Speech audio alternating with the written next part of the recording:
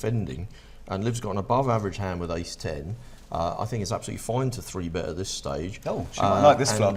Yeah, she's made it... an ace-10-7 here, top 2 for Liv. She made it 750. The open was to 250, so she's gone for a 3-bet of 3 times the open, which is a kind of standard sizing for a 3-bet, really. Are you always c-betting here, Neil? Well, when she got called behind, she probably was absolutely hating life pre-flop.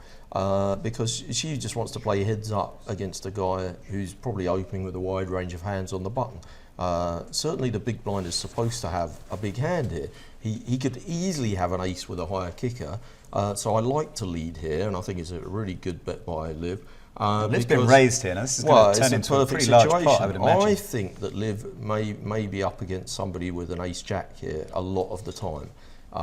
You know, it's unlikely that she's going to get raised here by a person who doesn't have an ace, because her hand she just has so many aces in her range when she 3-bets a button raiser. Okay, it's gone check on the turn, and the deuce is peeled off now. Well, I think Liv is going to go for a value bet, and I think she's probably going to get called, so she should go big. I'd go for 4.5 grand. And this is going to be a really big moment in her tournament. She's lining up the slider. She started off going 3,600, then she went up to 55. She definitely thinks she's betting for value. She's sure she's winning. She's sure the other guy's got an ace, and I think we're going to find he's got ace-jack, maybe ace-queen. And I think he's going to call with that kind of hand, although he may say to himself, it's a massive tournament, I've got 12,000, massive aggression shown against me here. Do I really want to call 5,000 and leave myself with just 6? I like Liv's bet sizing though, because she's left the guy just over half his remaining stack. He definitely will be feeling, if I call and get this wrong, I can get out of it. I'd love to know what he had, but I would, if I had to guess, I would definitely be leaning ace-jack, ace-queen there, and that's a really good pot for Liv. He's got a back above starting stack to 15,000. Worked out nicely. Okay, for those of you wondering what the second screen that has recently appeared on your Twitch feed is, this is a player called Gianluca Escobar. He's an Italian pro. He's playing in our player hub here at the GPI studio in Malta. He's actually playing the same tournament that Liv's playing. He's currently sitting on starting stack. We're going to be keeping an eye on him.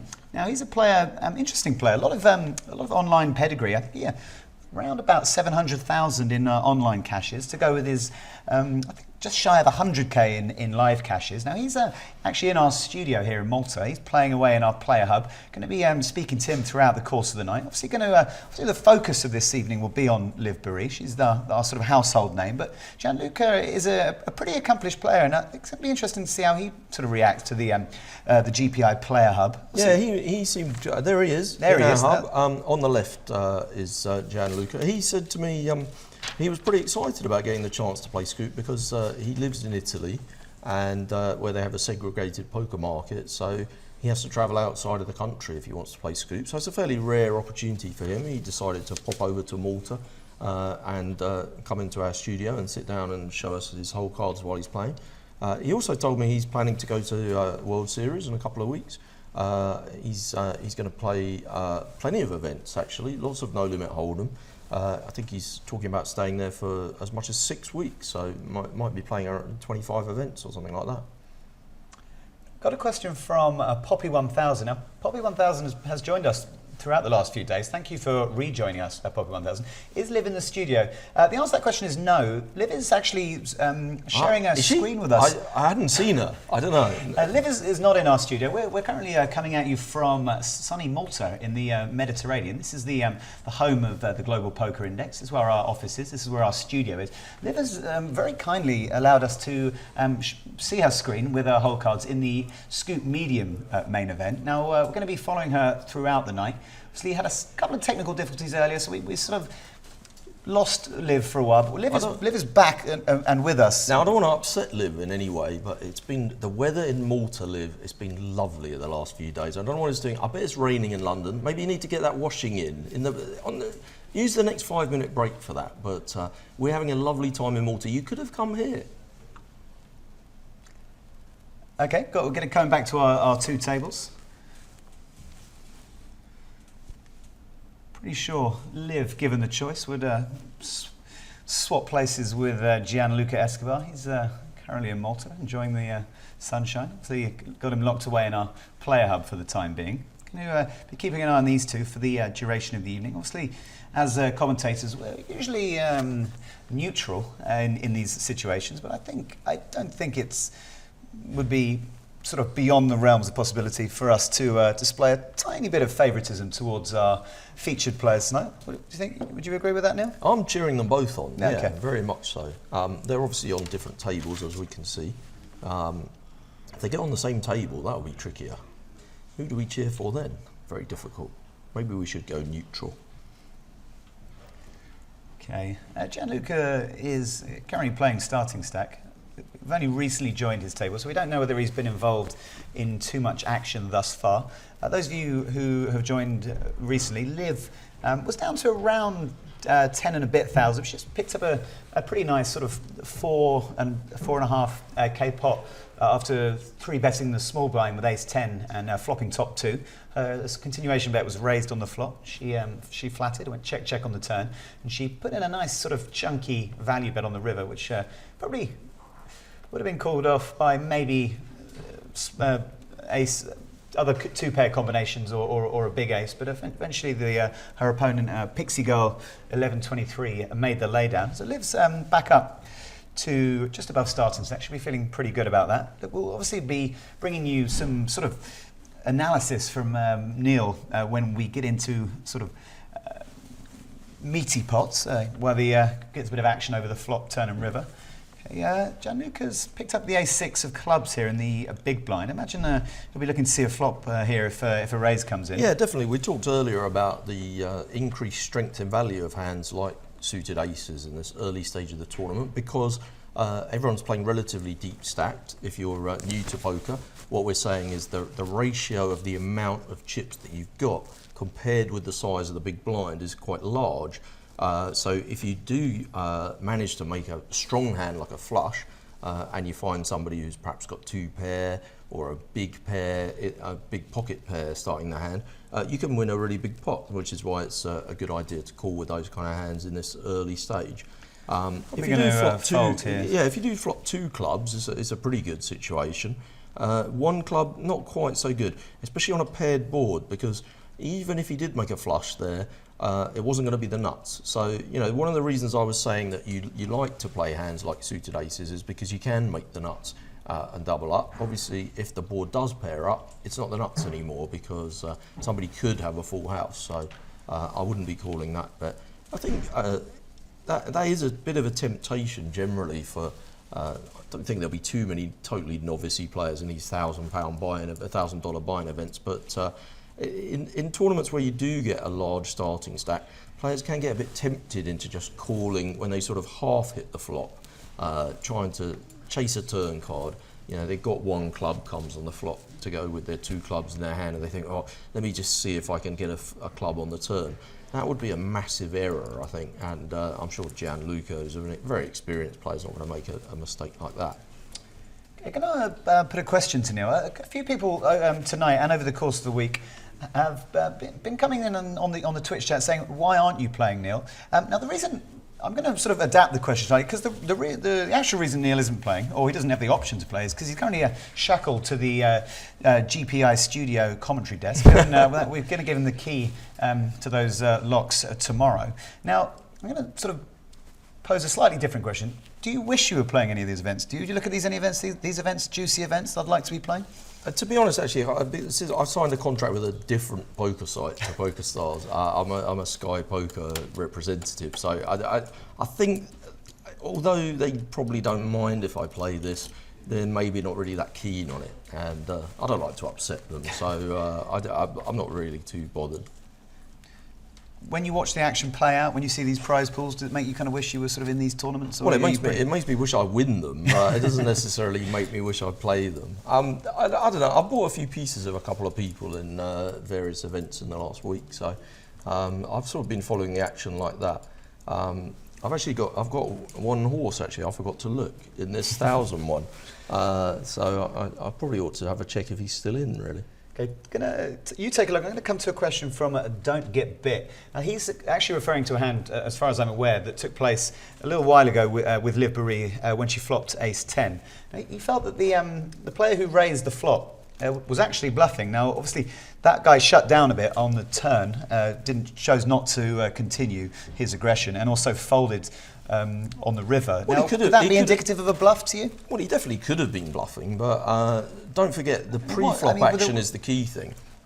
There's a raise from the button, and Liv decides to 3-bet from the small blind. Now, I think quite a lot of people perceive Liv as being, pretty kind of tight. She's tight and aggressive, which is not a bad style at all, but she definitely, I think people, and I think this is true of all women players, people tend to be a bit stereotyped. They tend to stereotype, and they occasionally think that women players are tighter than they are. So I would say that, generally speaking, if you thought for some reason that Liv's 3-bet was just a loose 3-bet, and you wanted to pick up those easy chips that were lying out there, you would do a cold 4-bet rather than a very sophisticated call on the big blind, not closing the action with the possibility that the button then reopen the action. So for that reason, I don't think whatever his hand was, I don't think he thought he was bluffing before the flop. I think he called because he had some kind of value in his hand. Now, that would often be a pocket pair. Now, just put yourself in that guy's situation. Say he has a pair of 8s. Somebody's made it 250 on the button. Somebody else has made it 750. You're playing around about 12,000. You've got a pair of 8s. I think that's okay to call 750. But when the flop comes ace 10 something, and the person who made it 750 then wants to bet 1,000 or 1,200 or whatever Liv bet on the flop, are you really thinking that it's a good idea to raise with a pair of 8s in that situation? It's very likely at that stage that you're up against an ace. I think that would be a fairly creative bluff and a little bit overly aggressive in my book. I don't think he was bluffing with a hand like that. So if the person who's asking this question on Twitch thinks he was bluffing, what kind of hand do they think he was bluffing with? Like just a kind of total airball? The flop was ace 10-7, wasn't it? I think it was rainbow as well. So I mean, the only the only kind of legitimate sort of draw there would be the 8-9, probably the 8-9 suited. Yeah, I mean, 8-9 suited. There's been a raise on the button. The small blind's 3-bet. You're not closing the action, but you've got quite a kind of tasty kind of hand. Yeah, some people would call in that situation. Other people would just say it's not a very cheap way to get to the flop, and I might not even be closing. I'm not closing the action. I might not even see a flop. I don't know. That is a hand that it could be if they were totally bluffing, but. No, I don't really think they were bluffing there. I think they just had an ace. Okay. Well, Liv's table has gone on a 5-minute break as far as I'm aware. So can I come back to Neil with a couple more sort of bit of chit-chat. 4 days to the World Series of Poker. Obviously, the new sort of probably the biggest talking point of this World Series coming up is the Colossus. Obviously, this event's tipped to be the biggest live poker tournament of all time. Do you ever sort of try and speculate on numbers at the World Series, or do you think you find that's a sort of waste of time or not something? Obviously, people love to do it. I love all that kind of thing, and if I can find people to bet against on it, I generally try to. But people don't seem to be as much interested in betting on things like that as they used to. I haven't really thought about the Colossus that much. I heard the other day it was sold out, though. Oh, well, maybe there's a hard cap. I'm going to go to our lounge briefly while we're on this 5-minute break. Going to go to Laura Cornelius and Max Rabinovich. Now, they're going to be taking you through the Channing Think segment of this part of the show.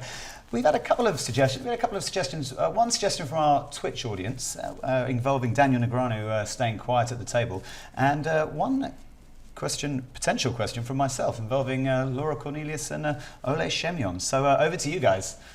Thanks so much for that question. I really appreciate it.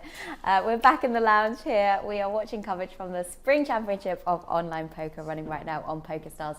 We're watching Liv Boeree, in fact, playing in that medium event. It's a 1K buy-in, and hopefully we're going to see her do very well. We heard Neil and Roland talk about women playing in poker, how most men think they're tight players. Would you agree with that?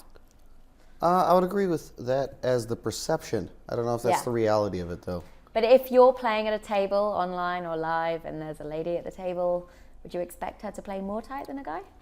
I wouldn't, but I'm a little bit progressive. And to answer that question more truthfully, yes, I would. I would expect her to play a little bit more straightforward. Yeah. I don't know what that says about me, but I think that's something that happens all around the poker world. Do you know what? All the girls I know that play really don't play tight at all. Really? So yeah. Well, fair enough. I've seen both sides of the coin. I've seen people make mistakes. Yeah. Against loose female players, and do the same thing against tight female players. Exactly. Well, we gave you that competition a little earlier. The photograph we showed you. We asked you to guess who the pro was. Could anyone guess it? Can we see the photo, perhaps? You know what? Someone did guess who the pro was. Oh.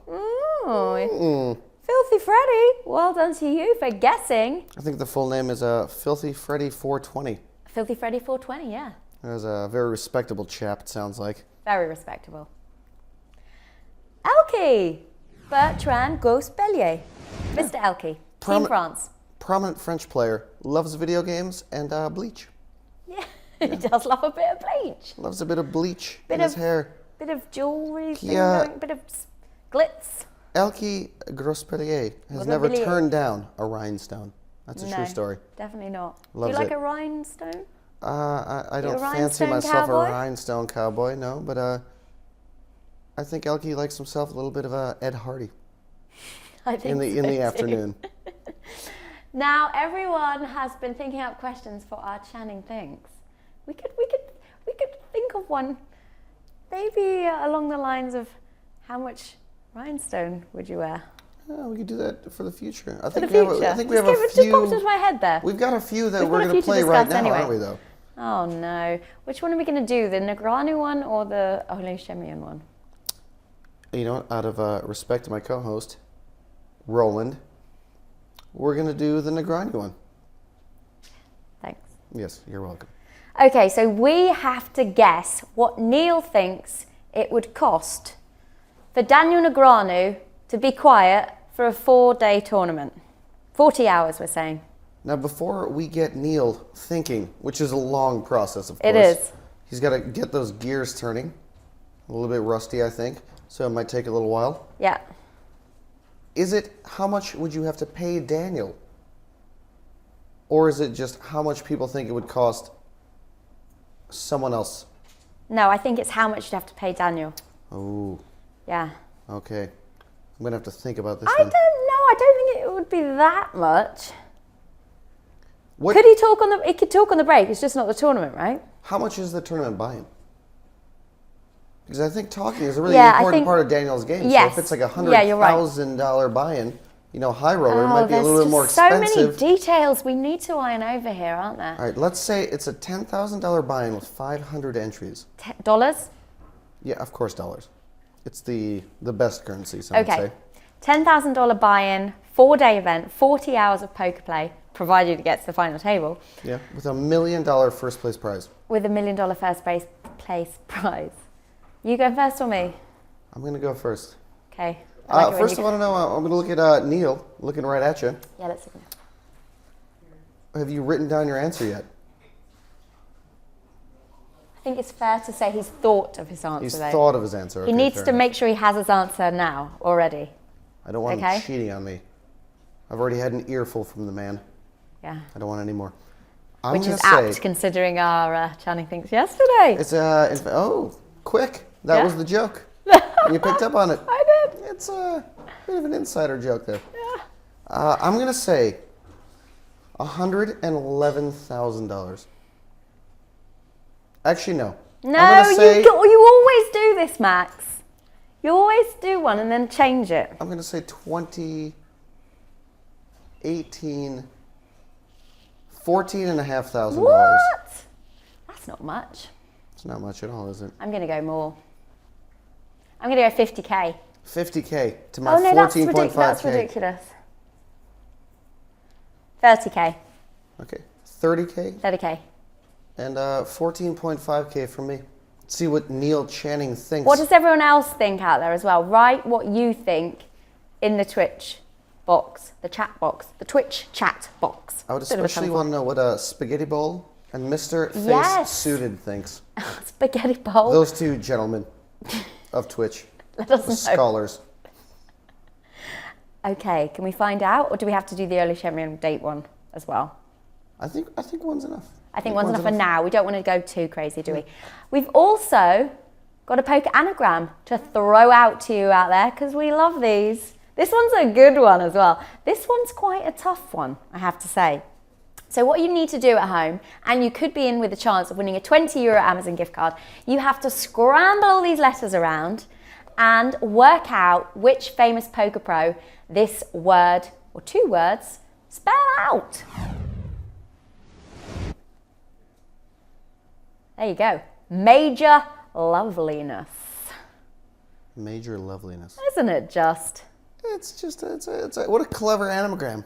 Anagram. An anagram. An anagram. I'm going to rename it Animalgram. And do you know how smart we are with these anagrams? No, I don't. Tell me. The fact that every anagram that we choose actually means that the player is like this. It's a description of them too. Remember enhancing nil yesterday? Yeah, I do. The man did in fact enhance nil. Okay. And today it's major loveliness, which he is definitely. Fair enough. Yeah, so see if you can work that one out, and you could win a €20 Amazon gift card. We will go through our entries. And let's go back to the commentary desk and find out, well, we'll find out how Liv's doing in the medium tournament on the Scoop tonight. And we'll find out also who's won Channing Thinks. Back to you guys. Can't wait. Thank you, Laura, and thank you, Max, for that little segment. Now, going to give a little bit of speech about integrity before we get to the answer of the Channing Thinks question. I'm a man of the utmost integrity. I hereby can declare that on the piece of paper in front of me, Neil Channing did write his answer prior to the announcement of the answers of our co-hosts, Max and Laura. It's pretty high tech, isn't it? Yeah, I wrote it on a piece of paper. It's very much like Countdown. This pen. Yeah. Was inscribed on this piece of paper. Neil Channing I'm wrote an answer. I'm beside myself with excitement. I don't know whether you guys can hear back there, but one of you said the exact amount that I wrote on the piece of paper. One of you. The only question is, which one?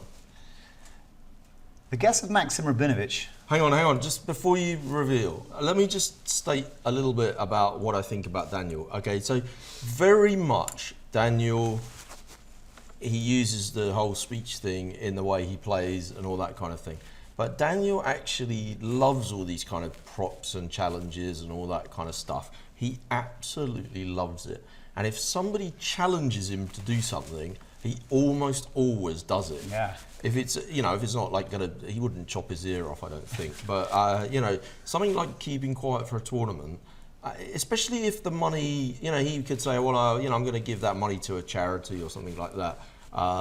Or if he hated the other person that was betting him and he really wanted to get one over on them, that's the sort of thing he would definitely do. So actually, I don't think the money really makes that much difference. It's more the kind of challenge of doing it and getting one over on the other person. So I don't think it has to be an enormous amount. So when Max started to say 111,000, I was just thinking, well, no, he'd definitely do it for less than that, for sure. And I'd already written my number down, but I was thinking, well, I can see where Max is going, because he's thinking, well, Daniel's a rich guy and speech is very much a part of his tournament and everything like that. But I wasn't thinking like that. I was just thinking, I know the way Daniel thinks. If this is a challenge that he wants to take up, he wouldn't do it for $10, but I think he'd do it for a low amount. But then in Daniel's world, low amounts are, bigger than other people's low amounts. Something I thought you might want to consider. Daniel's obviously a wealthy guy. He's a hugely accomplished tournament career. However, he's still at the end of the day a professional player, and the kind of monies, that are involved above, say, 10,000, between 10,000 and 100,000. These aren't amounts you scoff at. These amounts are, money that could almost be sort of awarded at the latter stages of an EPT or grand final or an EPT main sort of. So some of these amounts that we've got written down here. Okay, I'm going to come back to the action here. Liv's got a big hand actually. Yeah, so we've got a raise from Steve's mob. He's made it 300 to go, and Liv's made a 3-bet. Now, it's a late position 3-bet, and some people wouldn't give much credit to that. On the other hand, it's early in the tournament, and people don't get quite so fruity with the old 3-betting early on. And calling out of position is a really bad thing to do generally. And I think most of the people in this $1,000 tournament are going to realise that. So the options generally for Steve there were to 4-bet or fold. And he obviously felt like, you know, he didn't really want to 4-bet, face playing an inflated pot out of position. Maybe he was opening a little bit loosely. So he threw it away. Liv's actually got another half a hand here straight away afterwards. But there's been an early position raise here, and I think she might just bin this one. She could just call. She looks like she's hovering between the 3. Okay, we might see simultaneous action here. Obviously, you're looking at 2 tables of the same event, the 1K medium main event scoop. Our player on the right-hand side of your screen is Italian pro Gianluca Escobar. Now, he's he's raised in early position here with Jack Queen. Or has he called out of the blinds? He's flopped an okay flop. No, it looks like he raised under the gun there. Yeah, Liv did decide to 3-bet pre-flop up to 600. Slightly surprising, or are you okay with this play in sort of middle position? I'm not. I wouldn't criticise it. I think any of the 3 options were fine, and I think a lot of it comes down to table image, the way you've been acting on this table recently. You know, she's just won a pot. She's kind of feeling good about life. Frenzy's come in with a cold 4-bet though out of the big blind, and that's changed everything. The original raiser has folded. It's back on Liv. It's 1,000 to call. There's 2,500 in there, so she's getting 2.5 to 1 pot odds. But I think it's an easy fold now. You can call and find yourself dominated here. It could come a queen or a king, and she could be up against ace queen or ace king. So I mean, she's in. The only thing you might say is she's in position, but I think even with this sort of dead money in the pot's going to get a little bit inflated here. It looks like she might be planning the 5-bet. Well, I'm a bit surprised at this one. Turning king queen into a bluff. Essentially, yeah. I mean, it's the one thing you can say about king queen is it's a blocker. It's a blocker against the other guy having ace king or ace queen. But which is the sort of style of hand he's trying to represent here, and maybe he actually has. He's made a very small 5-bet here. Yeah, this is pretty. Probably planning to fold to a shove. Although she's almost pricing herself in if Frenzy 6-bet shoves here. Well, it's a pretty gambly one, okay. And he has called. Yeah, Liv flops trips here, so any sort of problems around inflating the pot have sort of gone out the window. Now she wants to inflate this pot. If you want to pop over to Gianluca, he's made himself a nice straight on the turn. Simultaneous action here. It's got a flush card on the river. I think we're going to focus on Liv for the time being. She's going to bet 1,700, so a small bet into her opponent. I think trying to invite the shove from her opponent. Yeah, what she's doing here is saying, look, if you put the whole lot in, 7,400, you've got plenty of fold equity against me. She's obviously desperate for him to put the whole lot in. And he did call. It's come an ace. A good card for Liv, you think? Hits Frenzy's range? It definitely hits his range, but I don't think he really would have... check back here from when you say it hits his range before the flop of what we thought he might have been on, but once he's called on that flop, he doesn't really have ace king very often, does he? Calling that one. Do we like a check back here? Oh my word! Well, this is unbelievable, isn't it? I'm really curious. Actually, we might see a shove from Frenzy. I think that's a great check back by Liv. I'm really curious as to what Frenzy's got. I think Frenzy. Well, obviously, if he's got an ace, he's going to be pretty happy to put his money in, and he's going to find he's run into quads. But I don't actually think he's got an ace. I think he's got a pocket pair. I think he might have 2 jacks or 2 kings here. Okay, so thinking of both scenarios, obviously the shove, we know what Liv's going to do, but if this player checks to Liv, what sort of sizing are you thinking's a decent sizing here for the range you're now putting? I think she should bet 2,700. He's got 5,700. It's not. She's going to set him in, but I don't think it's one of those ones where I think it's a reluctant payoff by the guy, and I think it might be a touch greedy to go for the whole lot, but she's going to do it anyway, figuring that. Oh my God! Oh my God! What an absolute cooler! Wow, he had the aces full. Well, that was interesting, wasn't it? Because well, it was. I mean, it was really interesting actually. But the fact that he had those aces there, when she bet 1,700 on the flop, there weren't really, like we were talking before the flop about the possibility of him having ace king or ace queen. Well, he clearly didn't have ace queen very often. It's come queen queen, and Liv had a queen in her hand. And if he had ace king, you wouldn't really have called the 1,700. So it basically looked a lot like a pair. I sort of didn't really think it was aces for some reason, although it could have easily been, I guess. I was saying kings or jacks, but there's no real massive reason why it shouldn't have been aces, I suppose. Obviously an incredible sort of hand for Liv, very lucky in the end. Or lucky, then unlucky, then lucky again. I just want to press on your opinion regarding the river action. Do you think Liv's opponent there was checking the river to induce Liv to shove or bluff, or do you think he was worried that Liv could have quads there in that spot? Well, I think on the river, if he bets, he's only getting called by somebody with an ace or somebody with a queen, I think. He's got 2 aces in his hand, there's an ace on the table, so it's not very likely they've got an ace. And if someone's got a queen, they're beating him. So I guess he has to maximise the possibility of someone else putting their money in bluffing. So he should check, really. But yeah, that's a very tricky one, actually. So I mentioned earlier in the broadcast that this sort of blind level with the players this deep, it would take a pretty spectacular hand for someone to double up, like Liv did. Obviously, this was a sort of pretty incredible hand. We got this. I was really sort of surprised. nut house against the to be honest with you, quads. I was really surprised that she 5-bet pre-flop. I think it was a surprising 5-bet. Obviously, those of you who saw that hand on Twitch, it was a very interesting hand pre-flop, and then obviously very interesting throughout the progress of the hand. Let us know what you think, because me and Neil were surprised by elements of how the hand was played. Let us know what you think, whether you think Liv played it well pre-flop. It was a pretty exciting hand. It was a very exciting hand. I mean, we thought we might not get some action for a while with the blind so low. Queen, a double up. Ace. One's got aces and one's got a queen. You might go the whole night without seeing another one like that, really. But yeah, that was pretty exciting. What happened to Gianluca at the same time? I missed it. He made a straight. I think he won his hand. It didn't turn into a particularly sizable pot. It wasn't quite as exciting. Our attention was very much focused to the Liv Baroni hand. We were watching the right one. I think we picked well. Obviously, the focus of tonight is going to be on Liv Baroni. She's been kind enough to broadcast her hole cards from her house, I believe, in London, UK. We're in Malta.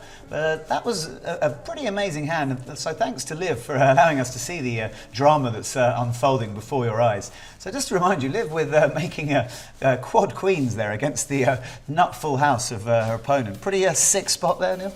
Well, very much so. I guess that guy's going to be moaning and saying, "Oh, how could she 5-bet pre-flop?" Sort of, if we having a slight look at the 5-bet, what was she hoping to achieve with that 5-bet? Which 4-betting hands are going to sort of give way to the 5-bet there? I think that is she ever getting ace-king off? Well, I think that she thought that because she had, by card elimination, she had blockers, she had a king and a queen in her hand, it's less likely that the other person has ace-king or ace-queen. Wasn't blocking the aces, unfortunately. And therefore, she's thinking it's more likely that they've got a pocket pair, and it's possible that they're being a little bit cheeky with a pair of 7s or a pair of 8s, playing quite aggressively with the cold 4-bet, and maybe they might lay down that kind of hand.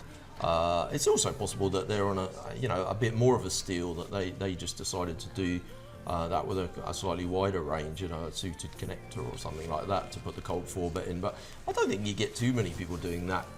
That's a pretty fruity thing to do at this stage of the tournament. I guess she thought, well, she's got another big hand now. She's got ace-king. Okay, can I ask one question for Neil? It might be an obvious one. Is Liv going broke in that hand if she doesn't hit the one outer? She's got the trip queens with the ace on board with the opponent top house. Well, she's not going broke because she had the guy covered, but I think she'd give the full double up, yeah, for sure. And now this hand, there's been a raise under the gun, a min open.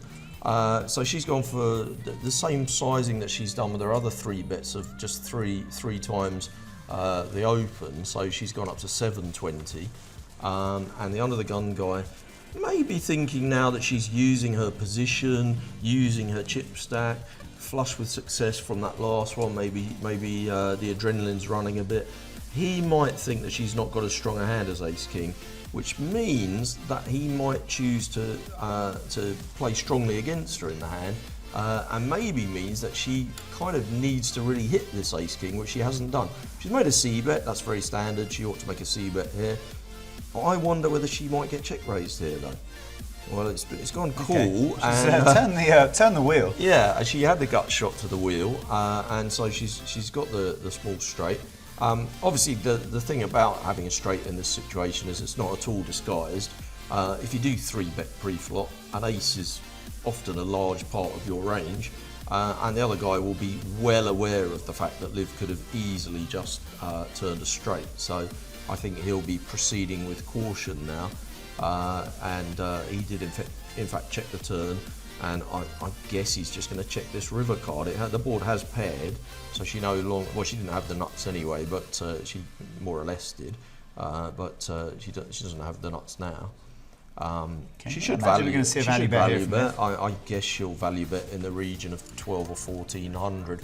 I don't think it's a situation where I think there's a situation where I would value bet slightly smaller than normal.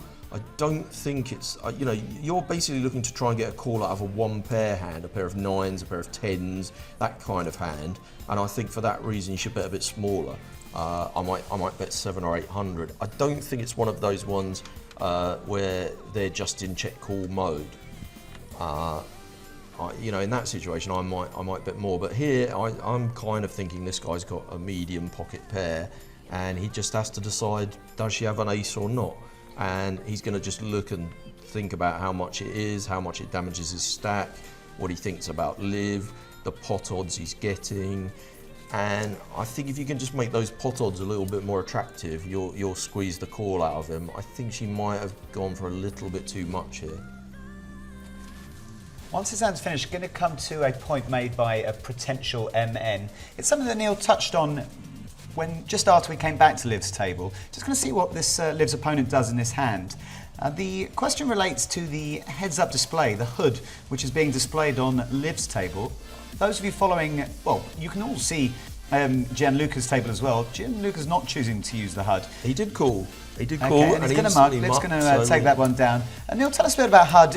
Is it something that you use yourself when you're playing online? And do you think it's a useful tool? Do you think players overuse the HUD? Do you think it's essential?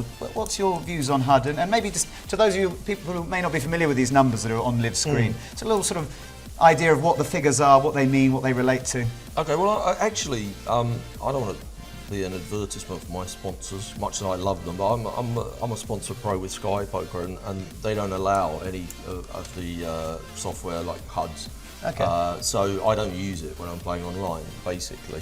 But I think if you are a professional multi-tabler, if you put in plenty of volume on PokerStars and you're going to be spending money playing $1,000 buy-in tournaments, I think you're putting yourself at quite a big disadvantage if you don't have it. You know, when I'm playing, I know I'm on a level playing field because no one's allowed to use it, and they have software to detect if anyone's using anything like that. Yeah, I would say that anybody not using it, it's pretty surprising at this kind of level. Okay, let's flop top pair in this hand. Yeah. A decent sized pot actually. The 3,000 in there, going to a turn, 7 of diamonds, up against a player called Fur. Yeah, she hasn't picked up any kind of. I thought she had some good turn cards. She had a backdoor flush draw. She'd have been ready happier to if give she'd up. have picked Okay, up a she spade. gave up top pair pretty quickly there. Are you a fan of that decision? Well, I mean, you know, she's been doing quite well recently. She's picked up a lot of chips, and a guy out of position against her is looking to barrel twice. I think she should assume that he has some kind of hand. It wasn't so much that calling on that street that was going to be the real worry. If she calls there, what kind of turn card does she want to see? There's a whole bunch of overcards that can come. And effectively, if you call that turn, you're pretty much locked in to call the river. And the river bet was going to be maybe 3,000, maybe even 4,000. So now, you know, that hand goes wrong, you do 6 grand. That's a big chunk, really, at this stage of the tournament. She's doing ever so well. I mean, it's an easy call on the flop when there's also she's got top pair. There's also a number of turn cards that could improve her hand. On the flop, she's calling. That wasn't one of the turn cards that she was hoping for. She's calling, thinking, well, wouldn't it be great if another 9 comes off and I make trips? Possibly a jack might come off and I've got a pretty disguised kind of 2 pair. Or maybe a spade might come off and I've got a pair and a flush draw. So lots of good things can happen on the turn. I don't think much of a good thing happens. So Gianluca's involved in the hand. I think he's peeled with the ace-10 suited from the big blind. He's obviously flopped pretty well. Yeah, it's an under the gun raiser. Always tough to play these kind of hands out of position. So you know, my advice generally with this kind of hand, not a particularly strong ace, would be... Going to value bet on the turn with the Jack of Hearts peeling. I think against an under the gun... Called pretty quickly though. Against an early position raiser, I don't like to inflate the pot with a hand like ace 10. I think you're going to be playing out of position, which puts you in a massive disadvantage, and you should try and pot control as much as possible. And it's pretty much what he's for value done. on the turn.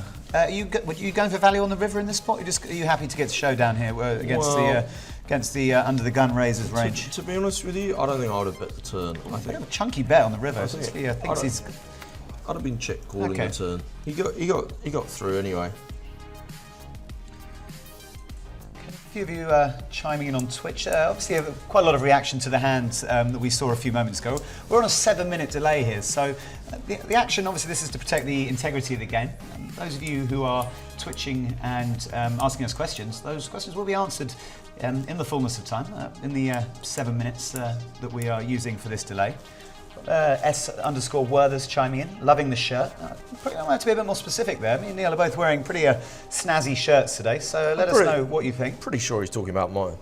I'm guessing, both two pretty solid shirts on display, as we've been showing all week.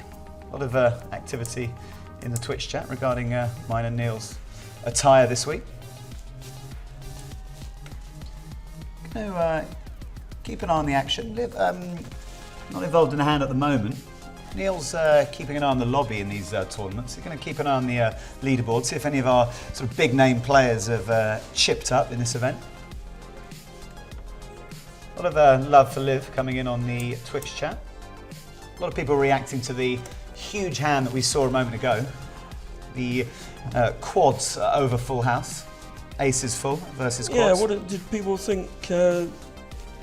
I think people are just pretty astonished by the river card. It was a great hand, actually, wasn't it? It was a fun hand. Any analysis on that hand people want to come in with? Feel free. Happy to hear your views on that one. Yeah, I mean, feel free to disagree with us. I wouldn't say I'm getting, 100% the correct answer, if there is such a thing in poker, on all of these. We're watching this in real time, the same as you guys are, and it is online poker. The things move pretty fast. Just having a look at the high scoop, the 10,300 kind of main event of the whole scoop. And, how many runners in that one so far, Neil? Well, they had 595 so far. 575 are still in. 20 people have busted already. It's looking around almost a 6 million prize pool in that one at the moment. We noted before a couple of people that were doing well early. Donga Kim is still in the top 10. He's been joined in the top 10 by DJ K123. That's Dan Kelly. And seeing a French dog down there, which is Marc-Andre Ladouceur of Canada. Yeah, I know him. And Isildur is still there in the early Dan Kelly's positions. Isildur 12th at the moment. He's dropped out of the top 10, but he's doing very nicely. You got, I believe, Jason Kuhn up there in 5th place on a 38,000. Yeah, he's made a good start. Excellent tournament player. One of the best. Neil's just going to take a look through the lobbies of those two tournaments, take out any nuggets of information for you. I can tell you that of the 600 odd players in the tournament, close to 600, Jason Mercier is currently 67th. But He'll be rising up there pretty soon, I'd imagine. It's very much early days. He's added about 20% to his starting stack. Some people have doubled up already, so.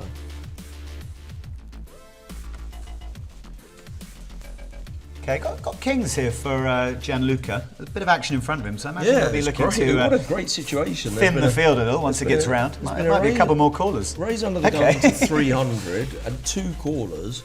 I quite like now 3 callers. So basically now we've got 4 people in for 300.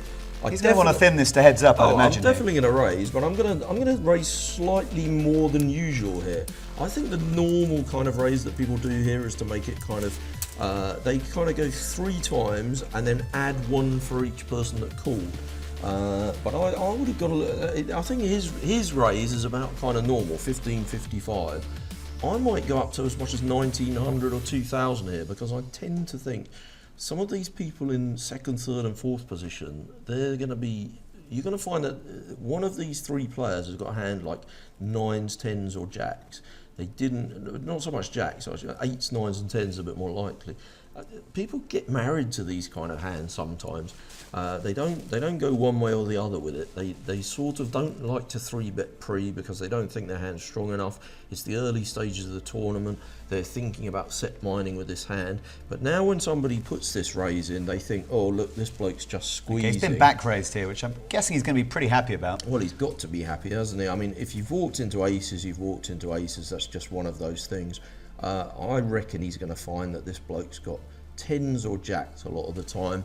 It's possible he's got ace king, but Gianluca's got 2 kings in his hand, so that becomes less likely. I think he's going to take a flop. Interesting. Well, I think taking a flop's all right as well, although it's a dangerous flop for him because I said that a lot of his range was made up of middle pocket pairs, 8s, 9s and 10s, and it's come 8-10, so it's a pretty horrible flop in some ways. Having said all that, having played it the way he's played it, you might as well get the money. And the fella's bet 3,275. I think I don't raise, I just call because the money's all going in on the turn, pretty much whatever the turn card is. But I want to make sure that money goes in. Okay. I don't care about the diamond, it doesn't make any difference to me. I think this guy's going to shove and I'm going to call every day. And if he's got aces, he's got aces, I'm just unlucky. There's a good chance he's got jacks and there's a good chance he's got, I'm sad to say, a set of 10s. Oh, yeah. Hugely unlucky there for Gianluca, our player playing in the player pod here at the GPI studios. He doesn't look too happy. Doesn't look too does thrilled he? there. No, pretty rough one for him there. I mean, even though I felt like there was a good chance he had that hand, I think I still do my money because I still think there's a good chance he's also got jacks. And that, you know, it wasn't a great flop for him. I did say to you before that I think middle pairs do make up a large portion of his range there, but I still hard to get off those kings there. To give credit to Neil, Neil said that was a bad flop for Gianluca. It was a pretty awful flop in the end. Would you have said that by the river, jacks and queens, probably the only 2 hands he's beating that could have played the hand in that way? Are there any bluffs? Any sort of wild bluffs? Saying, but the thing is, there's so much money in there by then. He could have been up against aces pre as well, but you know, not that often. I kind of felt like the main danger was he was up against the sort of hand, the exact hand really that he saw. But I still think I can't get off that hand. I don't think with those kings there. I can't criticise him there. There's something I want to ask you as an amateur. If that was me with the kings, I might be inclined just to try and get it all in pre, not sort of deal with a huge pot, having seen a flop. Do you think there was an argument to just to 5-bet, get it in there with the kings? And just... Well, I think he wouldn't have got it in, would he? He would have got it in. The other guy would have probably folded the 10s then. So do you think the guy, when he back raises with his 10s, planning to fold to a 6-bet, you think? Because it's he's putting in, what was it, maybe 5k there with the 5-bet? I agree. I don't really love the play pre-flop with the 10s, but I can sort of see what happened, and I've seen plenty of people do that before. They think to themselves, this man's just squeezing. He doesn't realise... It was a very squeezy-looking play, wasn't it? He doesn't realise I've got such a strong hand as a pair of 10s, which is clearly a pretty strong hand. And I think if I, spring my trap now, he's going to fold. The problem is, as you say, if he does get shoved on at that stage, he knows he's losing. Okay. And, we're back in the action here. He's picked up ace queen, so imagine he had looking a few chips left, didn't he? Had a few chips left over. Obviously, that was one of the 2 huge hands we've seen tonight. One of them involved Liv. Yeah. One of them involved Gianluca. Well, Liv came out on top of her huge confrontation. He's got about 9 or 10 big blinds left, so perfectly entitled to shove them all in with an ace queen. And he won't mind if he gets called here because there's a good chance that somebody with an ace 10 or an ace jack calls him. If someone calls him with a middly pair, he's in a flip to get some kind of stack back. He's got ace king the next hand, so maybe he's going to go on a heater now. He's up to 12 big blinds now, so it's a bit too little really to do the kind of min raise and hope that someone shoves. I think you might as well shove the whole lot in. You're still going to get called by ace queen, ace jack, maybe even ace 10. You're definitely getting called by a lot of pocket pairs, and you don't mind being called by those hands. You might get called by king queen suited as well. So we're rooting for Gianluca to double up and to stick around in this tournament as long as possible. He's here playing at our studio in our player hub. We were pretty sad to see that that set of tens being flipped over on the river. Looks like he's taken this one down. So he's slowly picking up the blinds and antes, 2 hands running. We're not what he wanted in that hand with the ace king. We probably would have taken a call there to get himself back into a sort of reasonable position. Yeah, he's still. I mean, you know, he's got a lot of work to do, hasn't he? He could do with a double up, a proper double up, really. I mean, you know, when he's probably feeling a bit miffed now. Actually, ace queen and ace king, he wouldn't have minded a call on either of those two, because on average he'd have been ahead of the range of the caller, I think. Now, I did invite the Twitch crowd to comment on the hand that we saw between Liv Baroni and her opponent, where she rivered quads against the top house. Now, we did see a huge hand there involving our player in our GPI player pod. That was Gianluca Escobar with kings. Ended up losing on the river, ended up being set in on the river with a pair of kings. Ended up running into a set of tens. Let us know what you think about the way that hand was played out. Both sort of sides of the coin, if you will. Gianluca played the kings slightly slow before the flop. I think I would have done the same pre-flop, but yeah, I'm not convinced I could have got away from those kings. Maybe I'm wrong. I'm prepared to be corrected.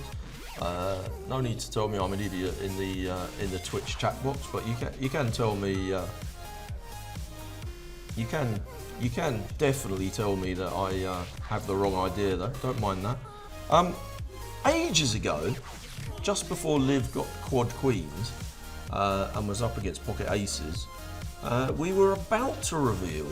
I've just remembered the answer to the Ask Channing, the Channing Thinks question. So we gave you a slight clue. Well, not a clue. We told our studio hosts that one of them was absolutely smack bang on the money.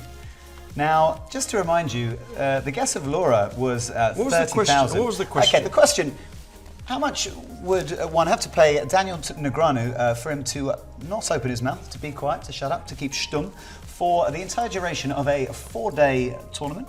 Believe that was 40 hours of poker total. And Max and Laura basically were guessing what my opinion of that number would be. So, just to clarify, the aim of Channing Thinks is to find out what Mr. Neil Badbeat Channing thinks the answer is, not what Daniel thinks the answer is. We may or may not find out. Obviously, Daniel's probably watching the show. You might want to come in on Twitch with what he thinks.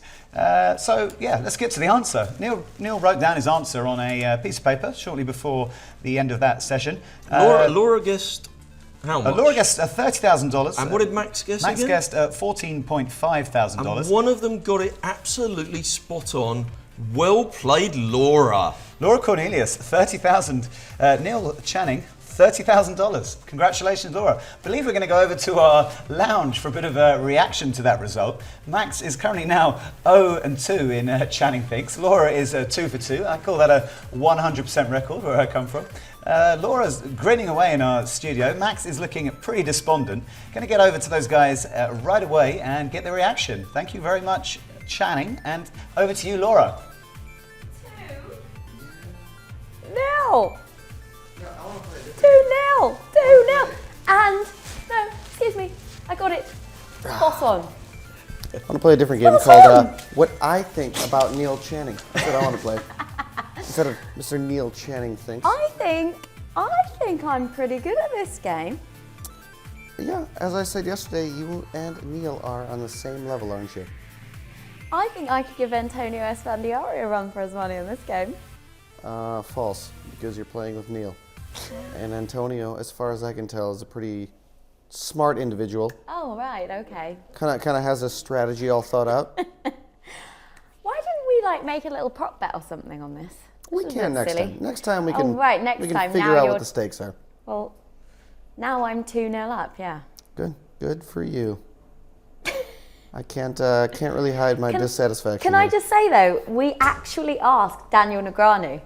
I know that's not the game. The game is what Neil thinks. It's true. Yeah, he did chime in on Twitter. He did chime in on Twitter, Real Kid Poker, Mr. Daniel Negreanu, and he told us that actually he would shut up for $30,000. Not quite the whole story, though, is it? He said for 10 minutes. He'd shut up for about 10 minutes. That's right. Yes, but I'd still have won because you said less than that, right? Yeah. Yeah. Just for those counting at home, I was wrong the whole way down. Not Yes. very happy about it. Indeed. Now, we've had so much fun in here already this evening, but there is still more to come. Can you believe it? We have been watching some of Liv's hands throughout the Scoop, the Spring Championship of Online Poker, the medium event, that is the 1K. And we're going to go back to the commentary desk because I believe we've got an exciting hand to cover. Gianluca, who's playing in our Players Hub, is all in. Let's go and see what's going on.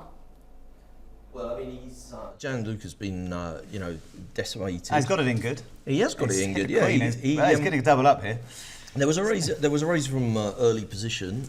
Gianluca was sitting there with just around 2,000. The blinds are 75, 150. So perfectly reasonable to stick your money in with a king queen offsuit. I think you can put it in with quite a wide range of hands there. Most medium and up aces, I think, would be okay. Okay, so that's a King, double up queen for... and any pair. So yeah, he has doubled up. He's got like 4,000 now. So I think he'd be feeling a lot happier. He's back in the game, isn't he, really?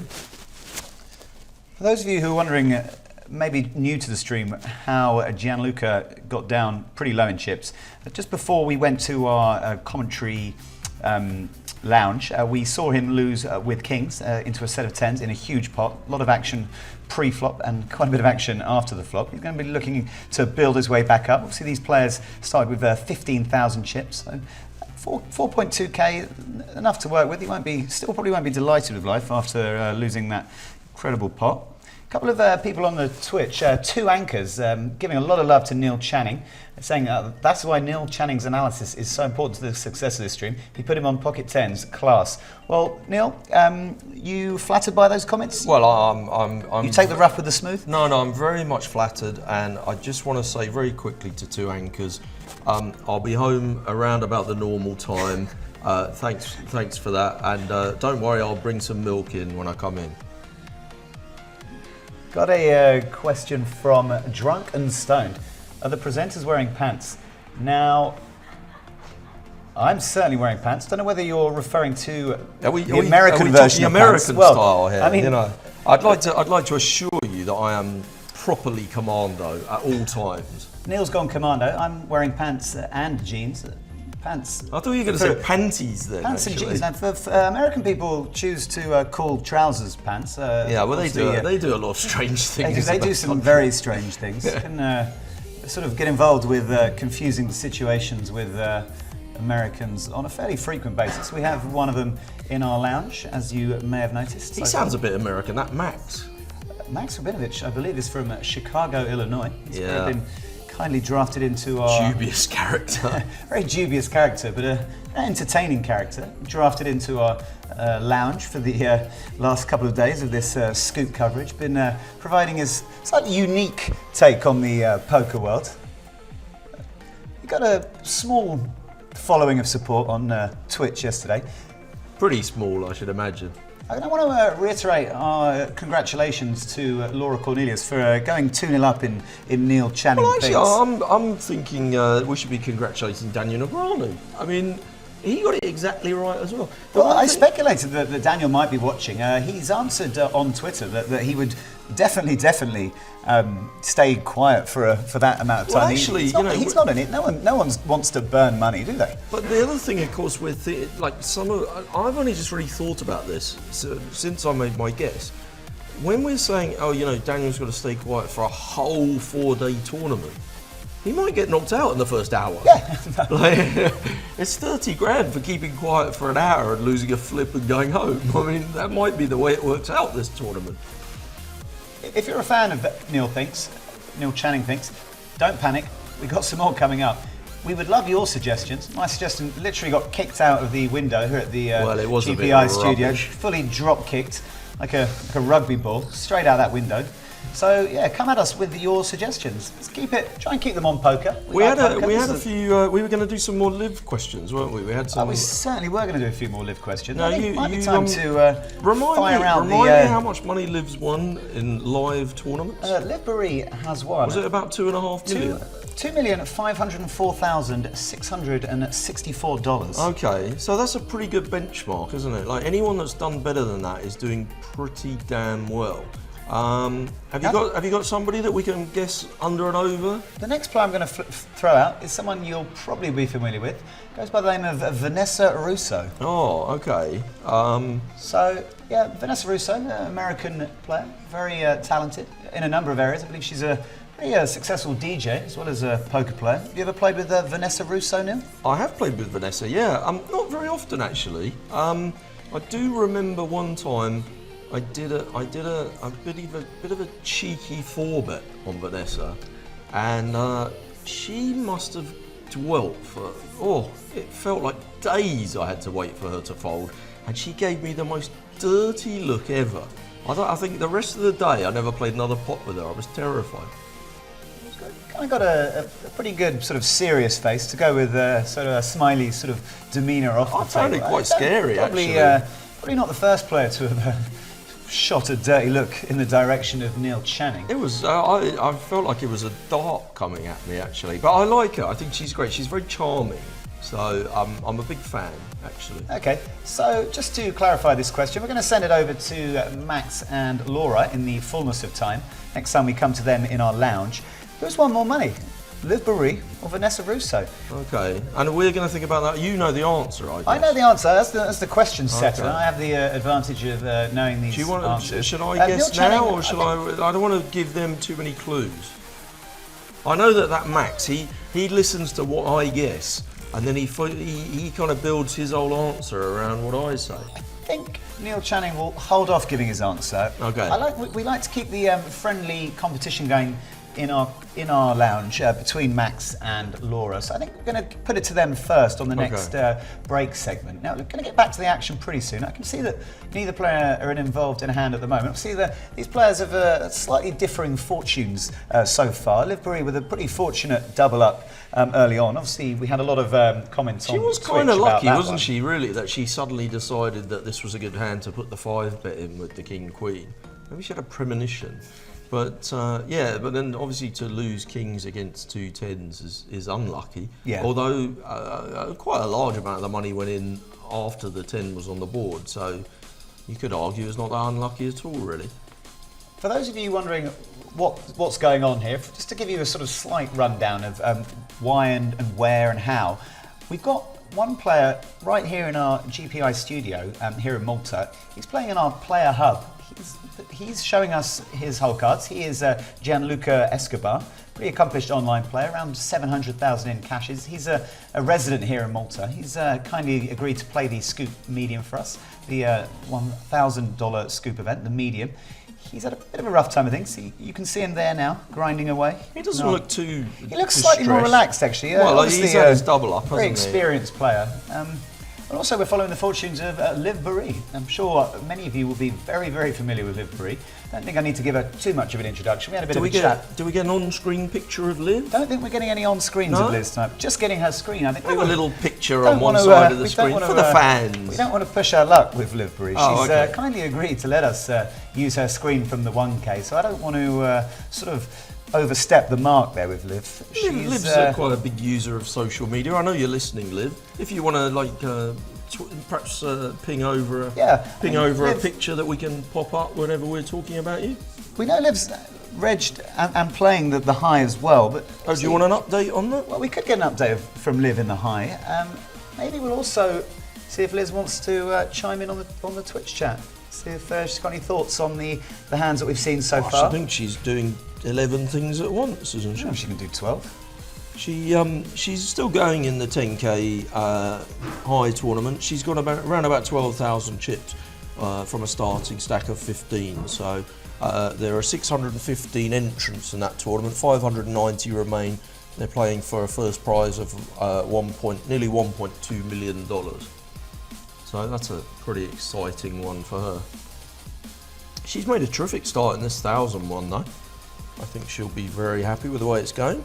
Yeah, we'll be rooting for Liv all the way tonight. I want to see her make a deep run. This event concludes tomorrow, so we won't be finding out who wins this event tonight, but they're going to be playing along into the night. Anyone watching on Twitch, let us know where you're watching from. Let us know what time it is where you are. Coming at you from Malta in the southern Mediterranean. We're right between Europe and Africa, just south of Sicily. There were, by the way, 3,927 entries so far in the 1,000 middle, and there are 3,666 left. Liv's stack of 27,000, not quite enough to get in the top 100, but she's pretty close and doing very well. They're playing for a first prize of $617,000. So this is an event which has attracted just shy of 4,000 runners. So it's kind of similar in some ways, sort of size-wise, to one of the preliminary low buy-in preliminary World Series events. On the sort of, they tend to get around the 3,000 sort of plus mark. Got obviously big prize, big money up the top. Let's see an all-in on this table. Dari Poker, all in for his last 2,349. Jack Mekov with the decision. Mehov is going to get through.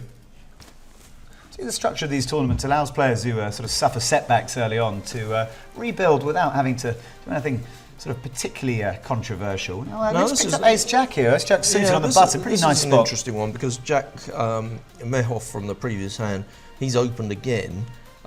Standard open to 315. Lives on the button. Now, a lot of people would say, well, you've got a good hand there. You've got Ace Jack suited, and he's a prolific opener. Why don't you just 3-bet? But I think when you've got an actual hand like Ace Jack suited, it's much better to call in position. It's messy for the guy having to play out of position, and you've got all kinds of options. And that's what Liv's chosen to do. Now I think she's got all 3 options. Toyed with the idea of floating. Looks like she might raise. Do you prefer the float or the raise? She's got some backdoor opportunity. He's got the backdoor clubs. Well, you have got the backdoor flush draw. You can hit an ace or a jack. And obviously, if it's checked to you on any turn, you could have a stab at it. And I think that's what she's going to do, having played aggressively on the flop. She chose to raise on the flop. She got called.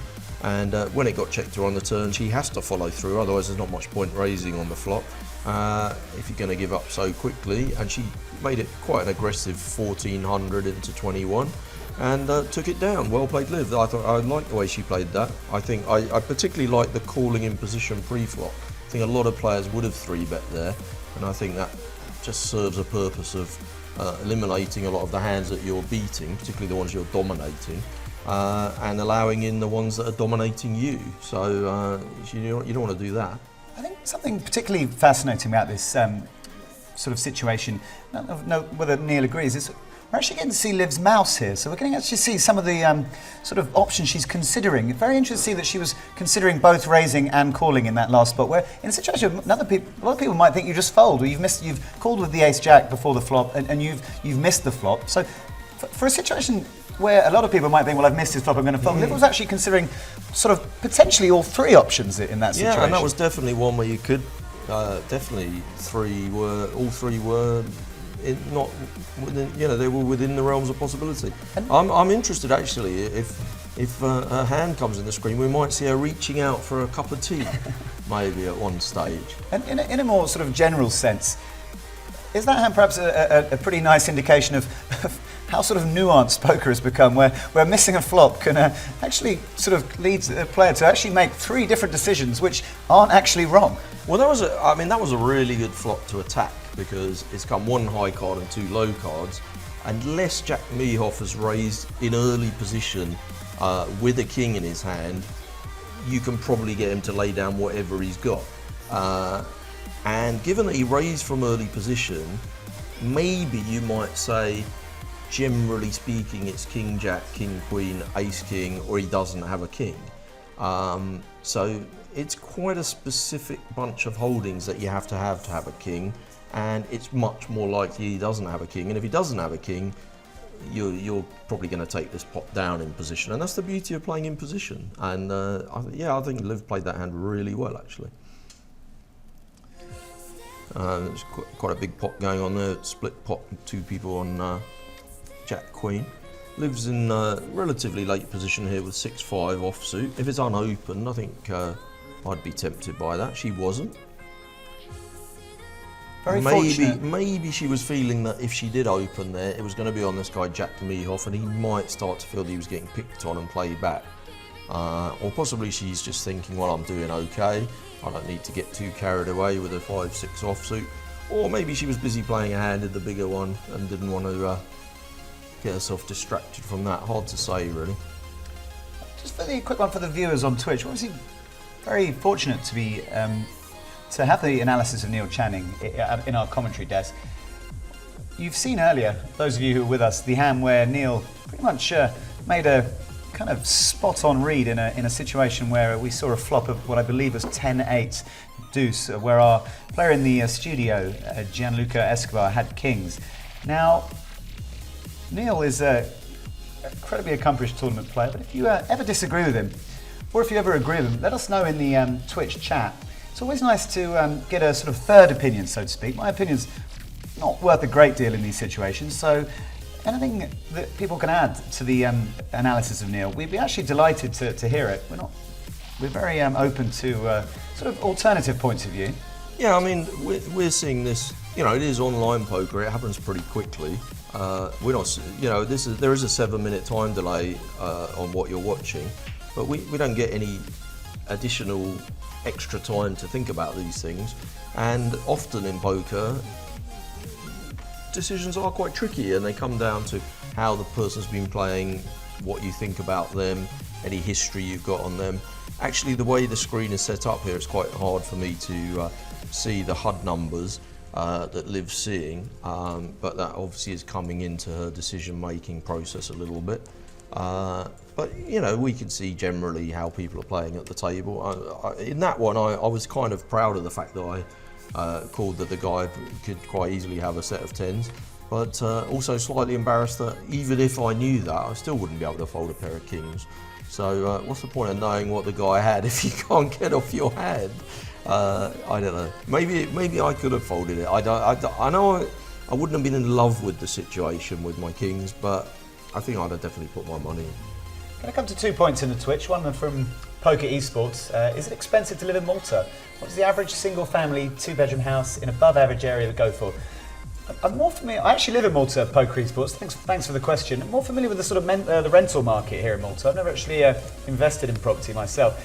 Depends what standard you're applying for expensive. I was previously living in London, which will be one of the most expensive cities in Europe. So I find the property prices in Malta very reasonable. In the sort of neighbourhood where GPI is based, you can get a sort of a 2-bedroom apartment with a terrace, nice terrace overlooking the sea for between 600 and 900 euros per month, which is obviously a lot more for your money than you'd get in a lot of capital cities and a lot of other countries throughout Europe. Mind you, it's not the most salubrious area, is it? I mean, I bought a gun off a guy yesterday for 40 euro.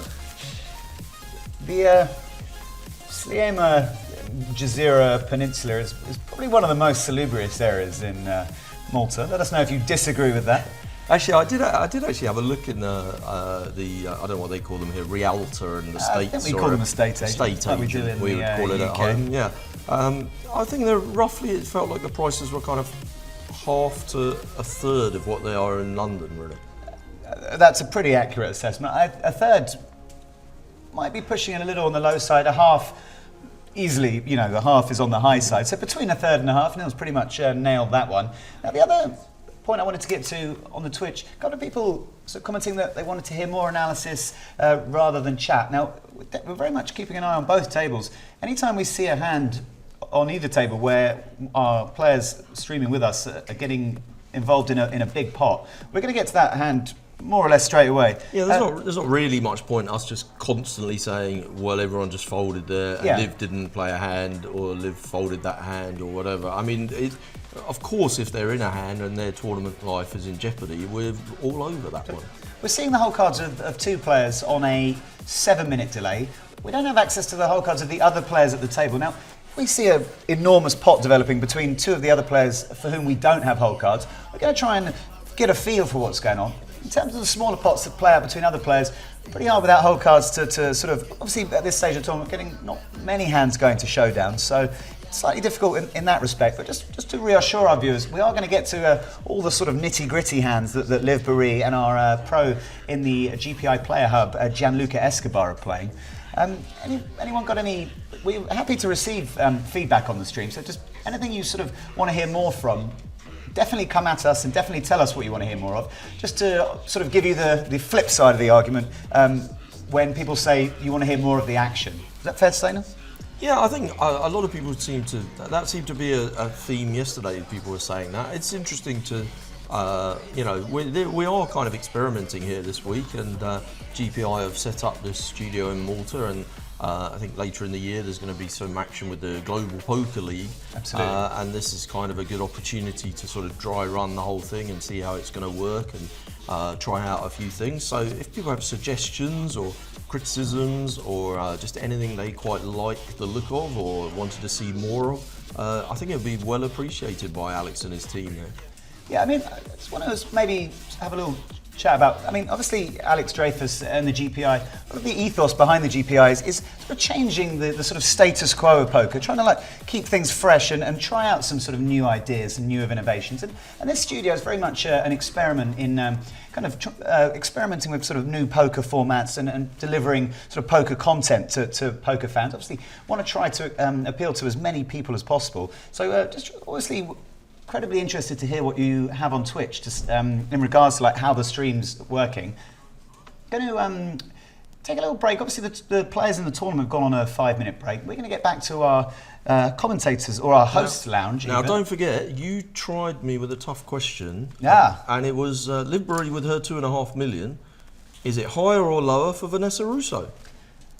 Laura Cornelius, Max Rabinovich, let us know what you think about Vanessa Russo.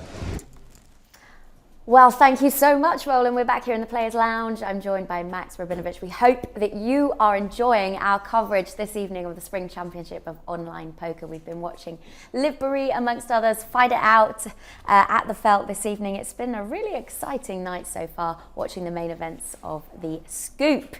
Now, we were asked earlier, did we think Vicky Corrin had more winnings or less winnings than Liv Barry? I got it right. It was basically even. It was but yes, pretty you even. yeah, but I just pipped you. just Rabinovich. by a slight little margin. Now we have to guess, or not guess, we might know, if Vanessa Russo has more or less winnings than Liv Barry. I'm going to go for Vanessa Russo because at this point, I don't want to go for Liv Barry. Can we both go for Vanessa Russo? Because I think she No, has we more. can't. No, and that's I not said fair. Vanessa Russo first, so No. you're no. going to have to live No, with Miss Barry. no. No. YES. No. That's not fair. We're both allowed to go for the same answer, I think. I'm pretty sure we're not. I think that we are. I think that Russo has won quite a few high roller events. Maybe, maybe not. But it doesn't matter because I'm going for Vanessa. Guys, do we think this is fair? No. It's not fair, is it? I didn't Someone's hear. bitter because I've beaten didn't hear them anyone every answer? single game that That's we've a had going in this studio already Bit of this acting evening. going on, isn't it, Laura? Yes. Because nobody answered.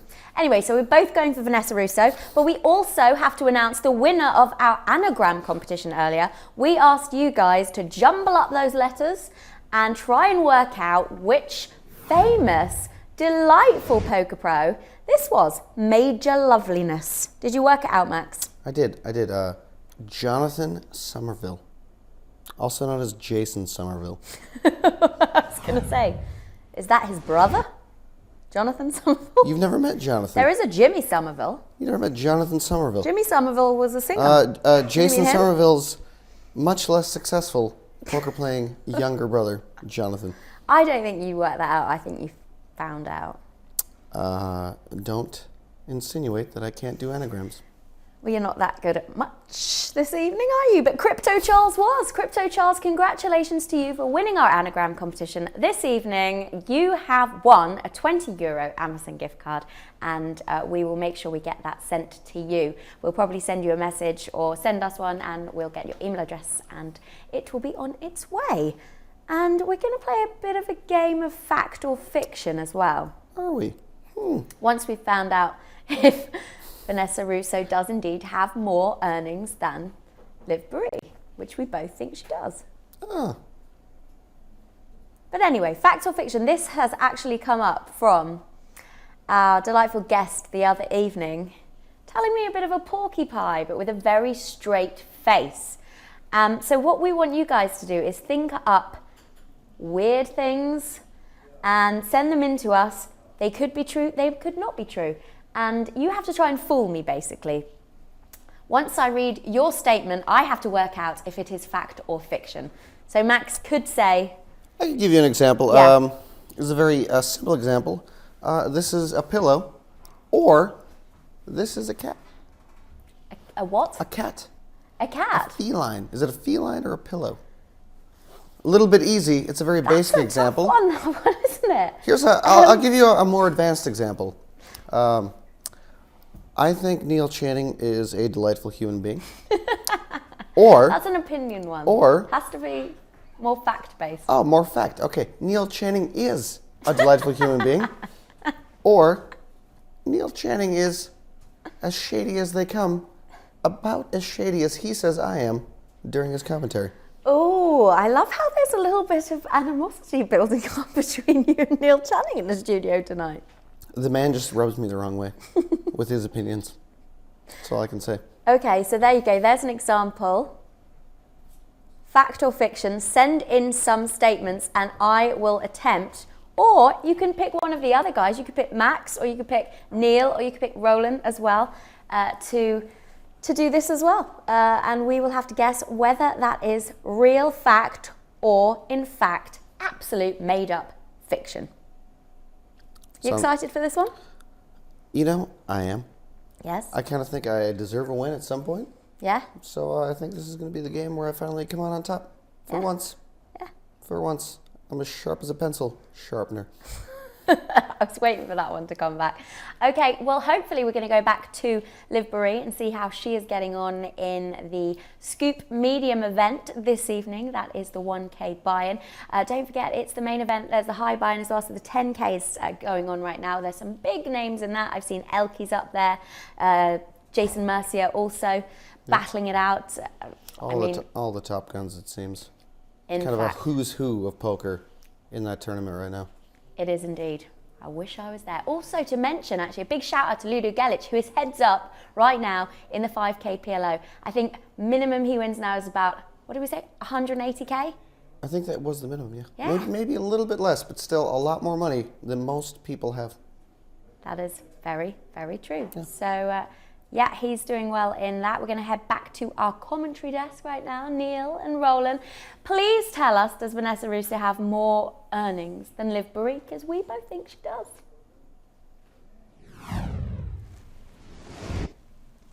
Thank you, Laura Cornelius, and thank you, Max. Max, on air for 3 minutes, couldn't think of a single fact. One of the smartest guys in the GPI office.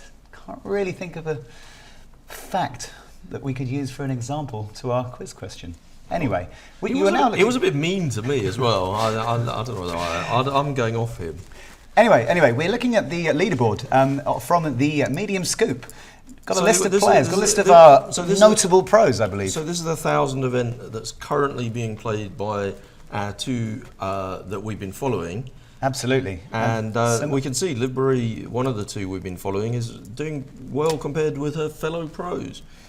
This is not the leaderboard of everyone in the whole tournament, obviously. Well, at the top we see Jan Heitman there. Jan Heitman is an absolute gentleman, very popular player on the scene.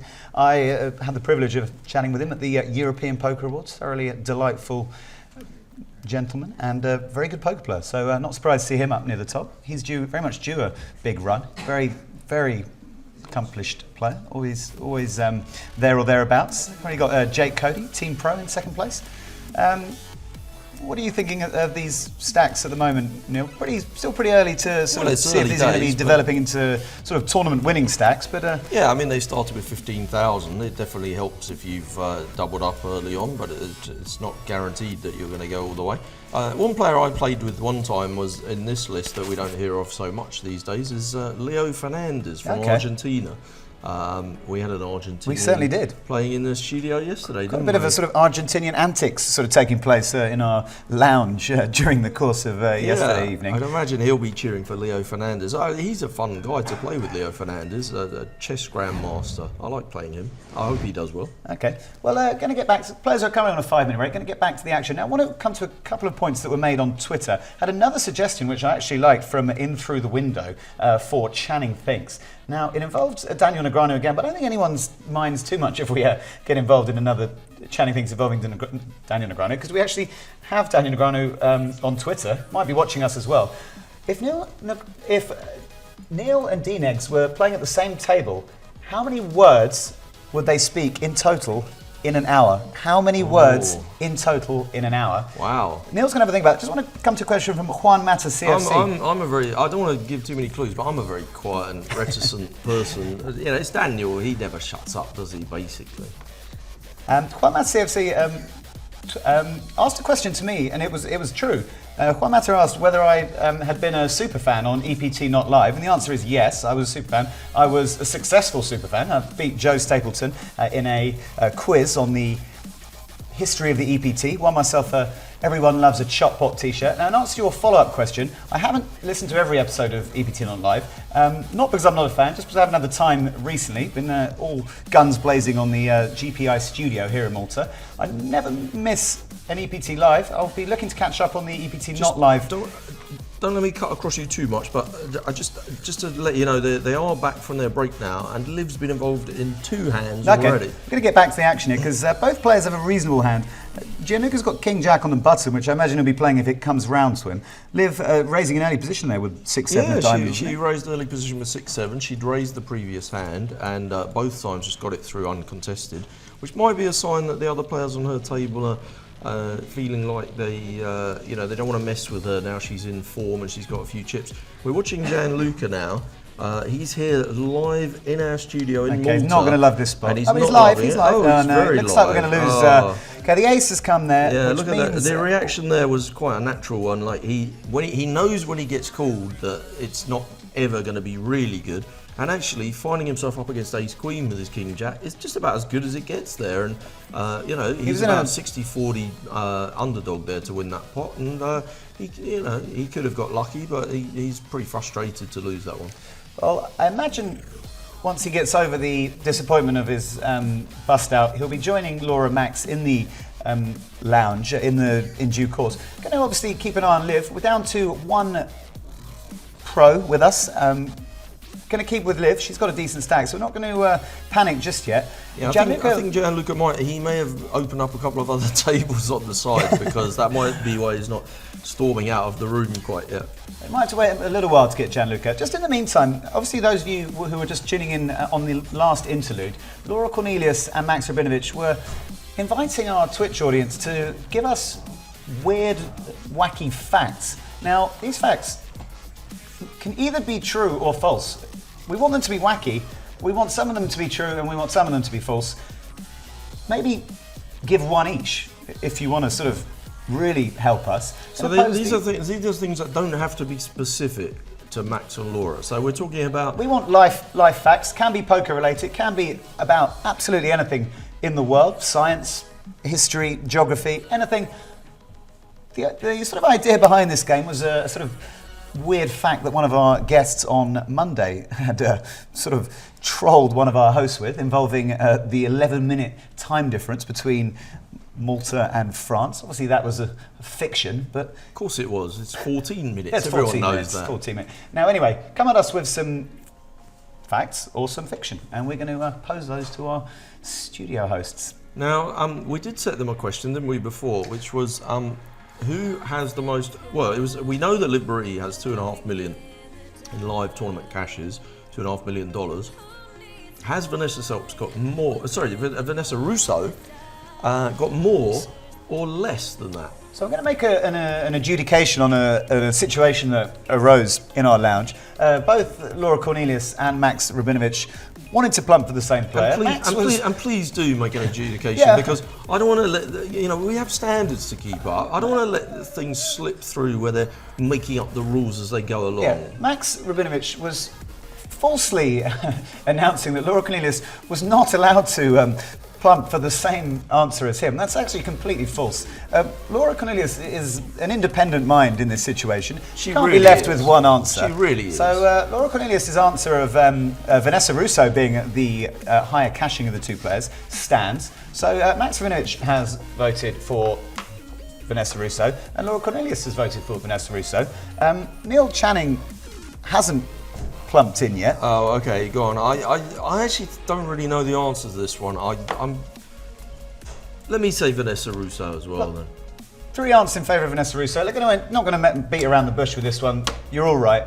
Vanessa Russo has how much has she got then? 3.528 million in tournament earnings.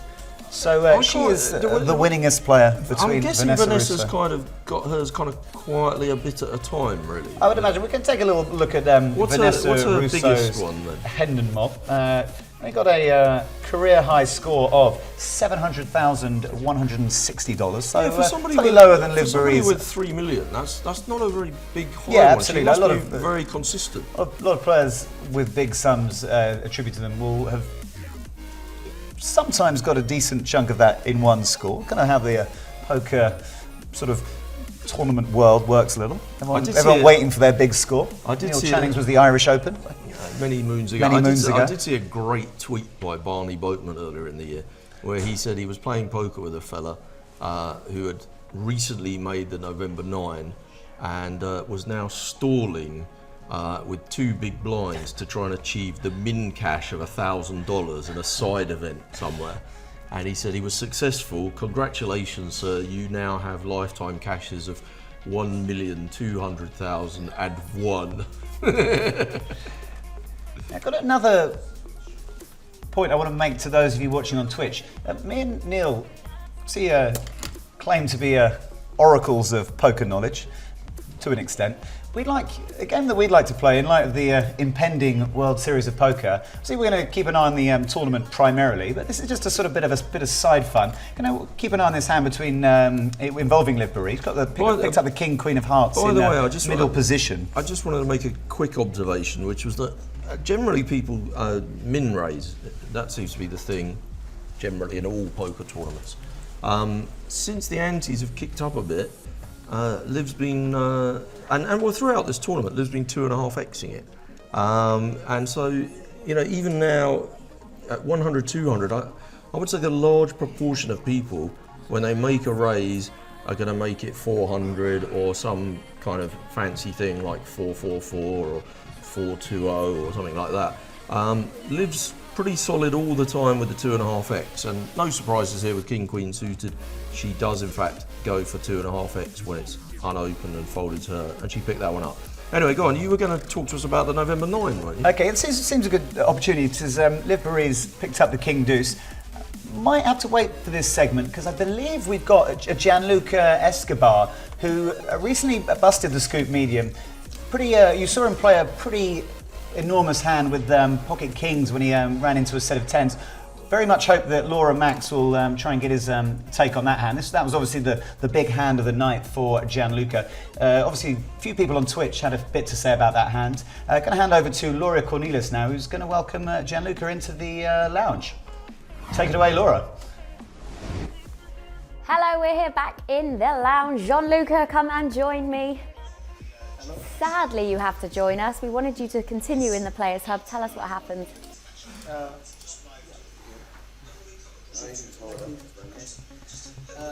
What happened then with Kings? Yes, tell us about that because that's what everyone wanted to know about. It's then like the most important end for my tournament, and I don't know. It was a race from under the gun, call and other 2 calls. I squeezed, and when the first player he flat, he raised again.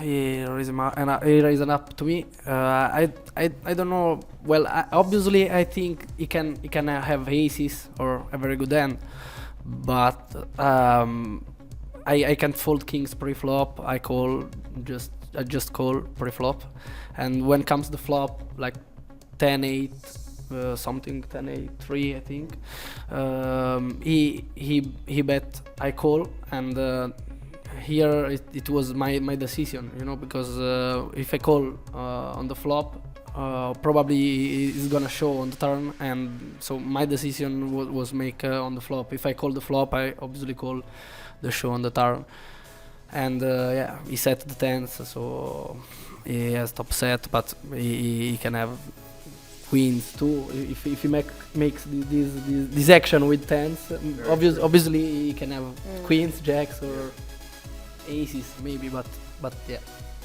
it was very difficult to fold. But I was thinking, but on the flop I make the really decision, the most important decision. So yeah. Did it affect your play? Us being able to see you, how your cards? You played the same. Yeah. Sorry, the question. Did you play differently? Yeah. Knowing that everyone could see your whole cards. Yes, for me it was the first time in Twitch. Yeah. Yeah. So yeah, I feeling good. Like yeah, it's okay. I feeling good, and yeah, it was first experience for me.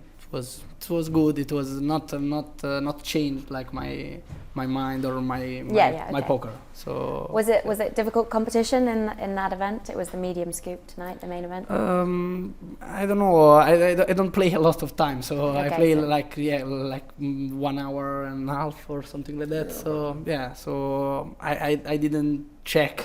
But my first table was the tables you had, yeah. Yeah, it was okay, but I don't know. For example, the hand with tens, it's a little Tough bit spots. yeah, tough spot. I don't know. I would play more time for check, because if you deep run like one of these events, you can really know, you can really see the best players, because normally when you arrive late stage, it was when you really can see the level of the tournament normally. So Have you had a good scoop? Did you play many other events? tonight, Just during the whole festival? the whole scoop. I didn't play scoop. It's the first. it's It's the the first first night one. of scoop, because I was in Italy, and from Italy I okay. can't play on .com. Okay. So I can't play this scoop. I come yesterday for play this Sunday, these events, and tonight I was playing the 2000, and now the 1000 wrap up, the last event. So Okay, so I'm gonna try. fingers crossed for you. Yeah. And what's next after this? Anything else interesting? Oh, what? Poker-wise, are you doing anything else? Just playing online? Yeah, not only online. I'm gonna And live? I'm gonna yeah. I go to Las Vegas for the World Series Yeah. the next month. Yeah. Exciting. Yeah. Like I don't know, 2nd of June, I think, and yeah, it's the third year for me in Las Vegas, and it was every time you come back to Vegas, it's amazing. It's Any like, events you're definitely going to play? about all no limit hold'em events, excluding the 100, the one drop, and the highest events. But You're not that baller. Yeah, a lot of no limit hold'em, Yeah, okay. no limit hold'em events, and All the big ones. I hope to reach one final table. My best result was 25th in the World Series one time, so in 1000 2 years ago. So maybe this time we're gonna reach the final table. I hope. Well, thank you so much, Gianluca. We Thank have you. our fingers crossed for you, and we hope Thank you're going to you. do well in Las Vegas at the World Series. you. Thanks Thank so you, much. sir. And we're going to go back to our commentary desk. Yeah. Back to you, Roland and Neil. Bye. Bye. Thank you, Laura. Thank you, Max. And thank you, Gianluca, for coming in to play with us in our GPI studio here in Malta. Now, going to get back to the action very shortly. Now, wanted to touch on a couple of things I mentioned. Most of the trivia throughout the course of this production has been sent in the direction of Max and Laura. Now, we're inviting you to send a bit of trivia the way of Neil Channing and myself. As an ode to the sort of start of the World Series next week, the World Series of Poker, we want you to test mine and Neil's knowledge on November 9ers. So what we want you to do is send in a World Series of Poker champion from the last, well, since the inception of the November 9. And me and Neil Channing are going to try and, between us, figure out as many as we can of the other November 9ers from that year. Some of these may be okay, and some of them are going to be pretty difficult, tough. depending It's on tough, the year. So feel free to just chime in with a World Series of Poker champion, and if you want to hear me and Neil Channing sort of try and break down the November 9 from that year off the top of our heads, we won't be cheating, may I say. Fire away. If you don't want to hear me and Neil talking about rambling or scratching our heads trying to figure out November 9ers, don't send a world champion. I'm scratching my head already. Can't say fair of that. The other point I want to do, big thank you to Live with Anders on Twitch, coming in with our first fact or fiction. Now, I don't know the answer to this. Oh, good. We might be able to speculate. I think in the end, Do you want Max to try and it on me? Laura are going to. You may be able to. It's one that you can sort of figure out. Oh, okay. Okay. Live with Anders. Dreamt is the only word in the English language ending in MT.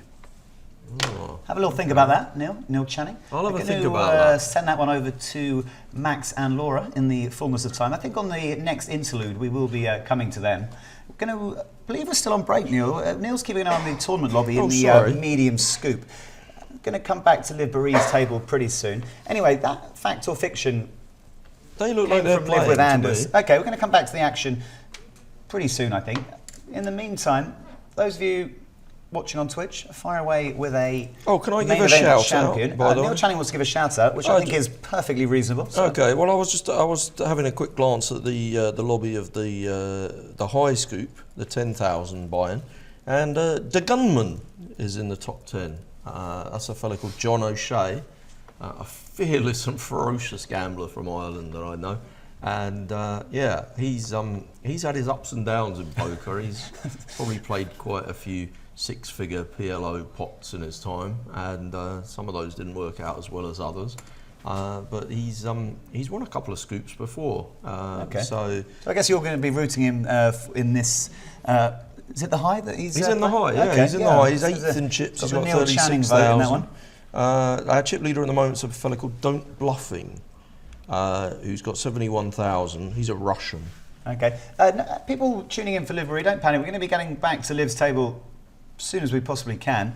In the meantime, going to have a little cast our eyes over the Twitch. Got a new table for you. Going to figure out who the players are. Obviously, we've still got Liv playing a very, very healthy stack on our left-hand table with a hood utilised. Liv is going to be comfortable for a while as she plays any sort of huge pots. So the new table, going to bring you as much information about that table as we can in the fullness of time. Neil Channing, incredibly knowledgeable on online screen names, going to have a look at that one for you.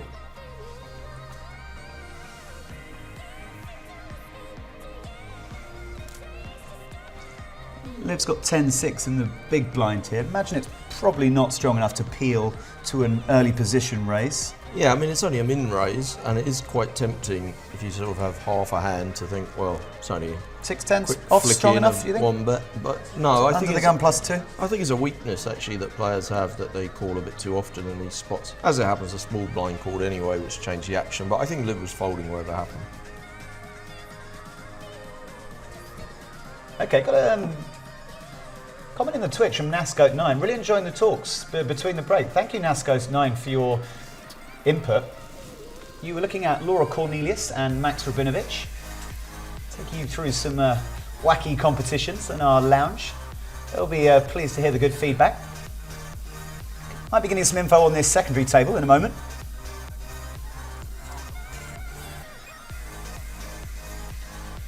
Okay, well, little did many of you know, I've got a second player in our player hub here. He is a player, he's playing the medium scoop as well. His name is Paulo Baroni, also of Italy. There he is. Ah, there he is, indeed. I believe we're going to be seeing his hole cards in due course.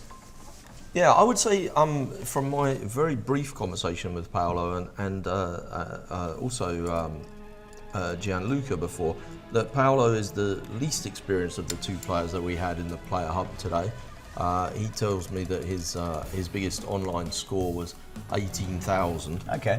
So this is a pretty chunky buy-in for him. Absolutely. And he seemed to be quite up for it. He was loading up tables galore when I was in there, though. So we're only seeing his whole cards from this one event that he's playing, but he was playing a bunch of tournaments at the same time. So let's just get a sort of clarification on where we stand. Still covering Liv Borie. Liv Borie is playing from London, England, allowing her whole cards to be seen by us in the medium scoop main here in Malta. And just hearing in my earpiece that Paulo is satellited into this scoop medium event. So Neil pretty much nailed it there, suggesting this might be a sort of bigger tournament than Paulo would usually play. And we're just hearing on our earpiece that he's actually satellited in. And he maybe even won a satellite while sitting in our player booth. So pretty good spot for... By the way, I wasn't denigrating him no, at absolutely, all. no, absolutely not. He definitely, we had a conversation and he made it quite clear that he plays within his bankroll and that 1,000 buy-in is not something that he's randomly doing in any day of the week. Absolutely. And, you know, he's played a satellite to get into it, and good luck to him. When he arrived, he was actually planning just to play the scoop low this evening, which is the 109 scoop. So obviously a pretty nice little bonus for him to satellite into the scoop medium. And a bonus for us, because obviously the disappointment of losing Mr. Escobar has been alleviated somewhat by getting the bonus action. We're going to be seeing cards up coverage from Mr.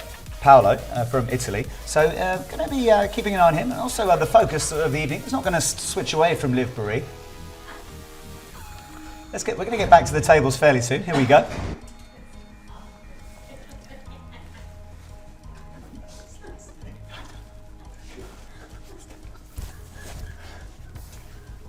Neil, Ace-5 suited in middle position, facing a under-the-gun min-raise. What are you doing in this spot? Well, I was saying to you earlier that I think one of the beauties of the early stages of these deep stack tournaments is that you can play implied odds hands like suited aces that might flop the nuts. The problem is that when the blinds get a bit bigger, you're not really getting the implied odds because there isn't enough in there. The good thing here was though, a flush draw for Liv. yeah, the good thing here was that there was a raise and a call. So she knows that it's going to be a multi-way action pop, which is much better if you're playing this kind of hand, where you're looking to flop something and win a big pop. And basically, you're not going to flop the nuts too often, but you are going to flop the nut flush draw a decent amount of the time, and that's what happened here. And when that happens, you can bet it strongly. Yeah. And yeah, I think she played it perfectly, basically. Okay, Liv's sitting on 31,606 with blinds at 153, I believe. Oh, 125, 250. So yeah, she's pretty absolutely comfortable for cruising Liv. in this tournament. Everything's going really smoothly for her. Pretty nice structure for this tournament. No one needs to panic anytime soon. Anyone playing sort of 10,000 or lower, still pretty comfortable. And Paulo on our other table, you'll have worked out by now that he's the man with his whole cards face up. He's got a 3-9 offsuit in this hand, so there's already been an open. I don't imagine he's going to play this one. Rather specific question for Neil Channing. I think I'm going to go with it. I have no idea what it means. Maybe Neil can sort of pick the bones out of it. Okay, no, I'm getting a lot more clear now on this fact. Neil Channing was the inspiration behind the Smiths songs, How Soon Is Now, co-writing with Morrissey the classic line, so you go and you stand on your own, and you leave on your own, and you go home and you cry and you want to die. Well, it is a quiz, and I don't like to give away the answers, so I'm not going to make any kind of comment. Who was that, just out of interest? That was it, Drunk and Stoned. Excellent. Now, Paulo, by the way, has found himself a nice ace-king. He's playing 5,800. He hasn't had as great a start as Liv, so he's making a standard raise here. He goes for two and a bit big blinds. Liv's also got a hand. She's got a pair of eights. She's under the gun, and she goes for her standard, which is 2.5. And Paulo finds that he's been 3-bet. Well, with his stack, he's got the absolute perfect stack to 4-bet shove here. He's got some fold equity, and he has indeed put the whole lot in. If he gets called... Oh, no, he's really unlucky. This is really unfortunate. That's so unlucky. It was an absolute perfect situation. He got called by someone with ace-queen. He had the exact right stack to do it. it was hard for them to fold given the money they'd already put in.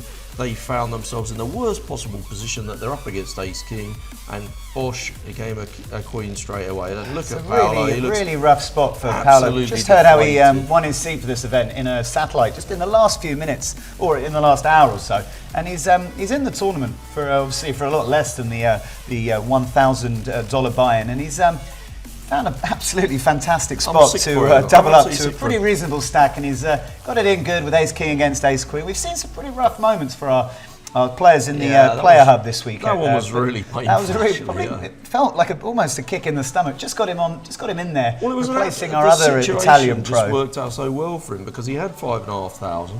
He's made it, I don't know, 600 to go or something. He's got 3-bet. He's got the absolute perfect stack to 4-bet shove. He can expect to get called, and he'll often find that he's got the dominant hand, and that's exactly what happened. You can't control the flop though. He played it. I think he played it absolutely perfectly. He can have no recriminations. What else are you going to do with Ace King there? So a huge disappointment for Paulo Baroni. He'll be coming to talk to us pretty soon. Going to give a rundown of the hand that, obviously, not too much to say about the hand, but he's going to be giving his feelings to Laura Cornelius and Max Rabinovich in our lounge in the fullness of time. It's one of those tough ones, isn't it? I've done a few of these kind of exit interviews from both sides of the coin, and when somebody gets knocked out in that way, where they've got Ace King against Ace Queen, the hand's exactly played itself, there's nothing really that they can say about it. It's hard for the interviewer to say, what do you think about your bust out? Obviously he's disappointed. What else is he going to say? And it's hard for the player to really there was no other way he could have played it. It's just Absolutely. one of those things. So hopefully Laura will just ask him, I don't know, what his favourite restaurant is or something like that, or who he likes in the football. An interviewer of the calibre of Laura Cornelius will always find a question that can try and take away the pain of the player. But anyway, in the meantime, we're going to get back to Liv Boeree. Currently left with one player whole cards up. This is Miss Liv Boeree of the UK. Some of you may be familiar with her. She is a British player. I believe she's from the south of England, Sussex, I believe. Team PokerStars Pro, currently sitting on 34,000. Liv is a very accomplished tournament player. Been on the scene for a good number of years now. Sort of fair to say her arrival on the tournament circuit very much came with her win in San Remo. Oh my word! Did you see that? There was this short stack guy managed to get himself a situation on Liv's table where he's got pocket queens, came queen high, loads of chips went in, and he had top set, and the other fella's bluffing with basically just a gut shot. Pretty good spot. And he's gone up to 25 grand.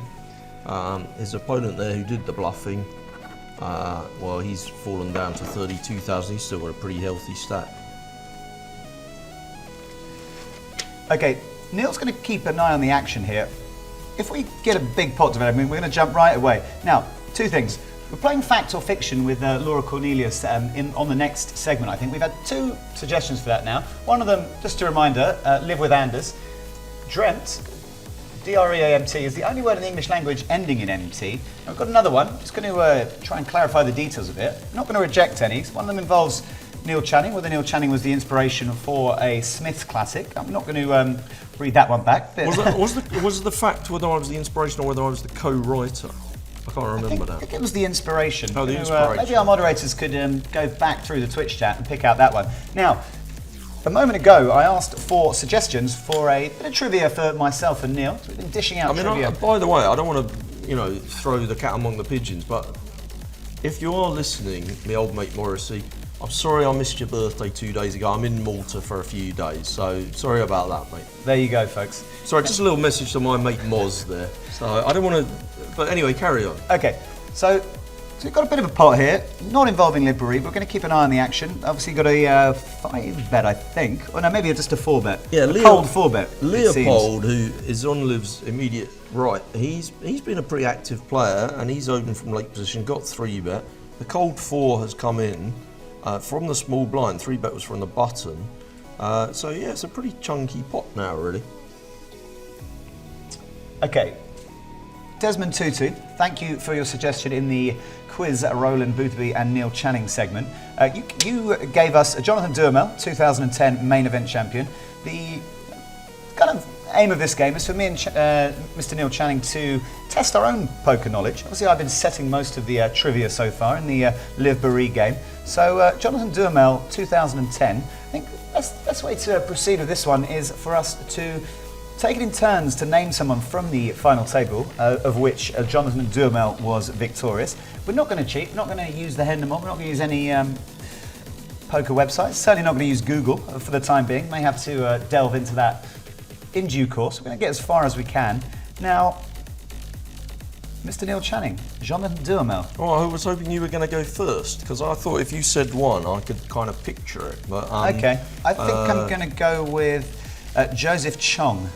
Joseph Chong, of course. Now, Joseph Chong came third, if I remember rightly, and Jonathan Duhamel was the winner. So, oh gosh. Obviously, Let me think. Oh, that's a toughie. It was 2010, wasn't it? Oh my word, so difficult that one. I'm really struggling with that one. I remember I actually bet on Joseph Chong. He played really well. Do you know, you might have completely stumped me. That's so bad, isn't it? That's awful, really. I really could remember all 9 at a time. Do you want to do another one? I'm going to go, well, second place was a chap called Racner. I think it was John Racner. Ah, yeah, it was John Racner from Miami. Yes. Now, John Racner. Just a minute. Liv's oh, got, okay, Liv's Ace got Jack. an Ace Jack. Liv. Yeah, so she's going for her standard kind of 2.5 raise. And it's gone round to the big blind, who's having a small think. I think she might just get this one through. Yeah, she's got it through. Okay, now, going to speculate. Was this the final table that Michael the Grinder Mizraki made? Did he come fourth? Yes, I think he did. Okay. I'm going to say I'm doing he did. slightly better than Neil on this this one. You're right. You are right there. Yeah, that's a good one. Okay, this is where things might get a bit sketchy. Okay. Now, I kind of felt that I'd know the first 4 for this and was slightly unsure about Mizraki. Now, I'm going to have to name bloody 5 more, so yeah. hope that Livbury picks up a hand so we can slightly distract ourselves. It feels a bit exposing now that we've been set ourselves this quiz. The French fella, that was a different year, wasn't it? The French fella who now lives in London. Yeah, that was a different year. Okay, so now I'm going to just... French fella. Okay, oh, Antoine Saut, did he make that? He came 4th. He came 4th on the James Aikenhead year, didn't he? Oh yeah, obviously a bit earlier then. Joe Carter, 2009, is it? Thank you to Crypto Charles on Twitter, saying this stream has immense potential. Just need to work out the kinks and find the best format for presentation. Well, been a lot of debate in the Twitch chat tonight about the show, about the format of the show, about what's working, what's not. Keep it coming in. Definitely, I think GPI are interested to hear that kind of feedback. Absolutely. So feel free to give your opinions on that kind of thing. So you've been experimenting with a few different formats in our studio over the last 3 days. A bit of a heads-up bonanza yesterday. Had 3 pros in our booth on the first day, in our player hub. By the way, I just want to let you know quickly that in the big scoop, the 10K so-called main event, the gunman, John O'Shea from Ireland, 3rd now. He's up to 3rd. Go on, John. You can do it. Okay. Liv sitting on 34,000, pretty healthy. Me and Neil Channing only currently... I've done rubbish on this. Only got the 2nd, 3rd and 4th place finisher in the 2010 The November noisy 9. Brazilian guy, was that year? That didn't help you very much, did it? Certainly a noisy, rowdy Brazilian railer, the most recent one. That was following Bruno Politano, I believe. And maybe there was another Brazilian. Going to rack our brains over this one. Don't laugh at us too much just yet. Any pull out a Euros few. you can think of in that one? You can normally expect 1 or 2. I think who was around at that time. Oh, did we had a fella, Sam Holden. Sam Holden. Was he in that one? He certainly made one November 9 and got very deep the following year. I've got a feeling he might be have 2010. to tentatively put Sam Holden down. I'm gonna say Sam Holden came 9th. If it was Sam Holden, I think 9th is correct. Pretty sure he was the first to bust. I'm trying to remember who bust him now. Remember your friend Jamie Berland was being quite active in favour of Sam Holden. Maybe, I'm not sure whether he had a piece of him or not. He did have a piece, yes. Yeah. I don't think they might have swapped a piece. Any recollection as to when Jamie Berland was very excited about the outcome of the final table of the year? Well, a good friend of mine, who's a very good poker player, Mr. Max Silver. Oh yeah, Max Silver. Yeah, he had a piece of somebody in the November 9 3 consecutive years, and I think Sam Holden was the first of the 3, and I think it was the year after James Aiken had made the final, because I went back for that one. I think he went back for the next one, and I think the person that he had the year after was Jake Ballsiger. Is that how you say his name? Ballsiger, yeah. Liv's got the King Jack Okay, suited King Jack of Hearts here. for Liz. So I'm going to say that Jake Ballsiger wasn't that year. He was the year after. So he was one I was thinking about. But I'd be inclined to say Jake Ballsiger was a little more recent. 2011. So I'm pretty sure about Sam Holden now.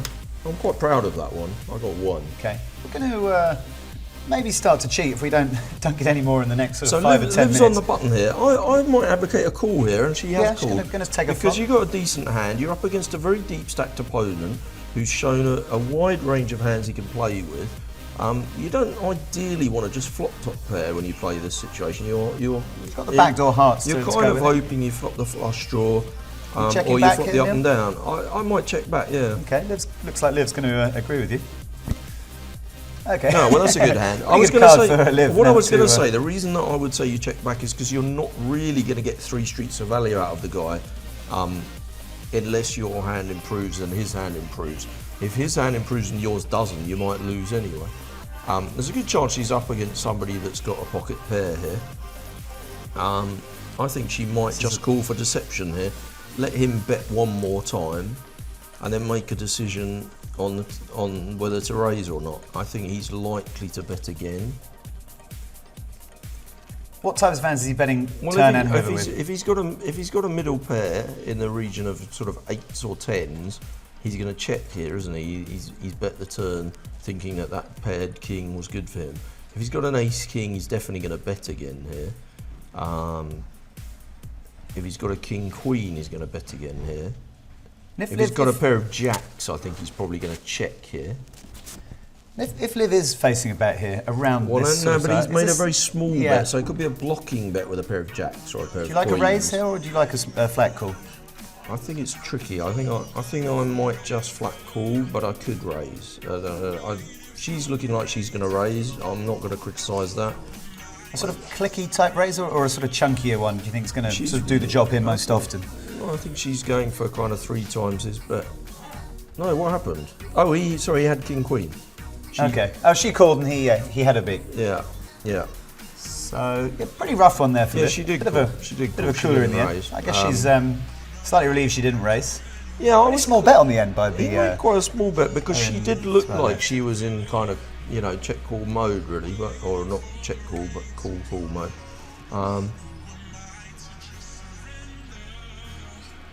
I don't think he had too many total bluffs in his range there really. It was a question of whether he had a hand like 2 10s, 2 8s, 2 jacks, or whether he, actually had a king. And if he had a king, well, she could beat king 10, but she couldn't beat king queen or ace king. And there probably weren't too many other kings in his range. Could have had the same hand.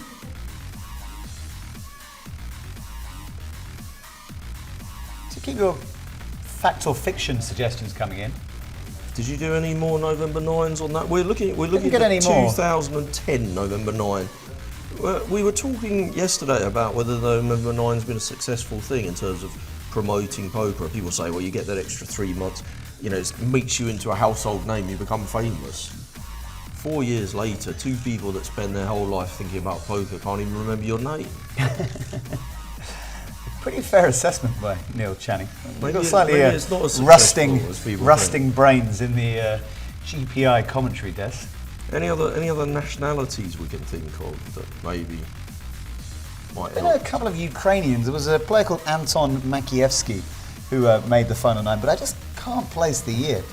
I mean, we could throw in Makievsky just in cases, right? I'm pretty sure. No, that's good. It's not Anton. He was on the final table when Ben Lamb and Phil Collins and Orno D made it. So Yeah. you can instantly When cross was it out. that? 2012. I think it must have been. Okay, Desmond Tutu's helps us out here. John Dolan, I believe that is a correct answer. I don't even remember him. What was he like? It's a fairly sort of softly spoken American player. I think he may have come 5th. Okay. And actually, Thanks I for believe that. he came in with a fairly decent stack. It could Isn't- almost be time to go pen him up. Ace King Libre's suited Ace for Liv King here. suited. If anyone else is not using Google or the Hendon mod and wants to help us out with one, that would be appreciated. Okay. 2.5 big 2.5 blinds X from Liv, for which it. is what she's been Immediate doing all call the to her time. left. The blinds have just edged. She actually made it 690, didn't she? On I think it must have been a slight misclick on one of our other razors. She doesn't have her thing auto set, does she? Okay. Gone four-handed to this flop. She's obviously flopped pretty good. Got the top pair, top kicker, backdoor hearts. C-betting most of the time here, Neil? I think so. Yeah, you've got the backdoor hearts. Obviously, there's a chance that someone's flopped a set on you, but you can't be scared of your own shadow. I definitely bet. I think if someone has flopped a set, or if they have a king queen or king jack, they call you, and it's more likely that they've got a king queen or king jack. Okay, I think we're probably going to end the November 9 discussion now, just because I want it to sort of dominate proceedings. And it's driving you mad now, isn't it? Thinking of them. Go on, tell me the other ones, because I'm curious now. Going to take a look at the answers. Neil's going to keep an eye on the action. I just scrolled through to this result from the 2010 World Liv's Series of folded that one. Poker main event. I'm going to break the answers to Neil as gently as I Tell can. me one at a time, because I'm curious now. It's bugging me now. There is a bit of action on Liv's table, actually. We got an all-in from Darry Poker. He's found himself in a dominated position, and he's won is it a with the queen as well? Oh God, that's sick, isn't it? It's so sick. Okay, and what you're seeing now is the updated leaderboard from this medium scoop. It's not actually the leaderboard, it's just a little rundown of our notables. Leo Fernandez has a little slight upturn in fortune since we I'm a last fan came of to him. Leo. I'm going to be cheering for him. Victor Ramden's everyone a lovely likes Victor fella. Ramden, You don't can't they? not like him. Jamie Staples was very kind to us on the Twitch yesterday, giving us some advice and stuff like that. Yeah, We're very honoured to be joined by Jamie Staples for the, both nights of the broadcast. local lad from Malta, Ike Haxton, doing well. One of the best Maltese players. Ike Haxton actually known to enjoy a pasticcio. I noticed he tweeted once that after spending a bit of time away from Malta, he'd tweeted the thing he was most looking forward to about arriving back was a pasticci and a whiskey. Now, it's not a combination I'm particularly familiar with. Pasticci is a local dish, incredibly cheap pastry-based dish, filled with either pure sort of processed peas or ricotta cheese. Not everyone's cup of tea. Tends to ooze I out want quite a that. lot of fat. I kind of had Ike Haxton down as a fairly sort of sophisticated diner, but this was slightly went out the window when I sort of discovered that he was I think he was bluffing you. looking forward to pasticci and Anyway, whiskey don't upon prolong arrival my- back in Malta. Now, Don't prolong my misery. Give me the November okay, 9. first place, Jonathan Duhamel, $8 million. Yep. $8.9 million. Oh, don't worry about how much they won. I hate them already anyway. John Raciner, Joseph Chong, Filippo Candio, Oh, Michael of course. Mizraki, John Dolan, Jason Sentai, Matthew Jarvis, and Oh. Soy Win. Matt Jarvis, yeah, I remember him. None of he seemed those- like a nice guy, actually. I liked him. He's a good player, actually. I feel like I should have got Filippo Candio. None of the others were on the tip of my tongue. They're all familiar to me, but Yeah. could have been any of sort of a number of years for most of them. Now, Liv's not in this pot, but there's a guy on her right that's just joined the table. Yes, We might recognise, yes, I this think. is Andrew Chen, I believe. Yeah, he hides away under a secret screen name of HN. So deceiving. Yeah, but he is Andrew Chen, and Liv's Yeah, I'm gonna have a- probably quite pleased that she's got position on him. I think the arrival of Andrew Chen is definitely worth talking about. Andrew Chen is an incredibly accomplished tournament player. He's a Canadian player. Now he got 4.5 million in tournament earnings. Currently stands at He's doing all right, isn't he? 11th on the all-time money list for Canada, 43rd in the global Where would poker I index, be? Where would and I be a if I was Canadian, just out of interest? representative of Canada, no less, during the Global Poker Masters. Of course he was. Canada came Of course he third was. in that tournament. Canada's very pretty strong team. strong. They got some very strong players, Canada. Canada do very well, it's don't going they? to, Neil's going to keep an eye on this hand. It's going to take Neil to the all-time money list for Canada. Obviously got Daniel Negreanu at the top, followed by Duhamel, Timex, Sorrel Mitzi, Mike Watson, Gavin Smith, Sean Buchanan, Tuan Lam, that's Nenad a Medic, tough- Mike tough Lee, bunch, and Andrew actually. Chen. If Neil Channing was Canadian, Neil Channing would be 24th, ahead of, No. Pascal Lefrancois and Jason Laverly. Well, that's it. I'm definitely not moving to Canada. I didn't actually realise Jason Laverly was from there. That's even more reason for me not to move there. So, yeah, Andrew Chen, sitting on 14,000 chips, a very accomplished tournament player, former EPT runner-up. Where was he runner-up? I don't remember. It was that Berlin. one. I think he came runner-up to Davide Katai in Berlin. Oh, well, a fine player he was runner-up to. Davide Katai is a very fine player indeed. He's one of my absolute favourites. I have a lot of favourites, but he's one of my favourites. He's a brilliant player. Did you see Katai's call with Queen High in the final did. table of the I did, 5K last year World I Series? definitely did, yes. Pretty incredible call there. Obviously got a lot of He's a good guy, Davide, and he was such a smart player. I'm a huge fan. So yeah, Andrew Chen's a serial casher in EPT main events. Always there or thereabouts, deep in big tournaments. Must be A lot nice. of respect for Andrew Chen's game. So one of my friends, Jack Salter, when he was sort of progressing up through the ranks, always sort of told me that Andrew Chen was the sort of player he aspired to play like the most. Obviously, Jack's now sort of up at the pinnacle of the game and playing. Andrew Chen's busy aspiring to be Jack Salter now. Well, I mean, it could sort of be that way pretty soon. I think Andrew Chen's still got a little bit of a sort of a Liv's got the old A6 Forward start offsuit on, again. on Jack. She's had a little run of A6 offsuits. Imagine she's Well, going this to is at bin least this the one second, anyway. to an under the gun. She's Yeah. insta-folded there. Andrew Chen looks like he might be. No, nothing from Chen. I don't know, by the way, she's moved tables, hasn't she? It wasn't just Andrew Chen coming into that table. She totally moved tables. Okay. I didn't quite see the switch. I don't actually know any of the other people on the table, but yeah, it's a different bunch. Thanks to those of you on Twitch who are kind of giving us your sort of technical observations. If anything isn't to your satisfaction, whether it's the sound, whether it's my microphone, whether it's Neil's microphone, let us know. We've got a fantastic team in the studio here at GPI. They're all locked away, making sure this stream runs smoothly. So yeah, every credit to them. Huge admiration for those guys. Always on to any difficulties that may arise. Incredibly professional group. See, me and Neil have it easy in the booth, just calling the action. 4,106 players in this tournament now. We're 1 minute away from the break. 540 get paid, and the top prize is $645,000. Okay, looks like we're coming up to a break. Just want to remind folks watching on the Twitch, and for those of you who may have just joined us, always want to hear from you. Playing a few games with our co-hosts tonight, Max Rabinovich and our lovely Laura Cornelius. They're going to play a bit of fact or fiction with you. So it'll be Live with Anders came at us with the potential fact or potential falsehood. Dreamt is the only word in the English language ending in MT.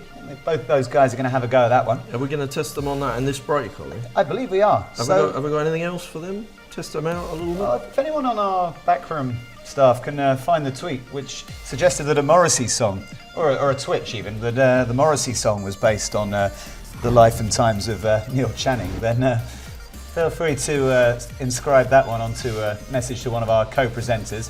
So,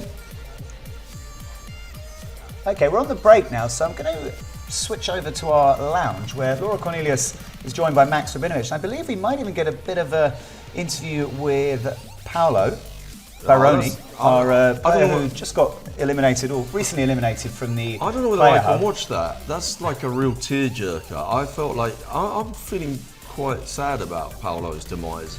He got his money in so good, having won a satellite to get there. It's killing me. Okay, over to you, Laura Cornelius and Max Rabinovich. Thank you so much, Roland. We're back here in the lounge. We are going to be joined by Paulo. I hate this moment when players come and join us on the sofa because it means that they're out of the tournament. No lucky, I'm not lucky. It's normal. I open ace king, 24 big blind, big blind with ace queen, 3-bet me, and I show, we call, and queen flop. Ah. No problem. I have 4 jack, because it's queen 10x. With ace king, I have 4 jack, only 4 jack. And king, okay. Yeah. It does. No Not problem. lucky. No Not luck. lucky tonight, but hopefully lucky another time. Yeah, because now I play the turbo, the other scoop, the last scoop of Porter Stars. The warm. And yes, What's And, your specialty? multi-table tournament. Okay. And really, di solito, com'è? Normally I play average Baroni 30. Now I win the SAT and I play this. You want a SAT? I want shot, a big shot, but no, next time. Next time. What happens? Next time. I like your vibe though. You look like you're confident, you look like you're bubbly, you look like you're ready Yeah. to take one down now. Okay. Sorry for my English, but No, it's fine. I'm here for improve and play.com because I play .it in Italy Yeah, because the I'm .it. Italian Yeah.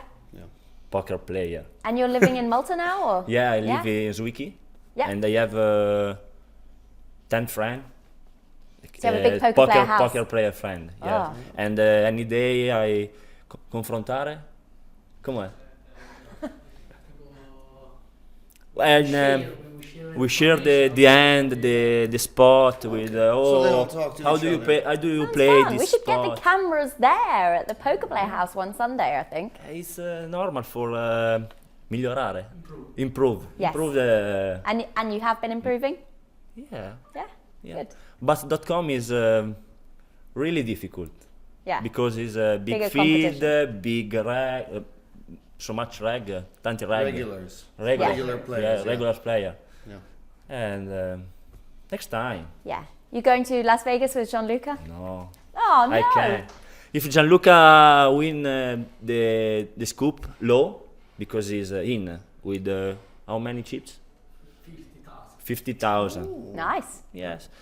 I Can we think, come to Las please, Vegas? Please help me. Can we come to Las Vegas if Gianluca Why wins not? the scoop? Everybody. Yay! No show here. We'll just Good go. plan. Why not? Gianluca wins the scoop low, we all go to Vegas. I like that idea. Yeah. Deal. Okay, we're going to see Are you that. sure? We are on TV, eh? A lot of Yeah. players say, though, sometimes it's more profitable to stay at home and play online while all the good players are playing in Vegas. But it's a problem for my bankroll. I don't have the bankroll for play. I can play only the Colossus. The Colossus, I think, Okay. is very good for. Yeah, That's coming up pretty soon in the series, isn't it? It's one of the first events, I think. 3 days, I think it starts. Yeah. But if I go to Vegas, I can go 4 or 5 days. Stay, I don't know, 1 month, no, 3 weeks. I don't know. I love how you ask him everything. Right, we hopefully will see you in Vegas once Gianluca wins the scoop. But best of luck with everything else you do and all of your online poker. Thank you so much, Paulo. Thank you. Thank you. Bye. Thank Bye. you, sir. Thank you. Yeah. Right, I think we're going to play a little bit of fact or fiction because we've had quite a few of those come in. Right, do you want one? I'm going to give you one. I'll start with a little fact or fiction. Is this fact or fiction? You guys can guess too at home. Phil Ivey wrestled for his college at state level. Ooh, I'm going to go ahead and say fiction because Phil Ivey never went to college. Did he not? He did not. He I did would have not. said He fiction. started playing poker before he was even legally allowed to, under the name Jerome in Atlantic City, then went out to Vegas. Never went to college. Why did he call himself Jerome? It's a classic, Friend of his? fake ID name. What do you... He used the ID to play poker and buy beers. Naughty Phil Ivy. Yeah. Bit of Here's a goof. another one with Ivy. Everyone loves a bit of Ivy, don't they? Negreanu owes Ivy a slap. I'm going to call fact. I'm going to call fact too. Because they're a bunch of divas. The two of those. Why do you think he owes him a slap? I don't know. It could be a million different reasons. Maybe, I don't know. Maybe he dissed his hair. Yeah, something goofy Or like that. an item of clothing.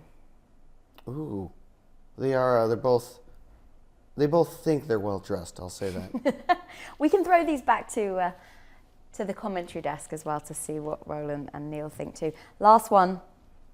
Neil was very close to his nan when she died.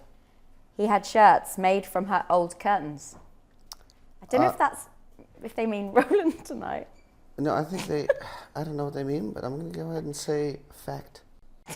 As far as I know, Neil Channing, bit of an odd character. I don't know how he feels about me. Actually, that's false, I do. It's not great. I don't like the man, he doesn't like me. I think they've got it wrong though. I think they've got Neil and Roland around the wrong way because Roland's got the colourful shirt Roland, on but the today. thing about Roland is, no one's surprised when he wears a shirt that's not great. Whereas Neil Channing, pretty spiffy dresser for an odd man. So when he comes in with a shirt like this, you have to wonder, what was it? Was it a bet gone wrong? This is true. Or is it Yes. what is it? I think it's possibly a bet. I think someone's curtains got dirty and he decided instead of throwing them out, he's going to recycle them into a long-sleeved shirt that he uses for work. Sounds like Neil Channing to me. I'm interested to see how you and Neil are going to get on after the show once the cameras are off. If I see Neil Channing after the show, I'm going to walk the other way. He seems like a bigger man than me. I don't want to punch him in the face. No, you're looking the right way to get one though.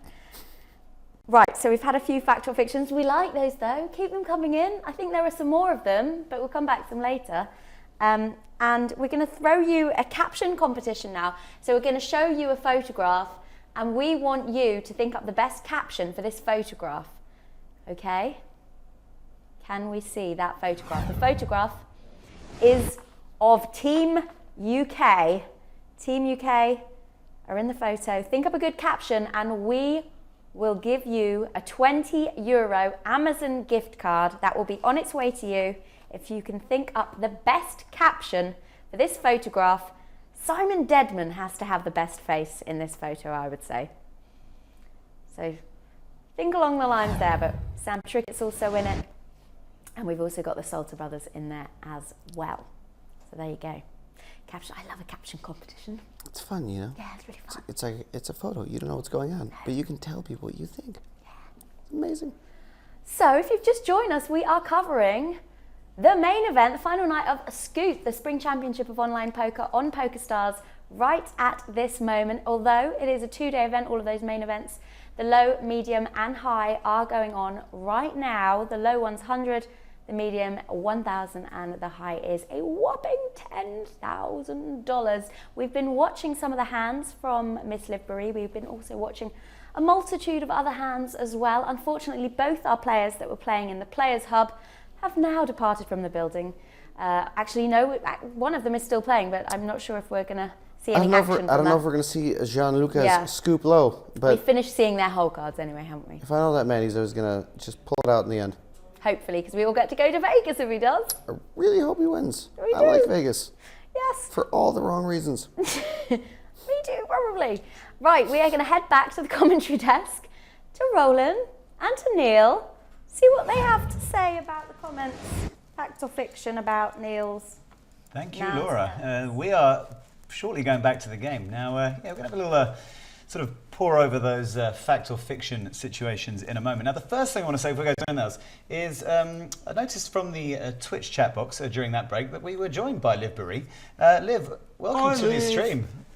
A bit of away from Channing there. So thank you very much, Liv, for agreeing to let us see your hole cards, and congratulations on that early double up. Incredibly kind of you to let us pore over your action over the course of the evening.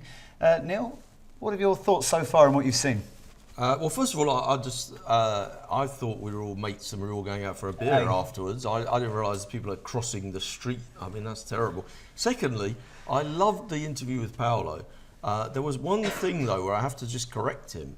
He said, "I don't think I can go to the World Series and play the events because I'm not sure that I have the bankroll." Mate, you're going to fit right on in there with all those other professional poker players.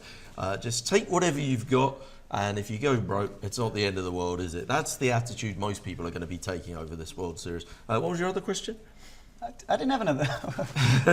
Actually, before I get to a question for Neil, perhaps my favourite comment of the week has come in on Twitch from in through the window. I think my guys in the lounge are going to like this as well. Tip of the day: when interviewing Italians, don't let them hold the mic. They wave their hands too much. That's actually very true. Thank you, in through the window. Perhaps my favourite comment of the broadcast so far. That is a good spot. It's actually incredibly accurate. If it was a suggestion on fact or think to very much be fact. Okay, I think we're going to get right back into the action now.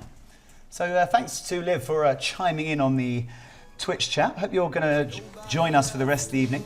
It's a slight bit of debate over whether Liv's screen was clear enough, but I think we've decided that it's okay for the time being. Going to proceed. I can certainly see what she's playing. Neil can certainly see. So just about. I'll put my glasses on now, so I should be all right. If the guys on Twitch can't see, we're going to call the action in the key hands. Yeah, you didn't miss a lot of action when we were chatting away because the players have a 5-minute break at 5 every hour, and I expect Liv's just been making a nice cup of tea. So Liv, let us know what your refreshment of choice is on breaks, and whether that varies depending on how healthy your chip stack is looking. Yeah, that was definitely a cup of tea break rather than a vodka Red Bull break, wasn't it? Absolutely. She's sort of a content cup of tea. Exactly. But actually, I ought to have a look, didn't I, and see how she's doing in the high event, because Liv's playing that one at the same time. We're only seeing her whole cards in the 1,000 scoop event. It's very kind of her to let us see that. Anyone in the sort of prizes department is listening. I think would be kind of great if we could get a prize to in through the window for his contribution to the Twitch chat. It caused a lot of laughter in the studio. I think might have to implement a situation where really great comments can be rewarded with prizes, even if they don't pertain to a particular competition we've been running. So yeah, I'd like to sort of appeal to the head of prizes here at GPI. Can we get some sort of voucher or some sort of piece of merchandise to in through the window for his tip of the day? I'm getting the greatest response from the lounge. But. Just noticing, Liv's still in the 10k high scoop at the moment. She's got almost exactly a starting stack there. Okay, it's going to raise King Jack off under the gun here. So probably at the sort of lower end of the range you'd expect it to to be under the gun. Under the gun +1, but yeah, essentially the same kind of thing, not much difference. Just having before we talk about this hand, which may just kind of fizzle out by the looks of it. I was just having a quick look at the high event and seeing who's going well in that, and I noticed Luke Schwartz's name popped up, and I thought he's had a good week, won a couple of scoop events this week, and I thought I'd just have a quick look at his table and see how he was doing. No surprise to find he was involved in a pot. He's got 20,000 in that high event, so he's a little over starting stack, but a little. It's very early days in that one, really. Okay. Liv's flop top pair here. Looks like she's going to see bet. Yeah, she got called by the fella in the big blind. She would expect to be winning at this stage, so she's betting for value. She's been called, which would make her think that possibly she might be in trouble. If you remember, there was a hand earlier where she had King Jack and it came double King, and she paid off on the river, and the opponent had King Queen. The difference here is that she's up against someone that's in the big blind, so their range of hands that they defended with is probably wider. In the other hand, where she was up against King Queen, she was up against an early position raiser, and she flattered on the button. Now the fella's led into her on the turn, which makes me think perhaps he's setting the price that he's prepared to pay. He doesn't want the pot to escalate too quickly. What a beautiful Jack river peels card off on for the Liv river there for I Liv. mean, even if she was up against King Queen, which is possible, although I think it's more likely that if she is up against a king, it's a random king. It's a King 8, a King 7, a King 6, something like that. In fact, I think that is actually quite a lot of the range of Invoker. The way he bet that one and yeah, he's in check call mode. What's your isn't sizing thinking here? I'm Neil? going to bet big here because I think there's a really good chance that he's got a king here. I think he's just in the blind with a random king, and I don't think he's going to raise you because he's going to be worried about his kicker. I think he's just going to call every time if he has a king. If he doesn't have a king, you're very unlikely to get called anyway, so you might as well bet big. I could be wrong. The way he's tanking makes me think he doesn't have a king now. Perhaps he had some other kind of pair, but I mean, Liv was probably thinking what a great river card that is, because that really just takes the small worry away that I was up against King Queen, but that worry is probably gone now. I don't think anyone would be tanking with King Queen here. Oh, they have We raised. see a raise here now. Oh wow, well that's quite surprising, isn't There it? aren't any hands that. Well, what Liv are the has hands she's the got to nuts worry here, I about? think. I mean, there's nothing She has to the worry nuts. about, is there? So, She has the could nuts. be a huge Yeah. pot developing here. Well, how bizarre. That's I wasn't Could Invoke expecting that. have two jacks here?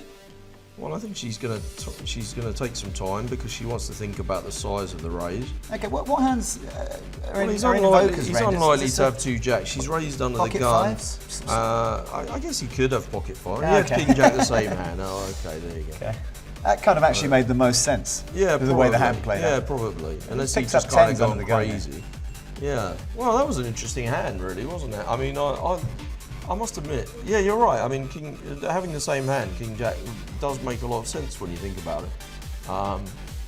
He wasn't going to re-raise again with King Queen, and he wasn't really loving life with King 10 either. So, you're pretty sick if you're Invoker though, because you're thinking, oh wow, I've absolutely got it here. And, A little bit sick for both players, both thinking they were about to win an absolutely well, sort of enormous pot. Of course, but I mean, you know, Liv's raised from early position and Invoker's defended from the blinds. I guess Invoker's thinking that his hand is well and truly disguised, and that King Jack is, you know, among the. It's not exactly top of the range for hands that Liv would have been raising from early position with. Pretty easy check fold there for Liv. Raised under the gun, or under the gun +1, I think, with tens, and obviously wasn't too keen on the ace jack flop, and 7-7 collar box, 7-7 made the bet on the flop, and Liz gave up the tens. So pretty standard spot there. So following just one table for the remainder of the evening, that's Liv Barry's table. We're going to follow her for a little while longer. So any questions you want to ask about this setup here at the GPI studio in Malta? Any questions about the GPI project more generally, the Global Poker League?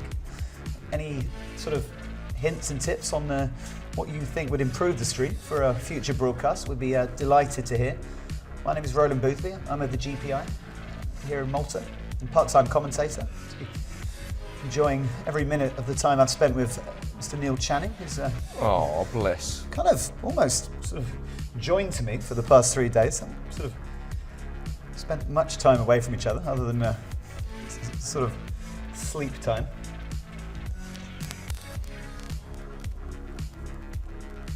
Don't forget the things we've been asking you on our lounge. It's fact or fiction. Got to posed a couple of questions to Laura Cornelius and Max Rinovich, our two hosts. Feel free to fire at us with any facts, either completely true or completely made up. Doesn't really matter either way. Keep your poker related if you want. Are we doing any more Channing things? Oh, I believe we're going to do another Channing Thinks. Could actually. What about that one I suggested? I thought I that think was we're going quite to a go. good I think one. we're going to go for the Phil Hellmuth Channing Thinks. Going to give a little bit of a chance for Max and Laura to try and overhear us playing this game. So they can then speculate on the next break. It's a little while till the next break. There you go. Breaks obviously every 55 minutes past the hour during PokerStars tournaments. All online tournaments, in fact.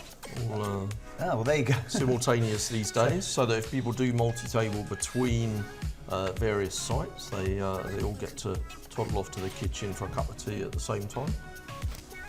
Okay, I think it might actually be a time, or a decent time, for Neil to delve into the lobby of this Scoop Media. Okay. And just maybe have a little sort of rundown of who got the big chip stacks are. We'll see. Also, kind of how we're doing in terms of number of sort of runners, what sort of rate we're losing players at. Well, there were 4,145 was the final number of entrants, which means the first prize is 650,000 and change. There's 3,047 left, so we've lost roughly 1,100, or just about a quarter of the field.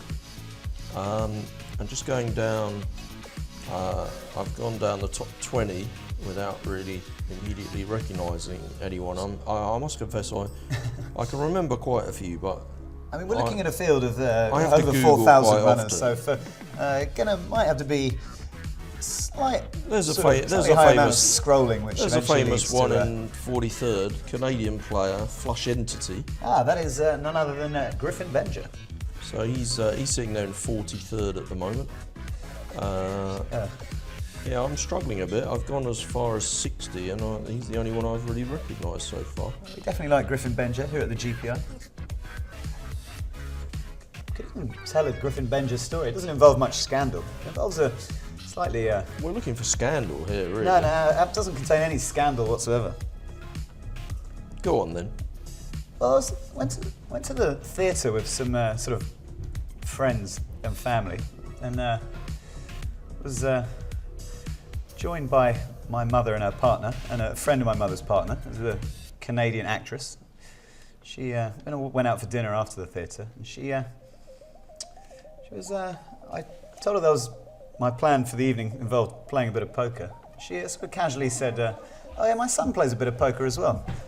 And I was beginning to wonder how this was a Griffin Benjer story, Yeah, but well, I can see where you might be heading now. He said, my son plays a bit of poker as well. And so I said, oh, fair enough. I didn't really sort of think much of it. She went on to sort of elaborate slightly. She's telling me how her son was a sort of prolific video gamer in his younger days, and then sort of turned to poker, and be kind of the usual stuff about kind of her being worried that his life was, slightly worried that his life was being devoted to video games and poker. And then she said, but then it ended up, started doing pretty well, and he won a really big tournament in Berlin a while ago. Yeah, he's doing I sort okay. of said, how big? I think the buy-in was 10,000 euros or something. I said, oh, your son's Griffin Benjer, Flush Entity. She said, oh yeah, that's him. Yeah, you know him. Yeah, kind of heard of him. Yeah, I mean, the sort of number one online player at the time, Flush Entity. Yeah. Liv's got herself involved in a pot. That's a good one. I like your story there. She's in a pot against Andrew Chen though, so we better. Well, she's not anymore actually. She had a pair of threes, and she raised. There was a bit of action, quite a low flop, and she took it down with a bet on the turn, probably with the best hand. I'm having a bit more luck looking at the lobby of the high scoop. Far away. Liv has deuce six of spades here, so I imagine won't be seeing too much action. So Well, I can tell you that far away. my good pal the gunman, John O'Shea, is in 5th at the moment, representing Ireland. He's just ahead of Dan Kelly, who's 6th. They've basically tripled up. Jason Kuhn is in the top 10. And another good pal of mine, the Crow, the Crow 7.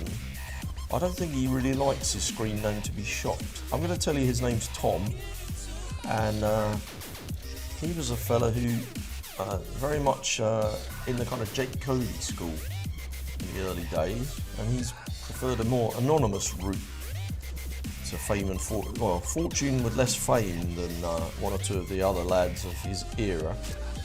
Oh, go on, I'll say his name, Tom McDonald. Oh, well, there we go. So he's 12th, and I think he's an excellent player, and I'm going to wish him all the luck in the world. I doubt very much he's listening.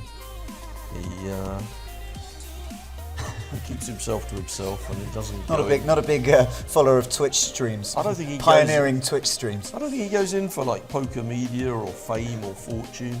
He just goes in for winning loads of money at poker, basically.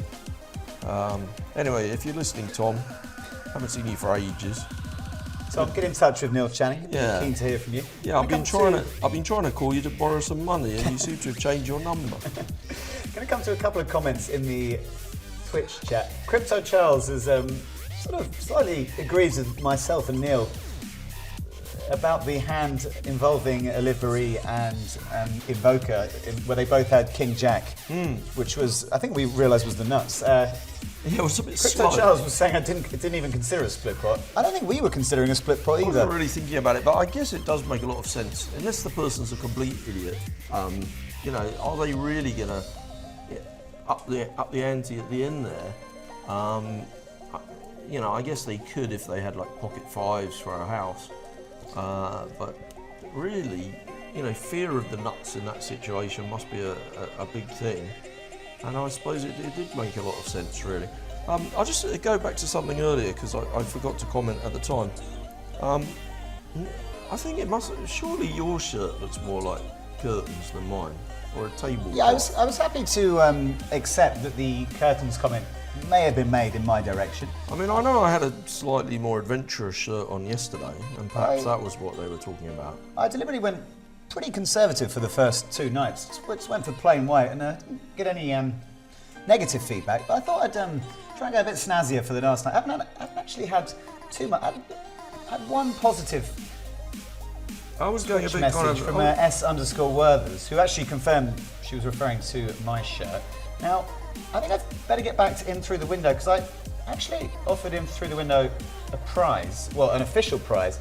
I put that query through to the head of prizes here at the Global Poker Index. So that's a big job, head of prizes. Well, head of prizes is currently Laura Cornelius. And Laura Cornelius, the head of prizes, rejected my request to give In Through the Window. It's a bit mean to reject that, isn't it? Like that? I mean, you know, just a small something, an Amazon token or something like that. What I'm going to do, In Through the Window made me laugh more than any other message we've received on Twitch. So I think In Through the Window, if you want to tweet at me, I think my Twitter handle's on the screen right now, Lord_Boothby. If you tweet at me, I'm going to send you a prize personally. It may actually be this pen. You're but I might try and find something basically better. just buying Twitter followers right now. That's what you're doing, really, isn't it? Look, In Through the Window, you don't have to follow me. Just tweet at me with some sort of email address, and I will send you a limited edition pen. This pen has been on the commentator's desk from the start of this 3-day coverage. Honestly, at Lord_Boothby. I mean, you're really just doing. If my name isn't at Sensei Channing, I've never seen such a disgraceful attempt to attract extra Twitter followers. It's terrible. I've actually, funnily enough, actually reached the maximum number of followers, so there could be no possible reason for me trying to further followers. Oh, okay. There is a maximum. Not many people have reached the maximum. I'm one of the few people on Twitter who safe for me to unfollow you then. You'll never even notice. Okay, Neil might have to take. I've lost my microphone, I think. So Neil might have to take you through the. Sorry about that. He lost his mic. He lost his mind. Anyway, never mind. We were going to do some more. Channing Thinks, weren't we? Do we have a good idea for a Channing Thinks? I think we had a Helmuth related Channing Thinks. Do you want to give that one now, Roland, or Absolutely. Give Max and Laura a chance to think about that one. Great timing by Neil Channing. Gave me just enough time to retrieve my microphone. You did a good job of it. Connected to miles and miles of wires here at the Absolutely GPI seamless, studio. I thouth it was. Now, yes, we're going to go to another Channing Thinks. Now, this is involves the poker brat, Mr. Phil Helmuth Jr. to give his full name. I don't think of him as a brat, really. You got to love I Phil guess we're going to give him his full title. Phil Helmuth Jr., the poker brat. The question: how many times in the life of Phil Helmuth Jr. has Phil Helmuth Jr. reminded his wife how many World Series of Poker bracelets he's won? I'm just going to repeat that just for clarification, because we might put this over to Max Rabinovic and Laura Cornelius in due course. How many times in the course of his poker career has Phil Hellmuth Jr. told his wife, in a numeric form, the number of bracelets that he's won? And just to add, I mean, I can help you out a little bit, because I think that Phil Hellmuth's been married something in the region of 20, maybe 30 years, actually. Okay, so there you go. Gives a bit of they got a couple of children. insight into what Channing might be thinking. And I can tell you also that Phil's wife is a Psychologist. yeah, she does a psychiatrist, I think. Yeah, okay. Yeah, which is handy for him, I guess. You know, if you don't even need to pop out. Okay. So Just to remind our viewers where we stand in Neil Channing Thinks. Currently, Laura Cornelius on 2 and Max Rabinovic on 0. So, pretty sure that if Max Rabinovic fails to win this, he will have been defeated in this game. I don't think there's any way back from 3-0 down. So, I'm going to pass things over to. By the way, I'm not giving any clues yet. I haven't really honed in on my answer yet, so I'm going to come up with something, but Okay. I need a bit of time on this one, I think. Okay, well, these two can sort of speculate a little before they reach an answer, because we want Neil to write his answer down for us before they settle on an answer. So, over to you, Laura Cornelius and Max Rabinovic. Thanks so much, Roland. Right, we've got a new one. We've got to think, what does Neil think about, how do we say it? Phil Hellmuth Jr. How many times has he told, how many bracelets has he told his wife he's got? I can take this one for you. Yeah, I've bodged it up a little bit. How many times has Phil Hellmuth Jr. told his wife that he's won, I think they said 10 bracelets for some reason. No, they didn't. They didn't. Just trying to keep them on their toes. That he's won 13 World Series of Poker bracelets in his life, between 1 and 13. Do you know what? So since he won his first in 1989, how many times has he reminded his wife that he's won I them? don't think it's something you necessarily brag to your wife about, is it? It's more something you'd brag to your friends, your poker friends. You know, I think you're right, and I've heard Phil Hellmuth talk about what he's done with his bracelets, but I don't know if Neil's heard that. Yeah, we have to think what Neil thinks. Neil's the real X factor here. Neil kind of knows his stuff, though. He's a bit of a... Does he? He's a bit of a poker legend. He's a legend at poker. He Not knows a a lot. legend at Neil Channing Thinks. True. He knows a lot about other poker people, though. Yeah, He's got lots of stories to tell That's us, very we know. true. That's very true. Those curled locks of his have a lot of stories hidden. Yeah. I wonder if the people at home have an answer. How many times? Can you just continue, because I'm going to mess it up again? That's fine. How many times he's reminded his wife in the course of their marriage that he's won World Series of Poker bracelets? 13 of them. 13 of them in total, yeah. It's a world record, if you will. Are you going to guess first, or shall I? I guess it's my turn to go first, isn't it? You can go. So how long was the marriage? I don't know. I'm not going to tell you He even did if I just did. say. He did just say, but that was up to you to listen. Sorry, Neil. Looks like Laura wasn't listening. It was, I did. Sleeping on the is he job, there? it seems. Is he 30 or 20? Huh? It's long. It's long. I know it's long. Is he an old guy? Who knows? Is he 55, 60, 49, 53? Who knows? Does that help you at all? No, is the No. answer. He's It got doesn't to help. be 50. I don't want to put the clock on you, but pick a number. Oh, man. See, I don't know if he'd tell his wife that many times. We're going to still and ah over it, okay? We're going to come back to this, I think. Really? Yes, because there's a hand on the table, and I Okay, need to yeah. think a bit more. That's It's the most gone important past thing. midnight. I'm blonde. We need to go back to the table, back to the commentary desk. Kind of a cop-out. Thank you very much, Laura Cornelius. Very much copping out of that one. Stalling until the action restarted. Great ploy. Gives herself more time to think. Neil Channing, do you think that was a legitimate stall by Laura Cornelius, or do you think it's this one requires a bit of a thought? I don't know who came up with this, but this is absolutely the greatest Channing thinks that we've had over the last few days, and whoever came up with it is to be congratulated. Now we're watching Liv Marie. She's playing the 1,000 middle-sized scoop, and she's just moved tables. So she's had a fantastic start. She's got about 32,000 chips, slightly less. And I have to say, I don't really know any of the players on her table. Would you like a Phil Hellmuth story, though? I'd love a Phil Hellmuth story. Can we assume that Liv's been moved? Because she was she just has. sat to the left of Andrew Chen. Yeah, I'm glad you were following that. Yeah, she has just been moved. And I just said, did you know anyone on this table? But anyway, it doesn't matter. I only got distracted by the Twitch chat for okay. a brief moment. I normally listen to every word Neil Channing says. Okay, let me tell you a longish Hellmuth story, but I promise you'll like it. Okay. I'm hoping that the guys in the lounge are listening to this one because it is a good one. I think I can tell Laura just because I don't want it to be an unfair thing. Phil Hellmuth is he's in the kind of low 50s and has been married about 30 years on it. But is that a mean thing for me to say that? I think that's fair, isn't it? It's still quite hard to know the answer to what I'm thinking about this. Anyway, here's a Hellmuth story for you. So a few years ago, Hellmuth, in his normal way of kind of chasing bracelets, was playing all kinds of tournaments. And they used to have a tournament in the World Series which was a 5k rebuy pot limit Omaha. I mean, how ridiculous is that? It was like, buy a bracelet. I mean, this was long before anything like high rollers and the one drop was invented. So the most money you could put into a tournament generally was the main event of the World Series for 10,000. And then the WPT came along and this, that and the other. But this tournament, you could put like 40 grand in. You could have 8 rebuys really easily. It's Omaha, anything can happen. I'll continue this story after we've just quickly run through this leaderboard.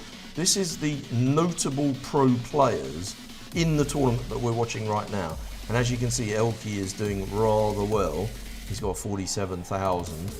Eugene Katchalov, who we mentioned earlier, has crept in there with 11,000.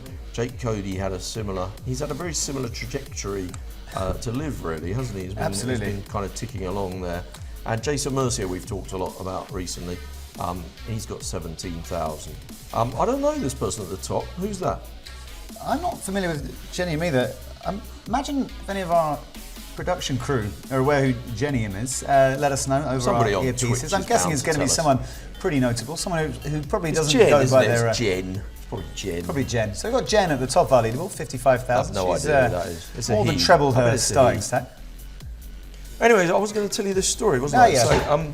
So Hellmuth, he's absolutely in love with this 5k rebuy PLO because he wants to win bracelets, and there's only about 50 people in the tournament. So you're guaranteed to get a deep run in the tournament, pretty much. You're going to make the last couple of tables. You get plenty of media coverage and a really good chance to win a bracelet.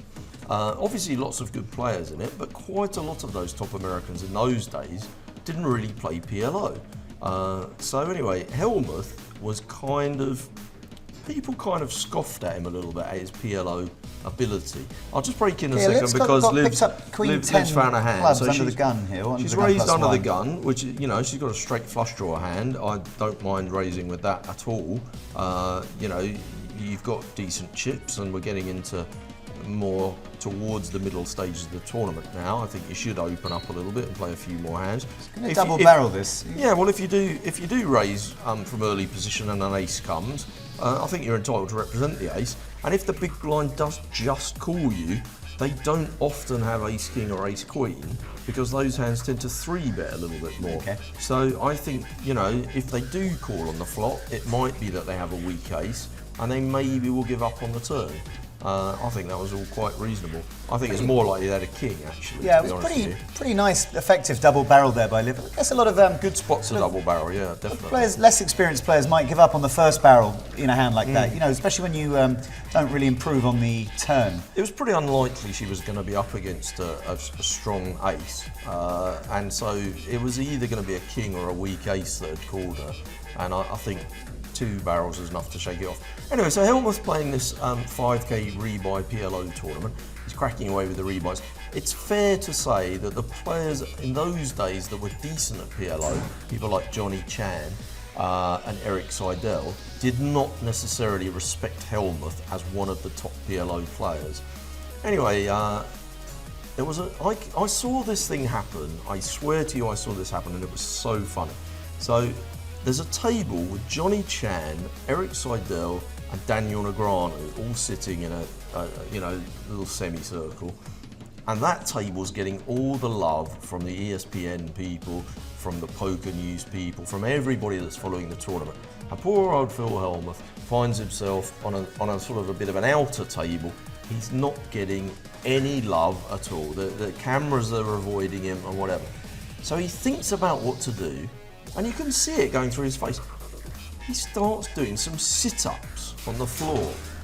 Well, this is obviously just a total ploy to try and attract the attention his way. Anyway, that doesn't really work. Everyone just ignores him, and he's doing his sit-ups. Anyway, he walks across the room, and he sees Johnny Chan. And of course, at this time, they were both vying for the top number of bracelets.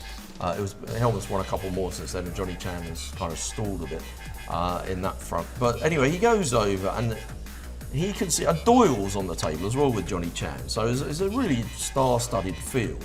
And he thinks, I'll go over, and if I give Johnny Chan a little kind of shoulder rub with Doyle there, the cameras will be, they'll be on straight away.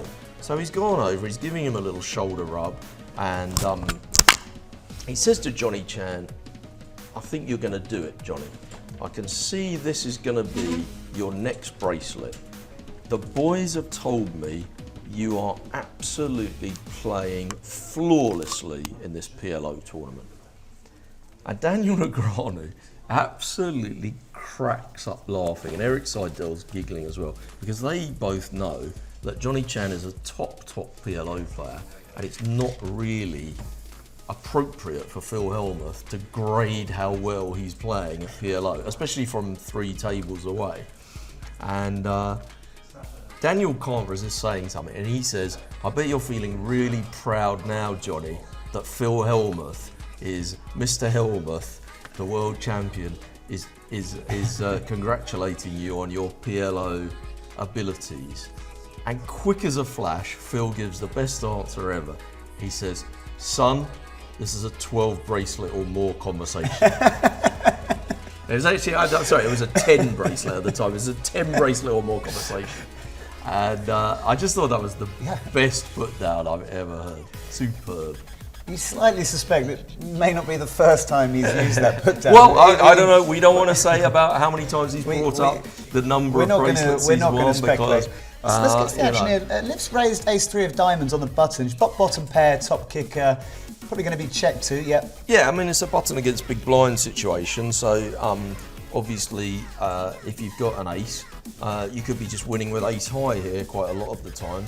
The fact that you've flopped a pair makes it even better. You're definitely going to see bet if that opportunity arises. I actually think she might raise this one as well with the ace 10 suited. Yeah, another suited eights for Liv. Yeah, she's in the cut-off, late position. If it's folded round to her, no reason whatsoever not to keep pressing on. Life's going quite well for her in this tournament. She's settled on 1150 as her kind of standard raise, which is a little less than 2.5 times. So it seems that she does kind of slightly have a set amount for each blind level. 2 in a row for Liv. Probably not going to be 3 in a row. So going to come to a few observations that I've seen on Twitch. A couple of Phil Helmuthisms. Flopping donuts, quoting Phil Helmuth. I'm not going to impersonate Helmuth. He called a raise with Queen 10, honey. I think a lot of people familiar with that hand. I believe it's a hand where involving Robert Helmuth, and I think he's talking about a hand where Helmuth ends up with a set of 8s and loses to a Queen 10. Oh yes, I do remember that. His opponent makes, I believe, turns a straight. I do remember that, but of course he famously lost a big pot against Robert Varcogni in 2001, I believe, in the World Series main event, and he said, if this idiot wins the tournament, I will shave my hair. And Robert Varcogni won the tournament. Absolutely. And Phil Helmuth still managed to be the star of the show because he literally, in front of the whole casino, got his hair shaved by Robert Varcogni immediately after the tournament. It was pretty amazing, actually. Okay, 10 jack flip. She's going to auto fold. Yeah, she auto-folded that one. Maybe she's playing a hand on the other table. I haven't got her other table open right now, but you'd have thought she might have half considered trying to nick it from middle position with that. With a decent stack. Maybe she feels like she's played a few too many recently and she doesn't want to get looked up too much. So we've been joined by C Murray _doubleboard. I recognise that name. So those of you tuning in yesterday, you would have seen C Murray, it's Carlos Murray, playing a heads-up special in our player pod. You're playing the local player, or the local Scottish player, should we say, Carl Hendry, in a heads-up best of 5 affair for a €1,000 prize. Part of our heads-up night. Carlos was playing in his Argentinian shirt, proving, of course, that he is German. Carlos Murray is now of dual citizenship. He was very pleased when we saw the leaderboard earlier. He was cheering both for Jan Heitmann and for Leo Fernandez at the same time. Yeah.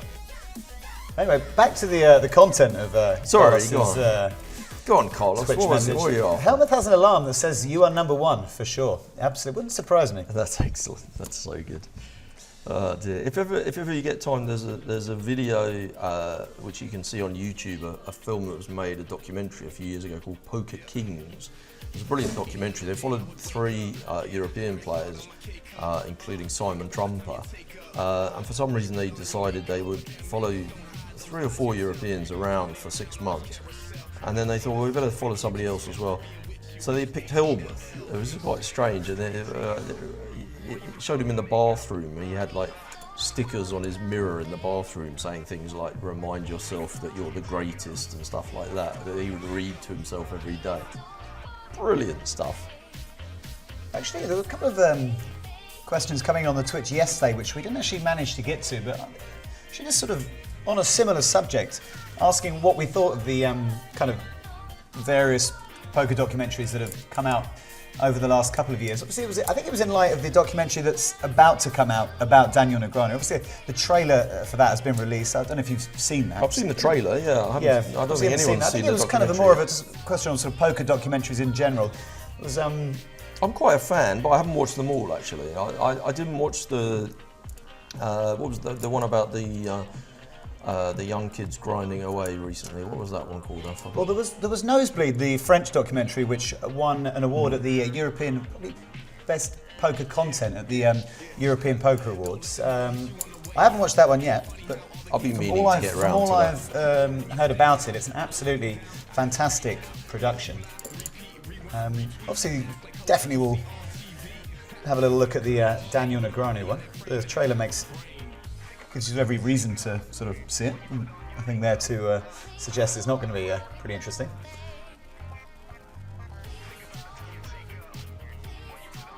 Not familiar so far with any of the other players at Live's table. Have any sort of incredibly spectacular pots develop? We'll keep you up to date. See, one of our players in this hand has the Uncle Ben's logo as his avatar.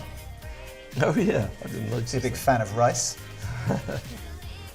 Just having a quick look at the Scoop High tonight, just the leaderboard there, top 20. A lot of the same names that I mentioned before are still there. DJ Kelly, Dan Kelly is third, DJ K123. My friend the gunman, John O'Shea, he's in 8th place. The Crow, that's Tom McDonald from England, he's 11th at the moment. Jason Kuhn is 9th in that one. Donga Kim, who we saw won the tournament we were covering yesterday, the 20 grand heads up tournament, he's sitting in 14th. A couple of other people that have crept into the picture since I last updated you.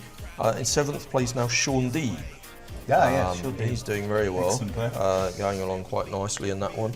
And also Billy Chataway from England, he's won a scoop earlier on, and he's going along quite nicely. He's in 21st spot in that one. Laura Cornelius is a big fan of Billy Chataway, just to let you know. I'm just having another quick look at the leaderboard in this tournament that we're following. Which I think that Laura Cornelius came up with a new nickname for Billy Chataway after his scoop win the other, wasn't it Geezer Boy? I think I heard lot of that love for one. Geezer Boy in the, on Facebook during the week.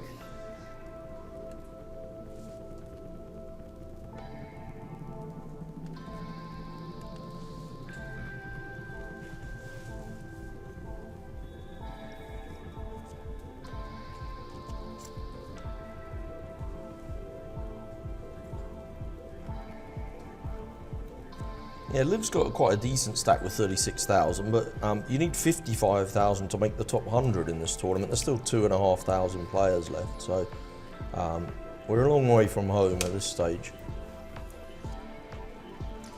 Bit of a big pot developing involving some of the other players, I'd say. We've got a shove on this 9-6 king flop for 17,000.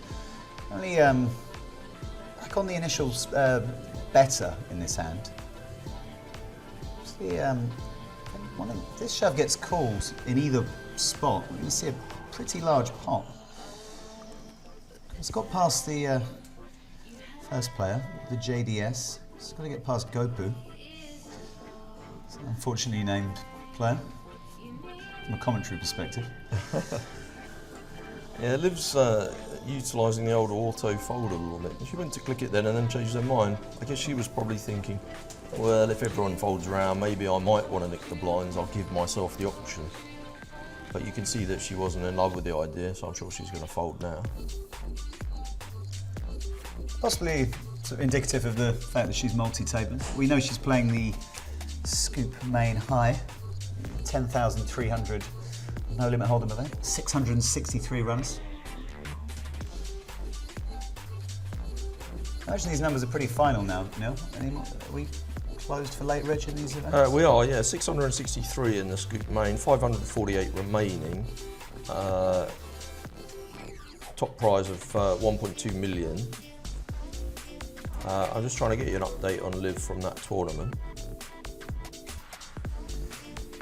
Got a fact or fiction suggestion from Showmad 2013.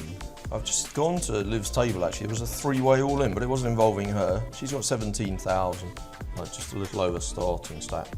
She's on the same table as a character called Floppin' Hell, who's and also Andy McLeod's on that table. There's a couple of big names in online poker.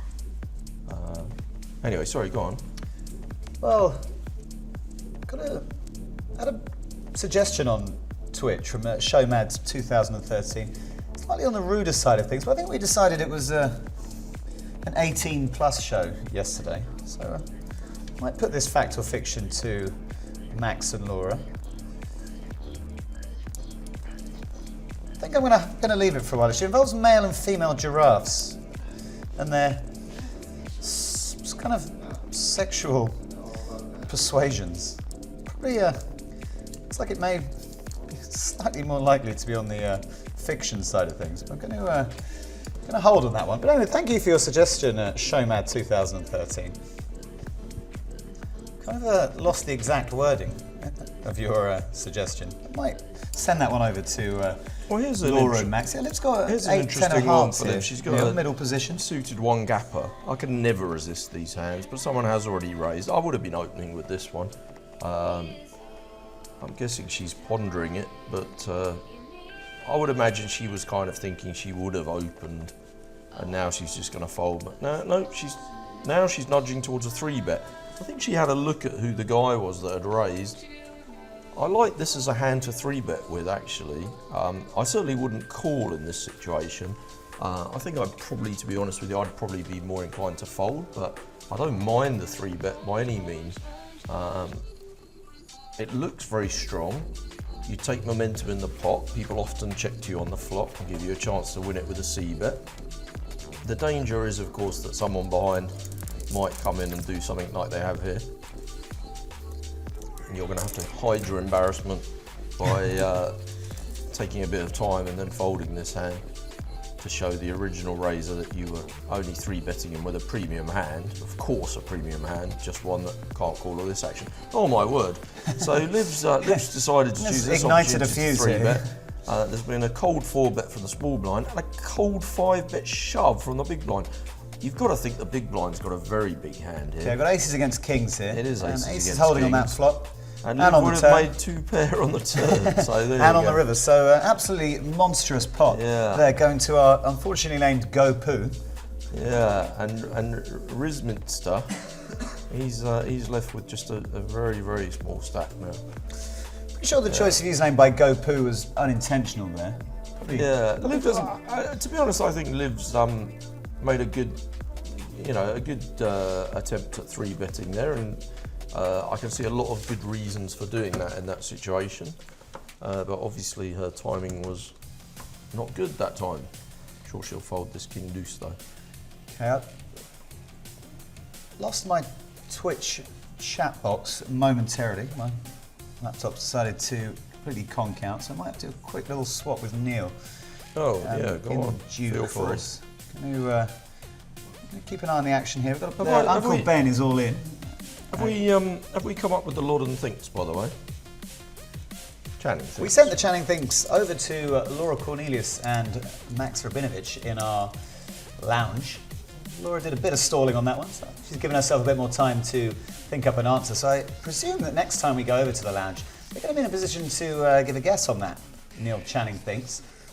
Quite sure if we're going over there just now. We'll keep an eye on Liv's action for a while. Me and Neil are going to do a little exchange of technical equipment. Another pretty big hand developing with a raise and a 3-bet.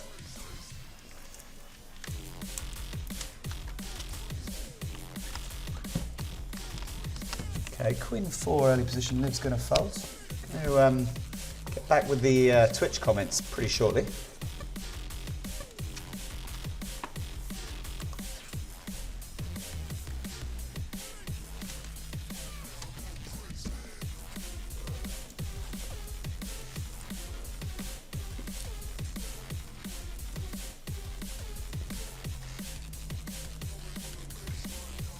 Some pretty intense music coming in for the pleasure of our viewers.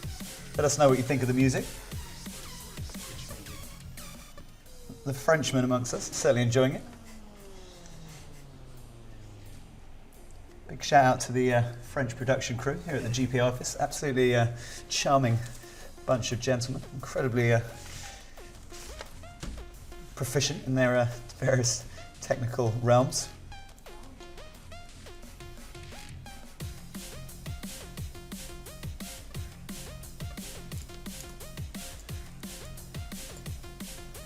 So we're back in the chat box. We're just watching a pot between Gopu, who won that big pot earlier, and he's just given a few chips over to B Keel there. We didn't get to see the river card. Well, we didn't get to see the hands. As I've been told, the music's actually provided by Twitch, which I wasn't aware of. Riz Minister, who lost that big hand with the 2 kings, is now shoved again. Blinds at 300, 600. He's got 4,800. So He's shoved over the top of it. Looks like he's going to be yeah, up against a reasonably good hand. Ace king suited. he's got Looks like king jack. off. So Needs to see a jack on he's somewhere. dominated. There's He's a got king, that's no king. good, and there's a queen, that's no Yeah. good. So we're going to lose Uncle Ben, aka Arismister. GG, Uncle Ben. He's going to console himself with a bowl of rice. And Liv's just got 8-3 offsuit and a big blind. She tends to 3-bet quite liberally when she gets the bit between her teeth, but she's not doesn't seem to be a big defender of blinds with trashy hands, which is definitely a good thing.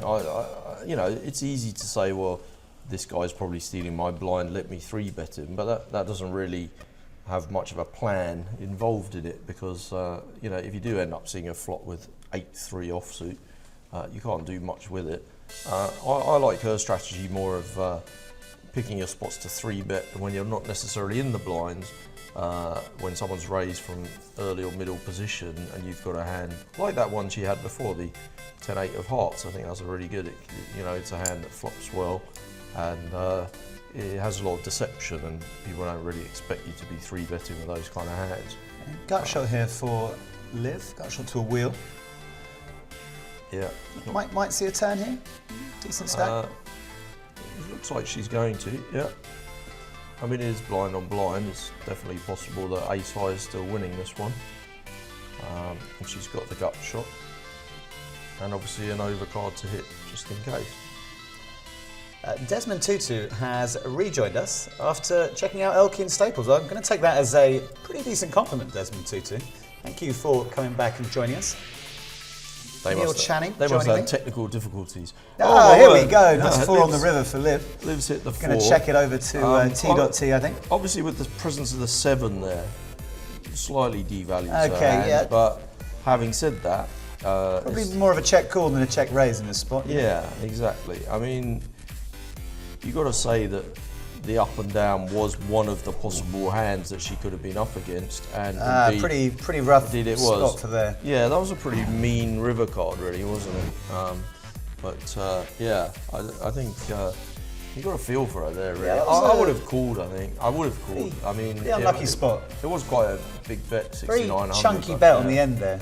Does that But, you know, sort of you've got a straight, I polarise mean- her opponent a bit in that situation? I agree. Yeah, it's you know, nuts or nothing basically, and yeah. I Okay. think. Well, the tournament's just gone on a 5-minute break. I believe we're going to be going back to our lounge to talk with Laura Cornelius and Max Sabrinovic. Obviously, one of the things that they're going to be discussing is our Channing Thinks, our latest edition of Channing Thinks. Oh, do you want to remind us of that, because it seems a Yeah, long let's, time ago that we read that one out. Let's clarify the Channing Thinks for our hosts. How many times has Phil Hellmuth, in the duration of his poker career, so from between winning his first and his most recent, 13th, how many times has he told his wife the number of bracelets he's won? This is Channing Thinks. The amount of times he's said to his wife how many bracelets he's won is completely irrelevant. The relevant thing is what Neil Channing thinks, and we actually already know what Neil Channing thinks, because Neil Channing has inscribed his answer onto my piece of paper. Obviously, going to get the talk about... I've basically had a think about how many times in the whole of his married life Phil Hellmuth has told the missus, I'm the X times world champion. And it's really up to Laura and Max to try and read my mind. It doesn't matter how many times he has really done it, we'll probably never know. Okay. We're going to get the patented Roland Boothby integrity speech at some point once we've received the answers. But in the meantime, over to Laura Cornelius and Max Rabinovich. Why, thank you, Roland, back here in the lounge. I've had time to think about it. See, Channing thinks fast. Max is sharp as a pencil sharpener. I take a little while to process in here. I already have I've got an answer. I've got an answer too. All right. You first, I'm then. going first. You yes. first. Thank Go you. ahead. Wrong. So, well, my answer last time worked pretty well for me. So I'm going with the same, 30,000.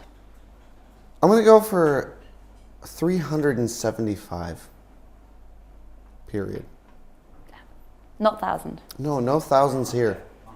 That's insane. It's an insane figure. Even Neil Channing, a man who I admit sometimes I don't speak the highest of, but I think is a wonderful man. And I think this time he's going to pull through for me. That is a massive difference. 375 you're going for, and I'm going for 30,000. Yes. Yes, it is, isn't it? All that's left now is to see what Mr. Neil Channing thinks about it. Yeah. Okay. And I really hope this time, once, he's reasonable about it. Can we just do a fact or fiction quickly as well? Because the let's go draft for it. one was quite good. I found it. So we've been asking you to give us facts or fictions. You come up with a weird and wonderful fact. And we have to work out if it's a real fact or not a real fact. So, Snowmad 2013 says, fact, before mating, the female giraffe will first urinate in the male's mouth. Snowman 2013. I'm going to go ahead and say that's fiction. He's got it completely wrong. Is it the other way around? It's the other way around. Urine is spilled. But let's just say it's female on male. Yes! Come on, the girls. You know? They just Show say who's boss. It's a reverse form of lubrication that giraffes do so that the Where are you going with this, Max? Do you want to stop? No, I don't. No, I don't. I'm going to get through it. It's so that the intercourse isn't as abrasive and the female is always in charge. You know, they have long necks, they As have they are strong always. muscles, big hearts. So the intercourse, likewise, is a very rough affair with giraffes. But Please stop. Just please stop. We've also got from In Through the Window, who's been very chatty and quite comical in the chat box as well. They say, how many times has Phil H said to his wife, I can dodge bullets, baby? The answer to that is once. He did it on ESPN and then never did it again. Because it's a dumb line. Did he mean aces or did he mean real bullets in a gun? He meant figurative bullets Okay. and also pocket aces. Oh. Yeah, not bullets in a gun because he's not delusional, Laura. You can't dodge bullets in a gun. That's make believe. Okay. He's not a superhero. Oh. He's not Iron Man. Poker brat. He's not Captain America. He's kind of superhero. He's not to the the poker Incredible fans. Hulk. Okay, fine. We did a caption competition earlier as well, which was very good, and we do have a winner for that. And it was a very good caption. And I think that Two Anchors has actually won a competition before, but it was so good that we're going to have to give it to you. And the caption that he came up with for our wonderful photo of Team UK was, let's be honest, folks, we've got more chance of winning the Eurovision Song Contest than this. Which actually happened to be quite true because they were first out of the Global Poker Masters. Good old Team UK. That's very true. Team UK is has the least mastery of poker Yes, of that's all true. the global poker masters. That is very true. They have proved that. They did prove that, sadly. And we're not much better at the Eurovision Song Contest either. I think Sweden won that last night. To be fair, though, unlike the global poker masters, which is an apt display of poker skill, Eurovision, as not. far as I can tell with my outsider eyes, an American, is complete nonsense. It's complete nonsense. That's because you're American and you're not part of it. They should name the show Euro Blurred Vision because it doesn't make any sense. It's not about the vision, it's about how What the is it song about? sounds. Is it about I don't even know. It's about the song. Is it though about song? Well, I guess it's a little bit Seems like a how bit it of a flips as political well. affair to me, Laura. Maybe. Someone's lining someone's pockets. Okay, Someone maybe has a you're right. vision to put euros well, you know in their what? pocket. This show is not about the Eurovision Song Contest, nor is it about politics. It's actually about the Spring Championship of Online Poker. And we're going to go and look at another hand, hopefully, of the lovely Liv Baroni. Back to you guys at the commentary desk. Thank you, Laura Cornelius, and also Maxim Rabinovich. Apparently Good we're to going to be go back. straight into the action. Apparently lives in a big hand, so Okay, let's go. exciting times ahead. Now, going to come to the answer of Channing Thinks, but Liv's got a Liv's pair of flopped a she's set. got a set of Oh, threes wow, here, and there's an okay. ace on there too. So Well, it looks like let's go, been, Liz. It looks like it's been checked to her on the flop, and she's led for 1800. She's been called by Gopu, who was in that hand earlier that we saw, and he's got plenty of chips. There's £9 in this pot already. Liv's got 19 that she's playing, so that's the effective stack behind now because Gopu won with the aces against the kings. He's got plenty of chips. And Liv's now going to... Just sort of figuring out her sizing here, isn't she? Yeah, well, she's obviously value betting. She thinks she's definitely winning, and I don't see why you wouldn't think that. It's an ace-high flop. There's a good chance that she's up against a player with an ace. As we can see, she's on the button, so Gopu was a pre-flop raiser from under the gun, and the size of the pot tells me that there were two callers to the flop, and I think Liv Is this can a assume... shovable river card for Liv?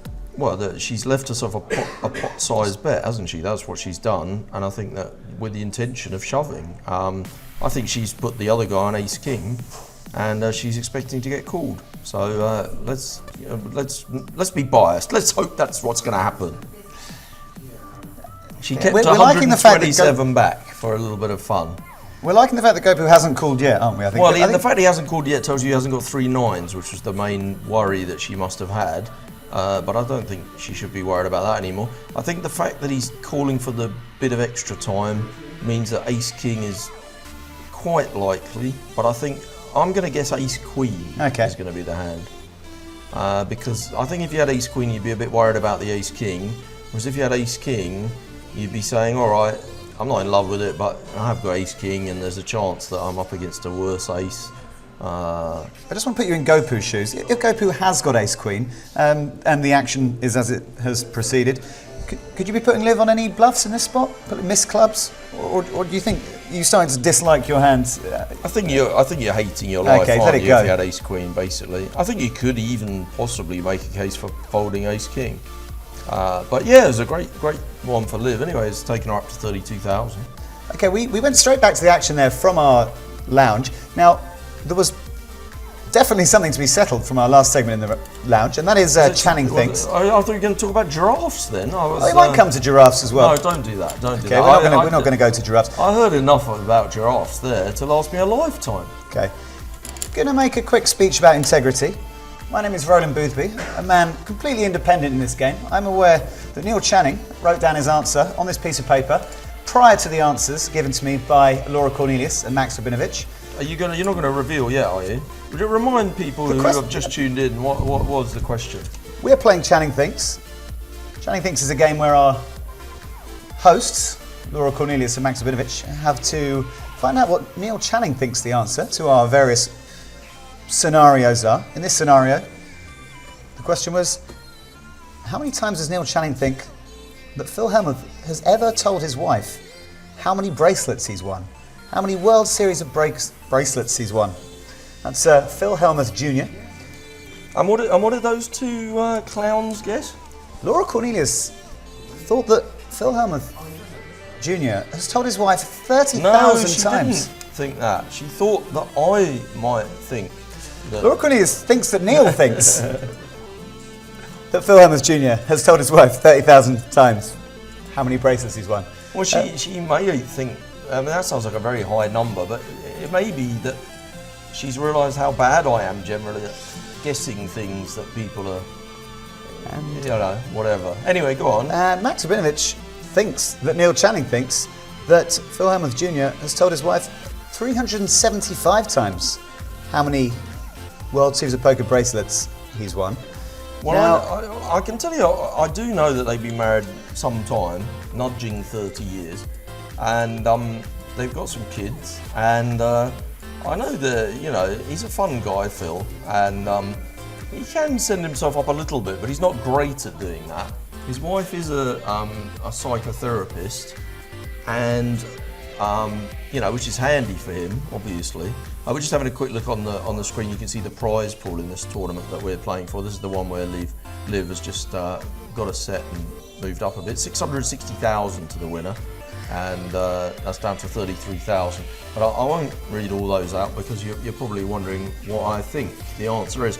Now, I also think that, she must know that she's married to someone who's a bit of a loony, given that that is her job. And he must be aware somewhat of the fact that, he doesn't want to appear a complete nutter on a daily basis.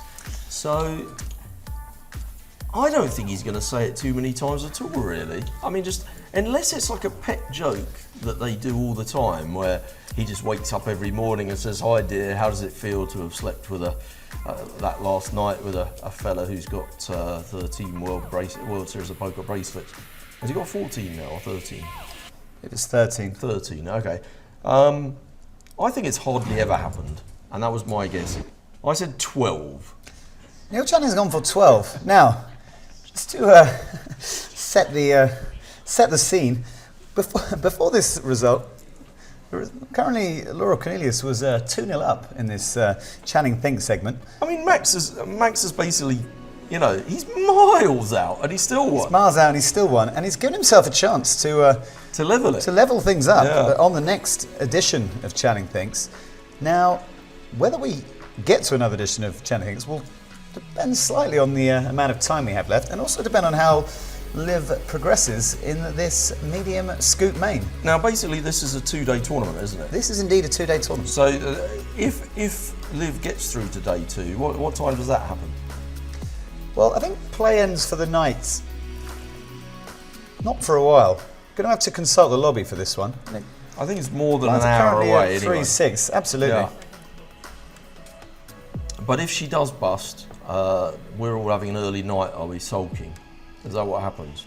No, going to be, I'm going to say sulking now. Probably going to... I'm going to be sad if Liv I'll be busts sad, this one. but I feel invested in this one. She'll probably send us all some champagne or maybe she might even make a phone call and sort of arrange for some champagne to be sent to the GPI studios here in Malta. Liv, at 120 the Strand, Jazeera. I have to say, Liv, if you're sending anything, I've been here for a few days, and what these people need is decent tea bags. So, you know, get them over a crate of PG tips. That's what they need. I think I'm going to have to, give Neil the reasoning behind the shambolic teabag situation that's currently playing out in the GPI office. The arrival of Laura Cornelius created a sort of significant surge in the number of tea that was being consumed at the GPI HQ here in Malta. Currently went from a 1 tea break a day to possibly around 3 tea breaks a day, almost trebling the tea consumption, and pretty soon what seemed like a sort of inconsumable stockpile of tea has gone. And hang on, just 1 second, Ryder, just 1 second. Is that the kettle I can hear boiling right now? I think I can hear something boiling. Anyway, okay, Liv's got King 9 here in the small blind. But anyway, back to the story. There was the decision was made, quite sure how and where, to send a Canadian person, a person born in Canada, currently residing in Malta, to buy the tea. I bet that's a country where they put lemon in tea, probably, isn't it? Just to give a slightly bit more context, the Canadian person we've mentioned is a guy called JP Stivala. He's the head of social media here at the Global Poker Index. What does he know about tea? He clearly knows very little about tea, Neil, because he turned up with an inordinate number of bags of Typhoo 1 Cup. Well, that's not helping anyone, is it, really? Pretty sure it should be called Typhoo No Cups, because that's the amount anyone ever wants to drink of it.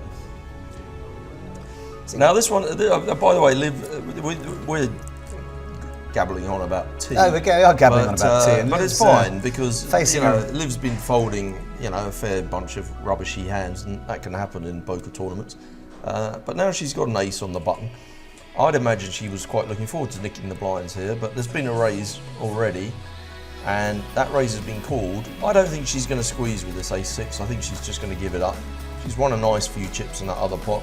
If she was to squeeze here, it would have to be to at least 4,000 or 5,000, and that starts to be a potential play for your tournament pot. And I don't think you want to do that with ace-6 when things are going along quite nicely. And she's made that same decision. Just to answer a question on Twitch from In Through the Window,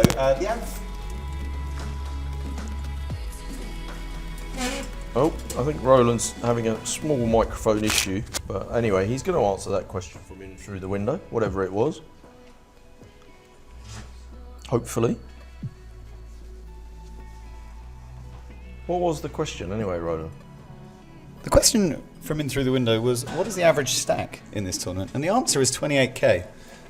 Yeah, and Liv's sitting there with 29,666, so she virtually has the average stack at this stage. Definitely hasn't been my night from a microphone perspective. It's the 3rd time that the microphone's hit the deck, using a little clip-on number. Just right on cue, get some aid. Liv's got another raggy ace in late position. This time she's in the cutoff, obviously, spinning around the table. And there was a raise under the gun, so I think this one will be going into the bin.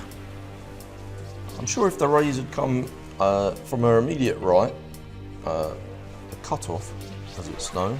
Sorry, the hijack has its known. What am I talking about? She might have considered a 3-bet here, but given that the raise was under the gun, I would imagine that she won't even give any thought. In fact, she's clicked the auto fold button already. So irrespective of whether anyone else takes any action here, she has no intention of 3-betting this under the gun raiser with a weak ace. You heard it here first, folks. Libri will not be playing the ace-7.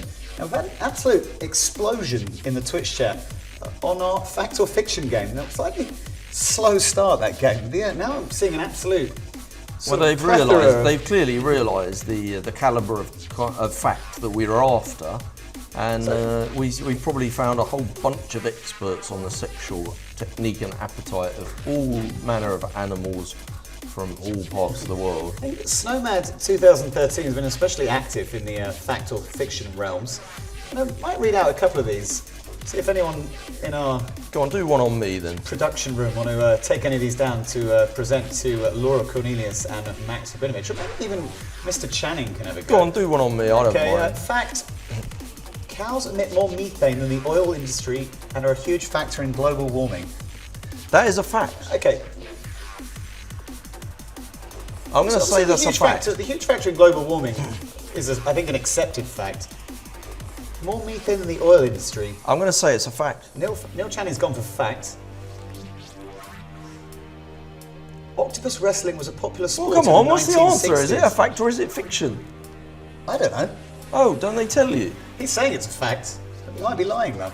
No, I think it is a fact. Oh, he's just giving us. Well, he's actually just giving us facts then. Oh, okay. Animal-related facts. Octopus wrestling was a popular sport in the 1960s. The diver would have to fight an octopus in shallow water and drag it to the surface. No, I think that might be. No, I don't know the answer to that. But these are all facts, are they? But they're facts as long as we assume that Snowman 2013 isn't lying to us. Well, what kind of credentials does this man have? Like, not that many at the moment. It lives playing a stack of 29,000 here, which is pretty much bang on the average. Keep your suggestions coming in on Twitch for fact or fiction, even for Channing things. Pretty sure Max Rabinovich. Did anyone else give us another November 9, or did that drag on a bit? And I think we read them out. Get... Oh, we didn't actually. Jonathan Durma was the only winner we were given. I think Okay. that was probably for the best. Fair enough. Guessing Max Rabinovich in our lounge will be hoping that we can squeeze in one more Channing Thinks, give himself a chance to draw level with He Laura does. Cornelius. He does love a Channing Thinks, that Laura boy. Cornelius probably quite happy to sit on a 2-1 win, see the night out.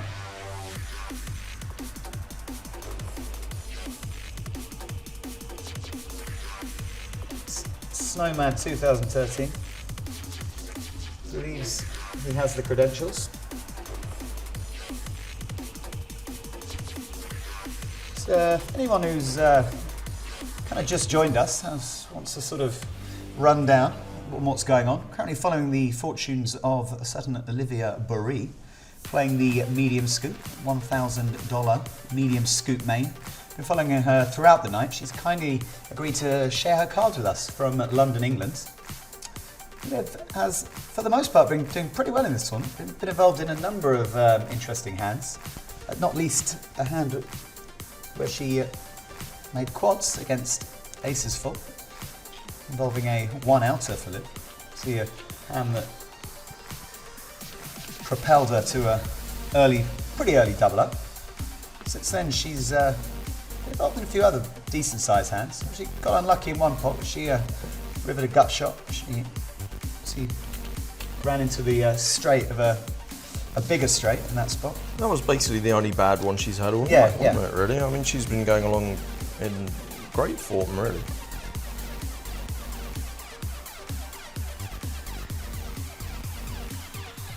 Questions coming in for Neil Channing.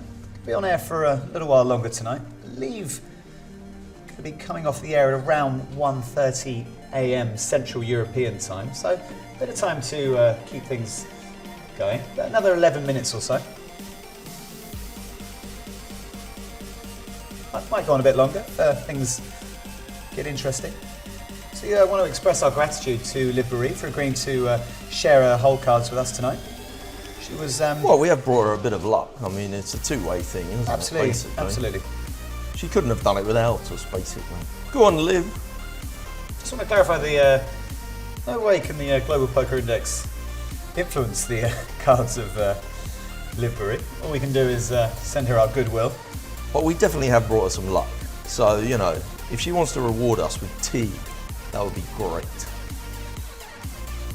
Probably something a bit stronger than tea might be on the agenda at this stage of the night. Three long nights of streaming. Neil Channing still easily pleased, should we say? Well, everyone. Now, this is interesting because Okay, there's yeah. been a raise on the button and Liv's got a playable hand in the big blind. She decided to peel. which I think is fine. I mean, if you do 3-bet and get 4-bet, you're throwing away a half a decent hand that flops quite well. This is not the perfect flop. If you were going to flop a gut shot, you'd much rather that you flopped 7-8 than ace-king here, because you'd have the 2 overcards to go with it, and you'd be less likely to be up against somebody with an ace. When somebody does raise your button, She's going to peel here. Not Yeah. the turn she was looking for. well, when somebody does raise on the button on your big blind, they do often have an ace, but also when an ace comes, they do generally represent the ace. And so she's a non-believer on the first bet. She's got a very deceptive hand with a gut shot, but now they have fired the second barrel, she's going to give up. I think Liv's call in that spot allows her to sort of represent other potential hands.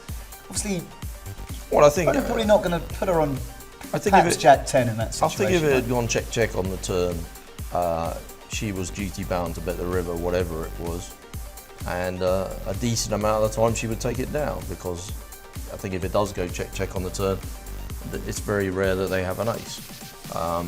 When they bet the turn, it's quite likely that they have an ace. They still may not have an ace, but I think you do have to throw it away. I don't know. I mean, I'd be interested to hear people's views on that one. I thought that was quite an interesting hand.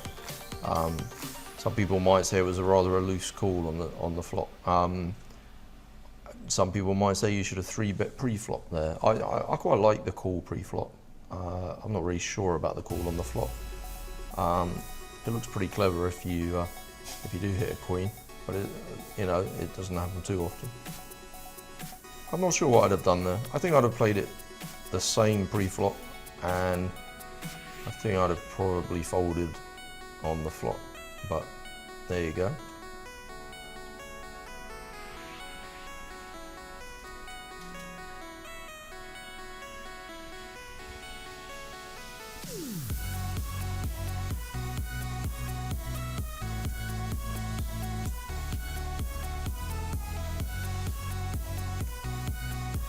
This one's come forward to a straight and a flush card on the river. Liv's not involved in this pot, but there's 8 grand in there, and the players are playing effective stacks of 18, so potential to be a big pot. Okay, got some the interesting comments coming in on the Twitch. Roland must have Italian blood the way he's throwing that mic around. Yeah, I like it. In through the windows, staking a sort of greater and greater claim for a prize. I've already committed to sending in through the window a prize, even despite the veto by our head of prizes. It's going to be a personal gift by me. And Honeyborn 970. My gaydar is going off with one of the commentators. I think he means your shirt. Okay. Honeyborn, would you like to clarify which of the commentators is setting off your gaydar? You need to adjust your gaydar because flowery shirts are pretty manly. I personally, I like working with a man who's confident in his own sexuality. It's a lovely shirt. Thank you, Neil Channing. Neil Channing was sporting a slightly colourful number yesterday. Also a man very comfortable with his sexuality. Not afraid to put a flowery shirt on from time to time when the situation demands it. If you're afraid to put a flowery shirt on, you need to reconsider your priorities. This one's turned into a bit of a pop. They're pre-flop, and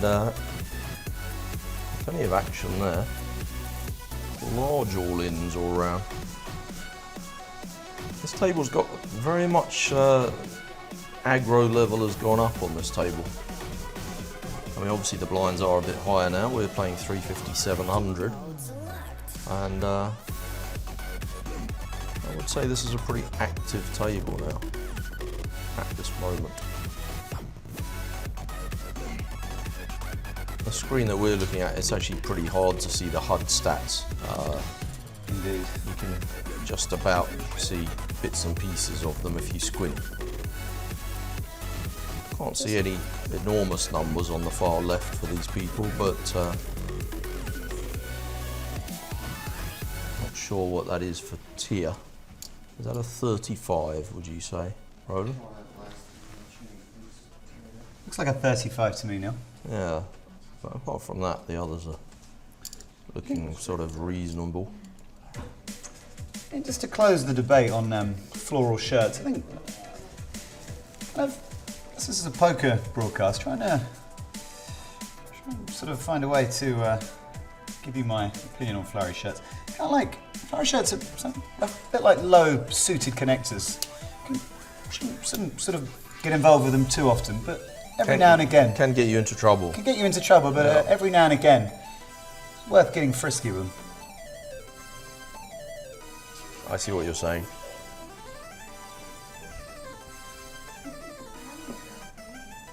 I think you're entitled to wear a flowery shirt on Eurovision weekend, Absolutely. post-Irish vote. I think that's absolutely fine. I actually resent the floral shirt being linked to the Irish vote. I'm sure there's no link between there's no proven link between floral shirts and homosexuality, as far as I'm aware. So it'd be a misplaced comparison, perhaps. But Neil Channing is entitled to his comparisons. I mean, you know, nothing at all against your flowery shirt. Snowmad 2013 is an absolute fact or fiction maniac. He's on to his like 15th fact. That's too many facts for me at this time of night.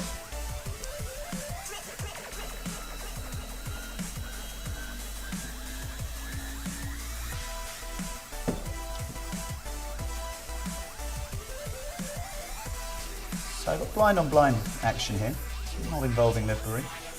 Got a limped pot. Got a better than Phil. Going off against TR Gosh. Do you like raising out the big blind when the small limps? Yes, I think that's generally a good thing to do. I would. It's pretty hand dependent, but of the... No, not really. I tend well, there you go. I tend to do that more than 90% of the time in that situation. Neil Channing does it. It's good enough for me. Oh dear, I shouldn't have said trying that it maybe. myself, yeah. I've given away one of my trade secrets. I can't resist it normally in that situation.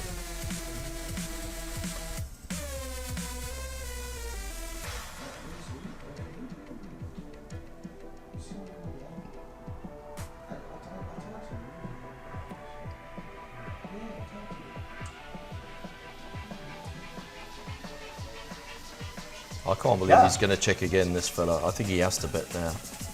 I mean, he's a pretty aggro player. Yeah, here we go. So, I've got a question from Saw Our Pub on Twitch. How much cost dinner with Liv Barry? I'm multi-millionaire. Well, it's an interesting question. I know Liv has been watching the feed from time to time, and Maybe Liv could answer that question herself. I guess it depends what kind of food, really.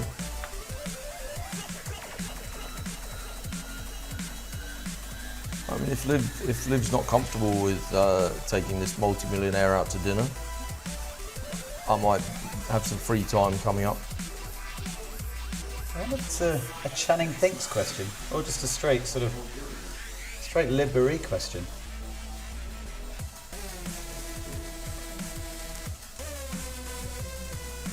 If you give some more details of the proposal. The question's a bit vague at the moment. Perhaps you could let us know what sort of dinner. Well, he's a multi-millionaire. I don't Yeah, think I mean, it's not going to be Nando's, is it? Shabby I mean, dinner. you know.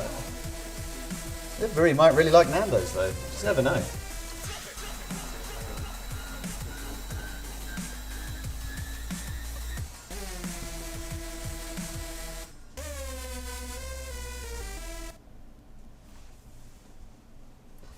Snowman 2013. Did you ever know the oldest player to win a World Series of Poker event was 80 years old? In fact, at the beginning of the competition, he was given 200 to 1 chance to win, and he did. Guessing for those odds to be sort of peculiar, it would have had to be less than 200 runners, I would imagine. Yeah, 200 to 1 doesn't sound that great. Considering to win a most of the World events Series of have Poker. about 2,000 players these days. Guessing we're talking about a sort of time where the fields might have been slightly smaller than they are today. Who was it then, this person? Yeah, it's Snowmad 2013. Who was this player and what was the field size? I'd be interested to know the field size which was involved to give those odds. Lives in the big blind here. She's got the 9-6 offsuit, and the JDs has chosen to raise from under the gun +1, a min raise. And there's been a 3-bet, so Liv clicks the fold button pretty quickly. She didn't click it, interestingly, she didn't click the auto fold. She was definitely waiting to see whether there was any more action and have a ponder. So maybe she was thinking about defending that one. Let's go take a little look in the lobby of this Scoop Medium. Main event, 1,050 no limit holder. Currently below the 2,000 runner mark. 4,238 started this tournament. Be a whopping 665,000 up top. Mr. Neil Channing is casting his eyes down the list of chip leaders. I must admit, in this 1,000 one, whenever I've looked at the list at the top, I haven't really hardly recognised anybody. Yeah, we got, 4,200 runners, pretty insane field. Lives now down at 23,000. Nothing to panic about just yet, but the average has crept up to just over 32,000. Yeah, that hand when she had the ace deuce and the 4 came to give her the gut shot, but to give the other guy a bigger straight was really kind of chopped her legs off at a vital moment. But nothing much has changed since then. She's nicked a couple of blinds and paid a couple of blinds. She's certainly not in a situation where you'd be rushing to get it all in pre-flop at the moment. You can still play reasonably normally and all options are available to you.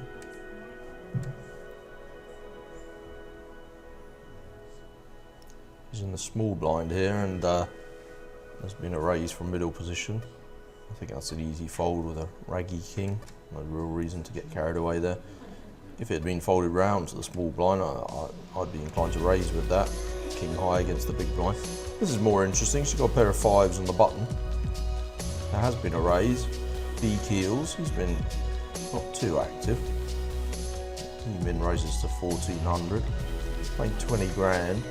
And there's a 3-bet. This guy better than Phil. And he's quite active actually. And he's 3-bet. I think Liv will just find the fold here with these 5s. And she easily folds. I think that's a good fold. Not much else you could do there. You can't really be calling 3.5 grand out of a 23 grand stack when you're not closing the betting. With a hand like a pair of 5s. People obviously it's exciting when you get dealt a pair. It only happens about 6% of the time.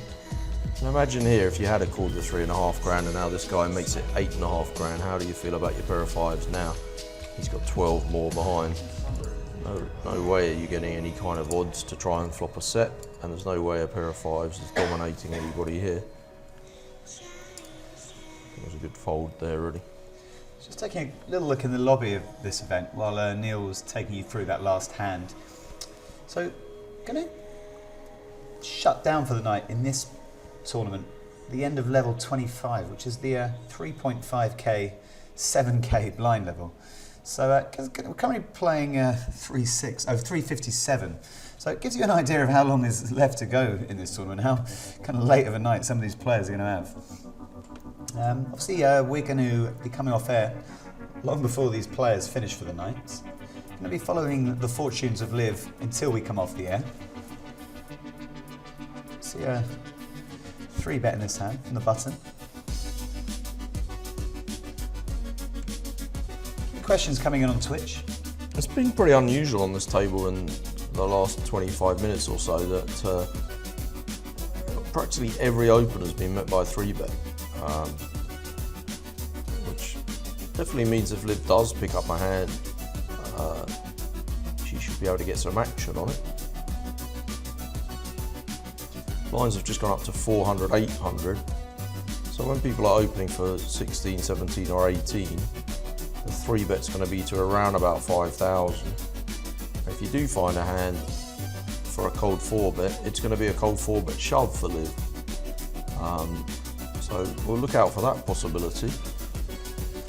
If she was to get dealt a hand like Ace King or something like that.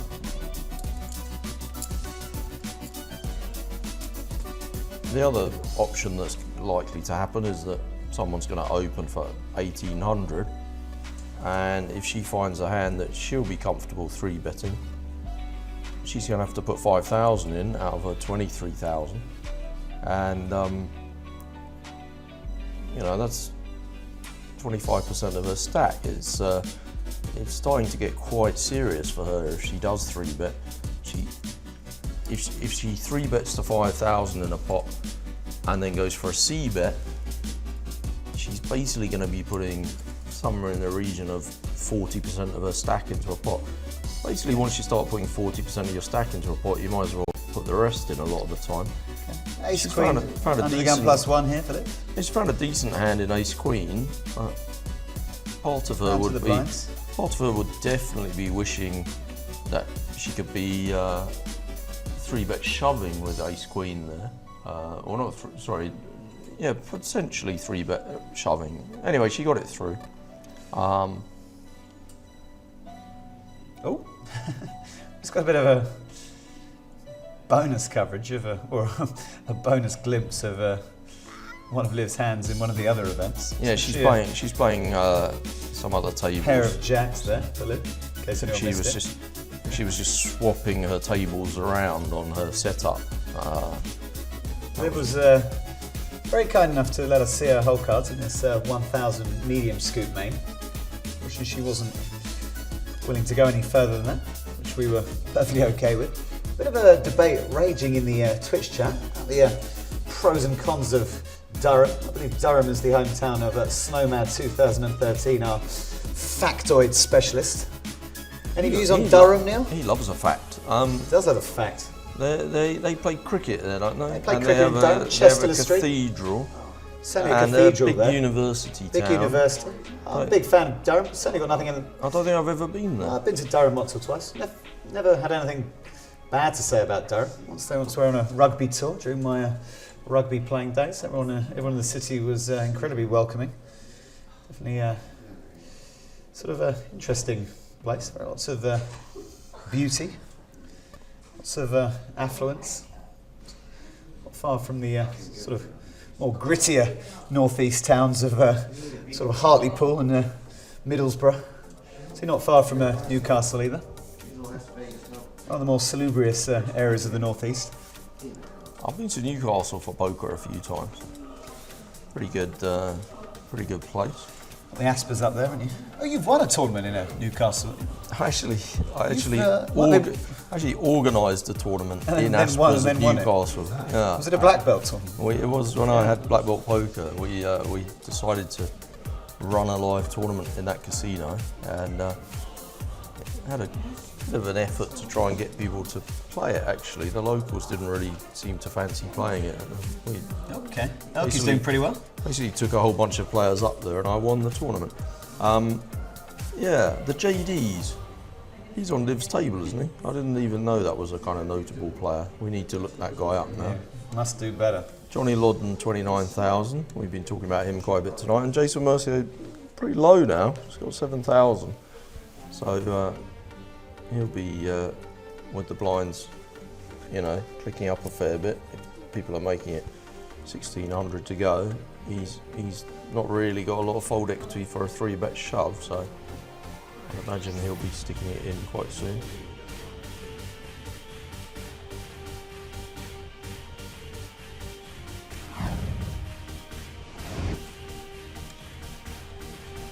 Yeah, the JDs there, just you can see, just two to the left of Liv.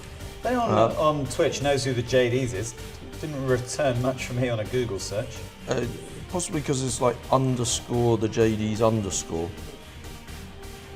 Liv's got the bottom end of the straight here, having flopped a pair, And it's against the same guy that she got into trouble with the bottom end of a straight before. She's definitely in check call mode. She check called 1,000, and now she's checked again, and the fella's checked behind, so she's won that one. It's a bit of a shame for her that you make a straight and you barely win anything. You don't even really like it. When you're checking at the end, you're nervously thinking, I'm going to have to call, but then I'm just going to have to hope he's bluffing. Thanks for joining us in Through the Window. Looks like you're heading off for the night. Thank you for being with us the whole night and entertaining us so Yeah, it aptly. was entertaining actually, that fella. He can come again. Told me to put my pen down. Doesn't want any ink spilt when he receives it. That pen will be on its way to you. Quite right, in Through the too. Window. Absolutely. Tweet at me your details. Liv's picked up the 6-8 suited here, and there was a raise, but she might have been thinking about a 3-bet there if she had slightly more chips and it was a slightly deeper situation. But as it happens, it never came up because there was a 3-bet before it got to her. I think, we saw her earlier, she 3-bet with a 10-8 of hearts, and this was a pretty similar situation. This fella Tia seems like a fairly lively player. He likes to open quite often.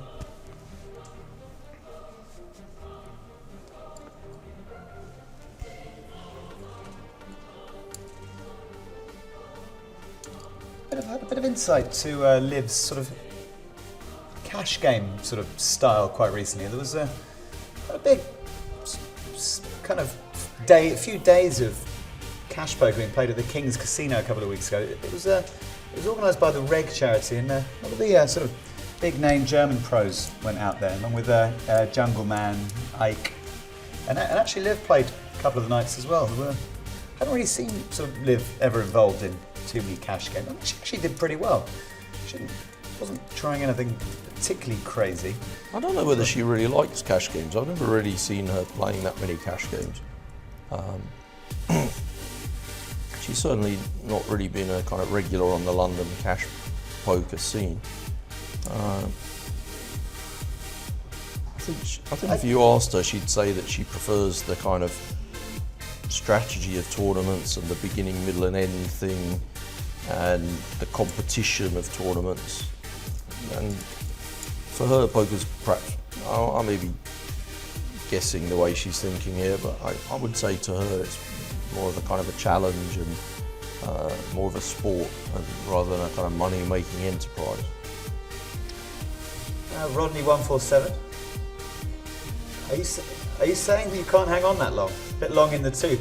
Rodney's, to be referring to the fact that I said we were going to be coming off air before the conclusion of the evening's play in this medium scoop main event. Now, harsh to say we're long in the tooth, Rodney, but obviously been on for around about 6 hours already, and follows up another 2 nights of streaming from the GPI studios here in Malta. Liv had a Queen Jack offsuit here, middle position. She hasn't opened for a while. You might have thought she could have been tempted to open there, but she chose to fold it. The problem with that hand is you can't really defend it. If somebody does 3-bet you, there's no point calling ever because you're very likely to be dominated in that situation. So your choice is to 4-bet or fold. And her stack doesn't lend itself to a 4-bet at the moment, so I think it's reasonable just to throw the hand away in the first place. It's a pretty trashy hand to open with anyway.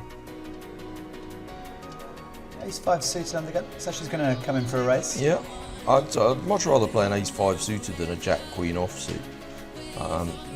We've spoke before about I generally like to play hands that can flop the nut draw or make the nut. And she hadn't raised for a while, and she did get credit there. Often people give you a bit more credit if you raise from early position. She's got a suited jack here. It's not a brilliant hand, but there is money in there with the blinds and antes. I think she's been generally. I think she won't peel now. There's an extra player in the pot, but I don't know. Obviously, that means that you can win more, but it means you're less likely to win. Pretty interesting board here. She's she got did top peel. pair, but it's not a sort of top pair you're going to be sort of delighted with, would you say? Yeah, well, this is Ooh, it. yeah, see now. I think you have to fold here, really. But you can call once. Got the but- backdoor diamonds. You can call once, but especially because this guy's aggressive. But the problem is, there's not too many turn cards you're really going to love here, and you really want to just go, you know, check call for the rest of your tournament. The other thing was, of course, you know, she wasn't closing the betting, and yeah, I think if she looks back at this one, she may say, "I'm kind of annoyed I flicked it in before the flop." It's one of those ones, if you do flick it in, you really need to hit the flop hard. I'm trying desperately not to be after time there, because we obviously know what transpired, but yeah, I think Liv's been doing quite a good job of not calling out of the blinds, getting those attractive looking odds, and maybe she just got a bit tempted, possibly a little bit frustrated there. I mean, it hasn't crippled her, she's still got 23,000, but you know, we are looking at raises, pre-flop raises of, you know, close to 2,000 now. So a 3-bet is now, you know, it's more than 25% of the stack. A couple of comments coming on the Twitch. Peekaloo, watching this makes you want to play. Card reminisce. Let us know where you're watching from, Peekaloo. See if between me and Neil could advise you on where we think you should go and play. Ophelia Payne. Neil, have you retired from poker? No, definitely not. I'm going to be at the World Series. I'm going to play the main event. I'm going to play some other events. I haven't been playing until this year. I haven't been playing as much as I used to. I had a very quiet year in poker last year. Didn't play too much at all, but I'm now a Sky Poker ambassador, and I play on their site at least once a week, usually a couple of times a week, and play their live events. And yeah, I've played a few tournaments this year, not very many, maybe half a dozen live tournaments. Played the Irish Open this year. No, just you know, I'm not playing as much as I used to. Certainly not looking to slog to the casino 200 times a year. Well, you heard it here first. Neil Channing has not retired from poker. You can quote him on that. Snowmad 2000, we do not speak of Borough and Hartlepool. Well, probably doesn't surprise me that much. I don't want to offend anyone from Middlesbrough or Hartlepool. Well, Or anyone in the northeast for that matter. This is. I see a big pot here. I think we might have brewing. a fold here from the JDs. He's had a stab at it on the turn for £3 but now it's his tournament life. He hasn't called instantly, which makes me think he didn't really have much here. It is his whole tournament. Interesting that he should bluff off 3,000 off of 16. Makes me think that he wasn't really bluffing. He thought he had the best hand, but now he's having to reassess, and I feel like he hasn't got the best hand anymore. Thank you to Aaron Diddle 7. We were slightly scratching our heads as to the identity of underscore the JDS underscore. Oh, is he helping us out here?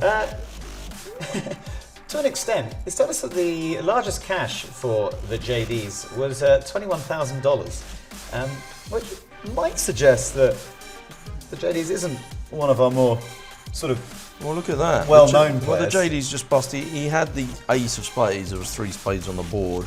He against bet the set. 3,000. He got set all in, and he was up against the set, but he didn't make a flush. So he has gone now, whoever he was. Stronix123. Good luck, Liv Baroni. I'm going to sleep. Thank you for joining us, Stronix123. Well, that's not very loyal, is it, really? You think that's going to endear you to Liv? Liv Baroni. Fact about Liv Baroni, she doesn't like people who go to sleep when she's streaming. Exactly. She wants people that are here for her at her time of need when she's got 23,000.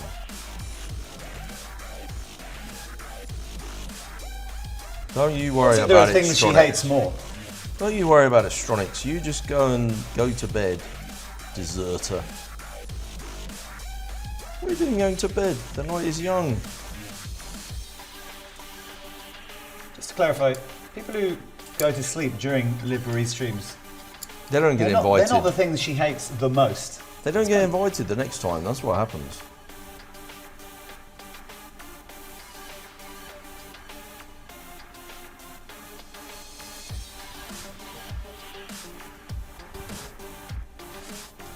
So, Liv has the 7-8 offsuit here in a semi-early position. Imagine she's going to fold this hand now. Well, this fella, he's just an opening machine, basically. And, you know, there'll come a time where if she drifts lower, she's going to be, you know, in the realms of 3-bet get it in against him. But I think right now she's got a few too many chips to be thinking about that. She can just play normally still, be patient, no problem. Alright, well, put a little bit of trivia over to Neil Channing. I'm in Go the on, tournament lobby. This tournament pays $665,000 to the winner. What percentage of the total prize pool do you think $665,000 represents? I'm going to say 17%. That's a pretty good guess. I'm going to give you a win there. The answer is 15.7%.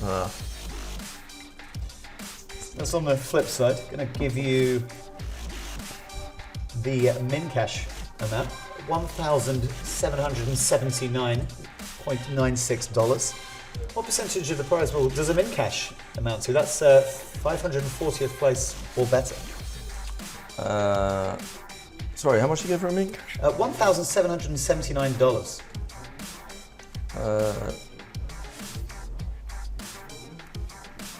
Let me think.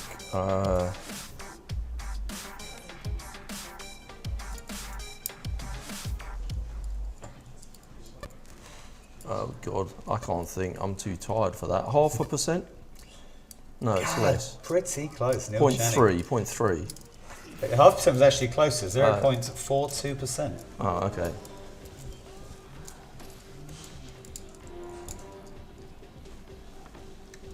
Anyone who's missing Laura Cornelius and Matt Rabinovich, let us know. I am. I'm missing them. I'm missing them as well, Neil Yeah. Channing. It's always so nice to hear from them.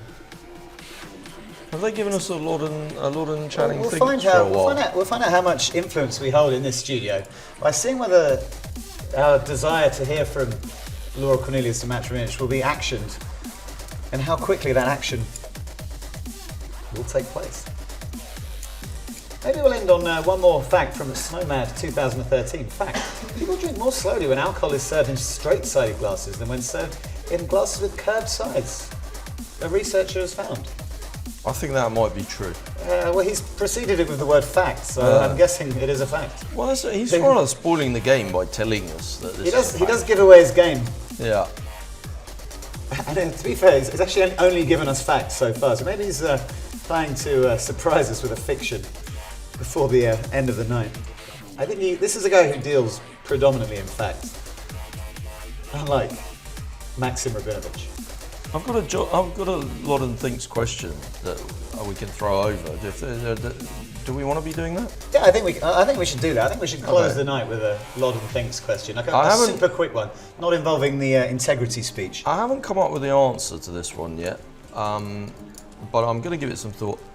In the last 365 days, how many times has Jason Mercier decided to put some long trousers on before leaving the house?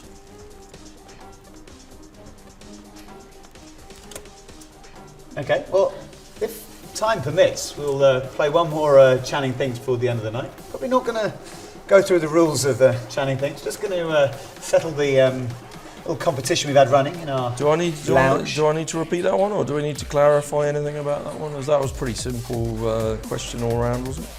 I'm going to repeat it one more time, I think. In the last 365 days, how many times has Jason Mercier, as a numeric number, put on long trousers or long pants to leave the house? So I believe in the next few moments we're going to be coming back to our lounge. Going to wrap up the night, as far as I'm aware. Been listening to Roland Boothby and Neil Channing at the commentary desk. We've been following the fortunes of Liv Baroni in this medium scoop main event. She's had a reasonable night, going on a 5-minute break now, so I think this is going to be it from myself and Neil Channing. Absolutely delighted that so many of you were able to join us tonight. Well, no, and it was great that we got such a deep, Liv's had a reasonable run, and we got to see plenty of action from her. So yeah, sadly that's it from Neil and from myself. What about the answer to the Channing things? We may have to come back to us. How Going to go over tricky. to Laura Cornelius and Max Rabinovich. Why, thank you, Roland. Yeah, we need to go back to them to see who wins the Channing things. In my case, it's who ties up with Laura. Possibly not. I already have my answer locked in. Okay, so we have to think of what Neil would think. How many times Jason Mercier has left the house in a pair of long trousers in the last 365 days? Well, he lives in Florida most of the time. He's in Amsterdam right now. My answer is 17. I Take think it it's or less, leave it. possibly, because I think he would only leave the house in a pair of trousers if he had to go to a social function like a wedding or a funeral, perhaps. So I'm going to guess 4. All right, 17 versus 4. Can we cut back to Can we to go Roland back and to the Neil really commentary- quick, just commentary for the desk answer? really quickly to see the answer for that one? 17 versus 4?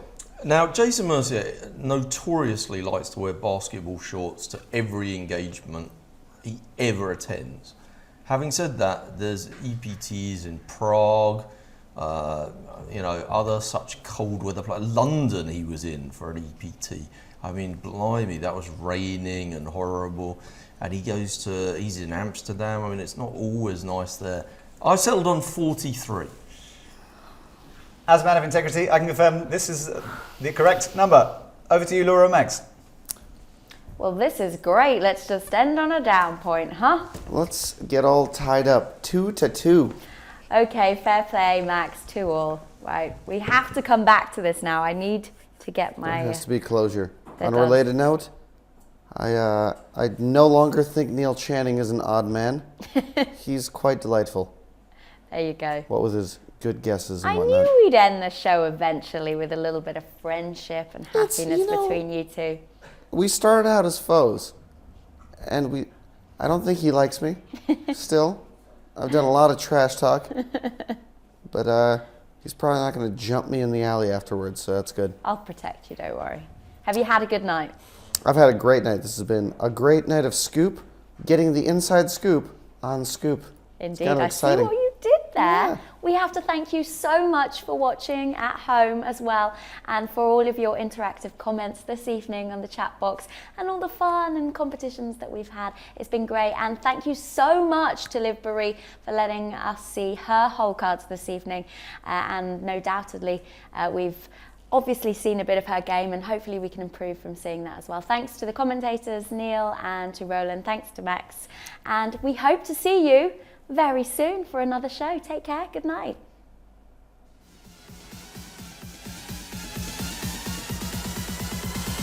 Baseline kicking, yes, I'm grooving.